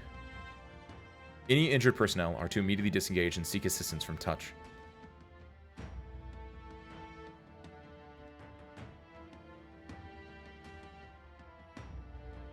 Calcit, what have you done this time? Dr. Warfarin, look out! These things can't hurt me for now, but there are too many of them. It's not easy trying to protect everyone. Radiant's intel indicates these things can't be killed. Kill? Are these things even alive? If Dr. Touch and Dr. Calcit run into these monsters too. Protect yourself. We're not as weak as you think.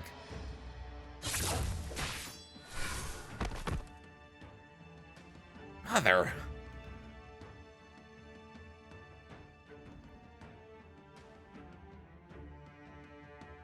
I wouldn't do for a chance to take you apart piece by piece. Find out for sure whether you monsters can die. Get clear, Chloe. The origin entities continue to rush toward Warfarin to successfully penetrate her defenses. They raise their hands towards Chloe, then stop. Their motion is not one of aggression, more like an invitation to the patient in front of them, one who is so close to death's door.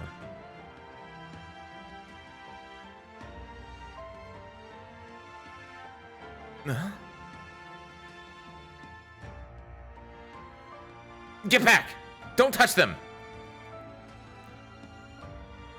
But I can hear him screaming.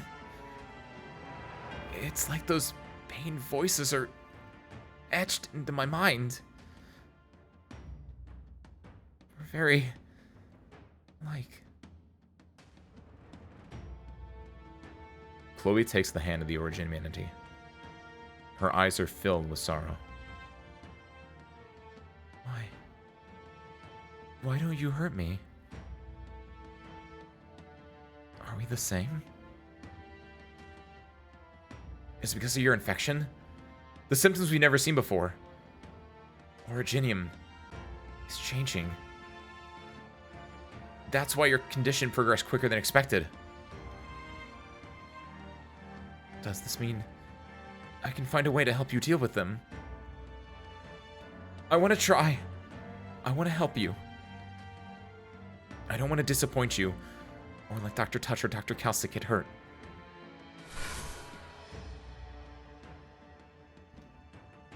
Warfarin repels the Originium entity in front of Chloe and stands before her patient in a defensive posture. Do you understand what it is you're offering? I don't. But I'm not afraid.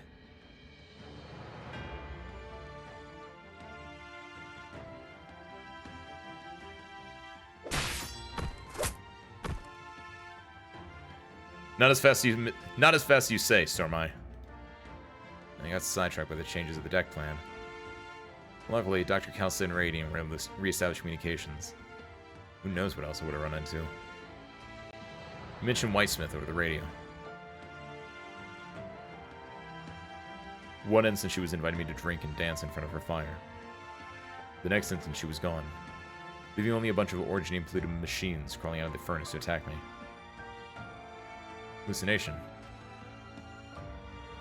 I can tell what's real and what's not, Stormeye. What's happening here is beyond anything I can comprehend. Not that I'm the only one who's seeing strange things. Originium formations are growing at a visible pace. They thought they knew Originium well enough, but now the facets of crystals threaten to draw their very minds in.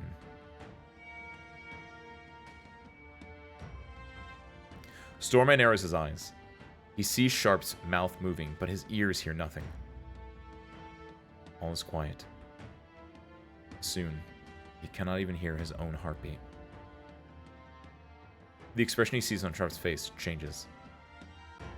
The next instant, all sound disappears from Rose Island, leaving only dead silence in the communications channel at Radiant established. Don't fall behind, Stormeye! He sees familiar figures, men who were once brothers to him. He's been reunited with the brothers from his wandering days, but they died long ago. That beer we lose is gonna get warm if you don't drink it quick. What are you so worried about?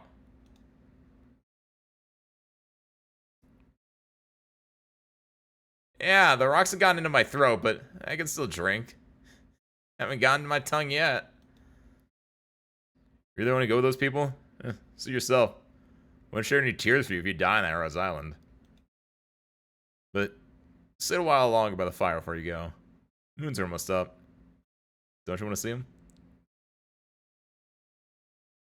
He had yearned for a peaceful parting with his brothers. But right now, all Stormeye feels is anger. This is so good! Post the PRDS house to 0 to any means early. It seems popular. Nice, Harmonica! Look, I'm not going to say that usually when I say service queue, you can do this and get free upvotes or whatever like that. I'm usually actually right, and no one believes me. Very nice job, Harmonica. At the same time, on the other side of Rose Island.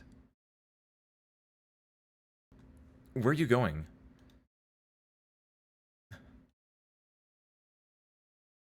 You've already found me, Ascalon.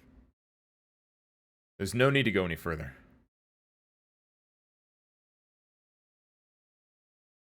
I like that there was no sound there.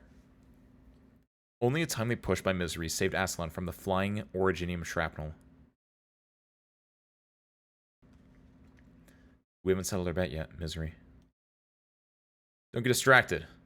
Look, I still have 4 rounds left in my gun.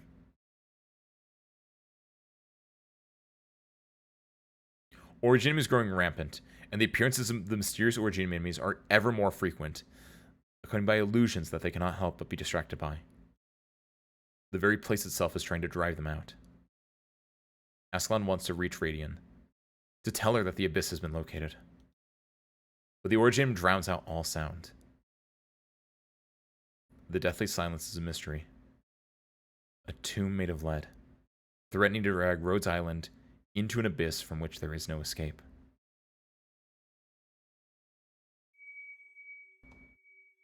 This is Mantra. I've spoken to Dr. Calcet. I will not suffer this mockery of memory and emotion. Every operator of Rhodes Island hears Mantra's voice in their head. It is her Originium arts, the power and fury of which all of them can sense.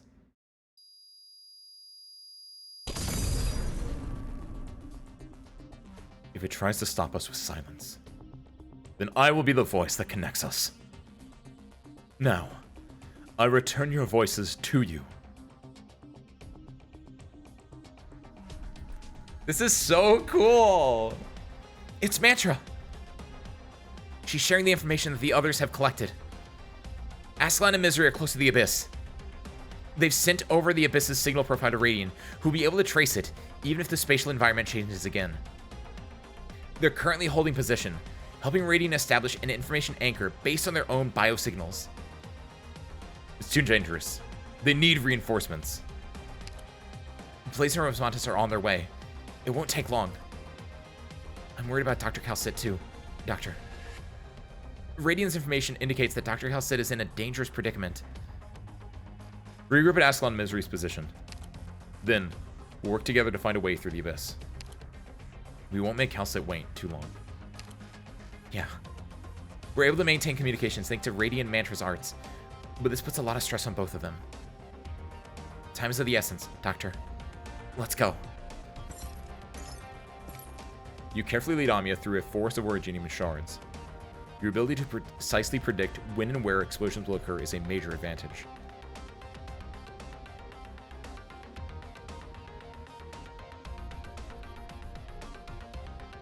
Focus on the path ahead. You fail to notice a little detail on the massive crystal formation that you just passed. It's not your figures that are reflected on the smooth surface of the originium crystal. A Goddess girl with her back to you. Her thin, fragile hand held by another. Just like you and Amiya right now.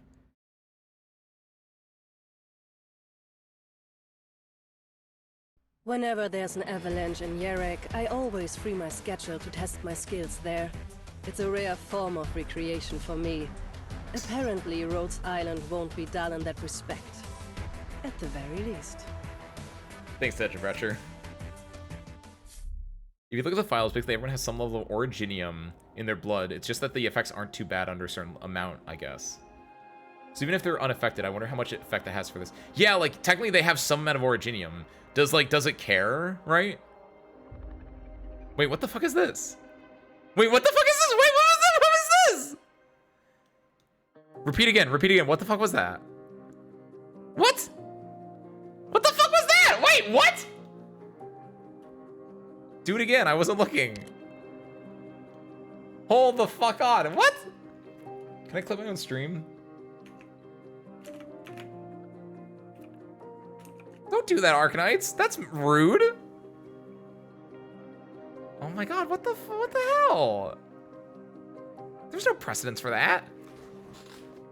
Do the chapter again, even as audio will appear. Hold on. I like that. I don't want to clip my own stream. That's lame. I mean, I do that occasionally when it's worth it, but like, I'm not gonna do it for that. Oh my god, by the way, I didn't notice this PRTS runtime contest. What the hell? Oh my god, I love this. Everything about this is so peak.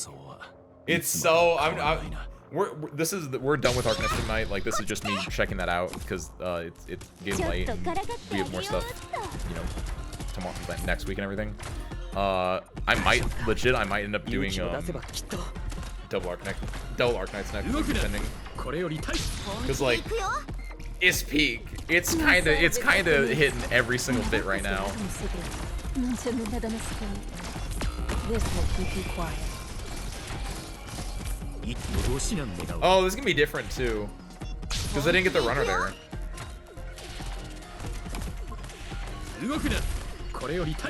This is so awesome. Great minds. For some of the later stages, I'm worried we get spoiled by the mechanics. Wait. Have you not completed the mission yet, Mysterio? Or the chapter yet? I know you don't read. I know you read via this effectively, but... Got a problem that needs... Or did you stop specifically because you didn't want to get spoiled by mechanics? This is so... I love this so much.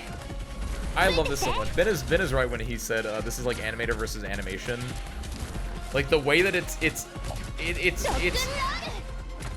it's kind of a payoff, right? It's kind of like a giant crescendo in a way. Like you could not have done this in Act 2. I mean, you could have at like the very end, right? But like, this is only something you can do after your game has been alive for like at least a year or something like that, right? Unless you want to go just straight out of the gate like that, which that gives a different feel. But it's so special that it's happening like this point, and I'm so glad it is. Like one of the big draws of this was like, what is Originium? I'm not gonna click on this yet because I have to go read the thing in a second. But like, the big draw like of Arknights is everyone has rock cancer. What is rock cancer? And then like they don't really talk about it like at all. And then like it's the idea of like they can either like not explain it at all or they can over-explain it. And if they do the middle ground where they're not doing either of those two, it's bad. And now they're over-explaining it. And by over-explaining, I mean they're explaining exactly as much as they need to know in a perfect way that I love this. Where now it's just everything is breaking down. Everyone has some Originium in them, so everyone's just seeing some messed up stuff. The entire Rhodes Island landship is based on Originium, and like Originium is now just it's great. It's great. It's a big like celebration of Originium in a way. Oh my god, that's not what that is, but this is crazy. There's a bit more in that Blood Originium thing. What do you mean there's a bit more? Did I miss something else from there? Through my account of it looks like there's a lot of infected ops are greater than 0.2 microliters, greater than 0.2 units per liter, and unaffectedly around 0.12. Wait, so even uninfected, yeah, even uninfected have it in some way, shape, or form, which means, yeah, that everyone's getting infected. What I'm interested in is, like, do you think people that are not around Rhodes Island are also being affected, oropathy-wise? Like, what if you're in, like, Colombia right now? Like, are you seeing ghosts? Is the entire world fucked, or is it just an area around Rhodes Island specifically? Okay, hold on. You found me. You have many questions. I'll wait for you. Don't worry about PRTS. It's simply carrying out the duty that we conferred on it. I never permitted it to harm you. Wow! Ken, that was my wife that just talked to me through Arknights. That's insane. What's up, Ken? Happy Tuesday, welcome in. You're just in time. We are unfortunately going to be ending, but you're just in time to watch us end. Congratulations. Ken, I know you play Arknights. I don't know if you've read chapter 15 or not yet. If you haven't, read it. It's insanely peak. What's up, Nietzsche? What's up, Netro? What's up, Disclaimer Games? What's up, Yumiko? Happy Tuesday, welcome in, everyone. Time to keep going, highs. Doesn't work like a harmonica. I am not easily swayed. I will immediately, if I get raided when I'm about to end, I'm gonna still end. I am not easily swayed by that. I do not confer to the whims of society. I don't know if that's the word, but we'll go with that, sure. Chapter 15 is so amazing, Ken. What's up, Canadian? Happy Tuesday, welcome in as well. Chapter 15 is so absolutely amazing. This is I'm not even done with it, right? Like I'm not chapter 15 complete, Yumiko. I'm currently at 15. I'm currently at 1511, right? Like we're working through it on stream. We're reading through it on stream. We're at 1511 right now, and like it hits every single thing I need it to in the story. First and foremost, they're not overindulging themselves in like the length of the story per stage, right? Like all of this has been very. I was able to get through like these all had story in them. I'm pretty sure. 1510 didn't, but like we went through what 1 2 3 4 5 6 stages today. There were some days where we would go like 2 stages, maybe 3 stages. Like this, the amount of story per stage has went down in a way, but it's still dense, right? They found out that they don't have to go talk in circles for an hour. They could just like make a story, and they made a good story. They made an insanely good story. You can just let things leak on these stages. They can't hurt you. Your wife said so. You're so right, you. Low-key, I kind of want to do it just to see what happens. Thank you for streaming. Anytime, Nichimatsu. I'm glad you're able to catch all of it. Oh my goodness. Everything about this is just, it just hits. It's Arknights. It's Arknights. It's about the Rhodes Island operators, the core of the game, fighting off against oropathy in like an actual physical form in this case. And it's It works. I'm so happy. This might be this might beat the Syracuse events just because this is what the game is about, right? Like, if there was no Syracuse but it was this would still be Arknights. If there was no this but there was Syracuse, it wouldn't be Arknights, it would just be Syracuse, right? Like this is the peak. This is legitimately the peak of Arknights. Like I it's not even done yet. It's not even done yet, and it's just like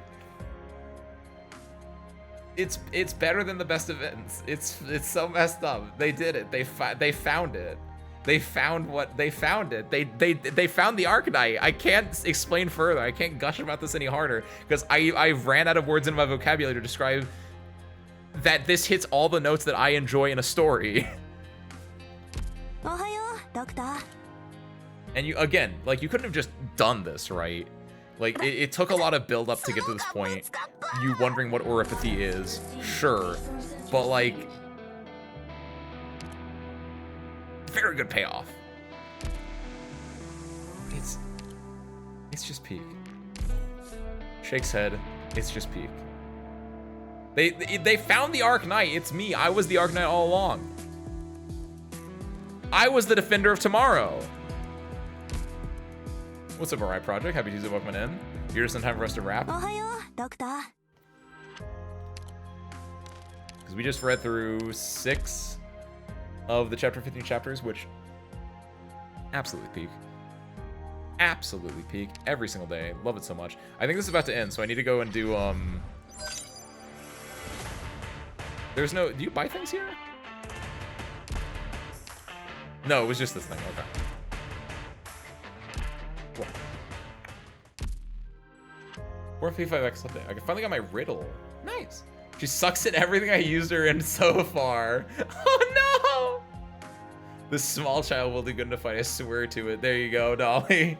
You're gonna become a riddle one trick. I don't know if that's how it works. Like in Arknights, they have like niche nights where it's like I'm gonna do like these characters might not be great, but I'm gonna use them in my way, right? Like punch knights. And you're gonna become a riddle a P5 Riddler. Darling daughter riddle. Skip through the story, got the mats I needed for Crown Slayer's upcoming module, and then left. Understandable. I get it.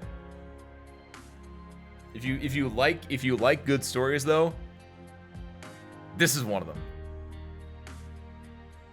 Yeah. So screw. Let's wrap. Arknights absolutely peak. Rest of the week, we only have one more stream this week. We're doing some karaoke on Thursday. Feel free to come on by. Nothing too crazy, just you know, birthday week. Do some karaoke. Last karaoke with my live 2D. Without my live 2D, I guess. With my current PNG. Yeah. Outside that, I got nothing else. We're Arknights again next week. Possibly 2 Arknights next week, because I kind of like this. And low-key, there's like a non-zero chance we could just clear this before the event actually ends. That'd be insane. That'd be great. Again, I can't describe enough. Look at that. That's it. That's Rose Island. It's Rose Island. Like, it's... We're home, and our home is insane. How can you not love that? God, it's so great. Welcome in, by the way, Blamey. Just want to read it in order. Understandable. You gotta read through a lot of stuff. All right. I don't know how far you're in it, but like, and it, depending on what you like, it could get a little sloggy at some points. But like, oh, 15 is well worth it. 15 is the peak. 15 is the absolute peak. There has not been a single moment. Every single, like, sometimes I'm reading through it and it's like, this one scene is like, whatever, these characters, whatever. Literally every single scene in this, there has not been a scene I've been like, I'm not really feeling it. Every single scene in this I've been so about. It's insane.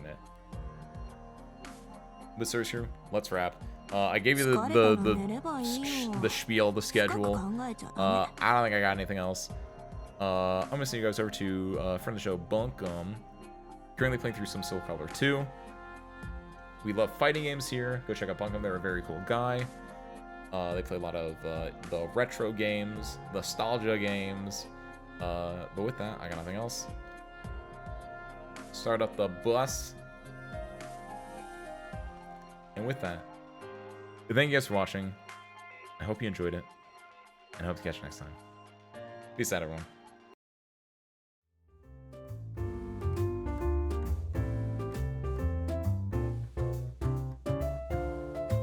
And see you there in 3, 2, 1. Go say hi.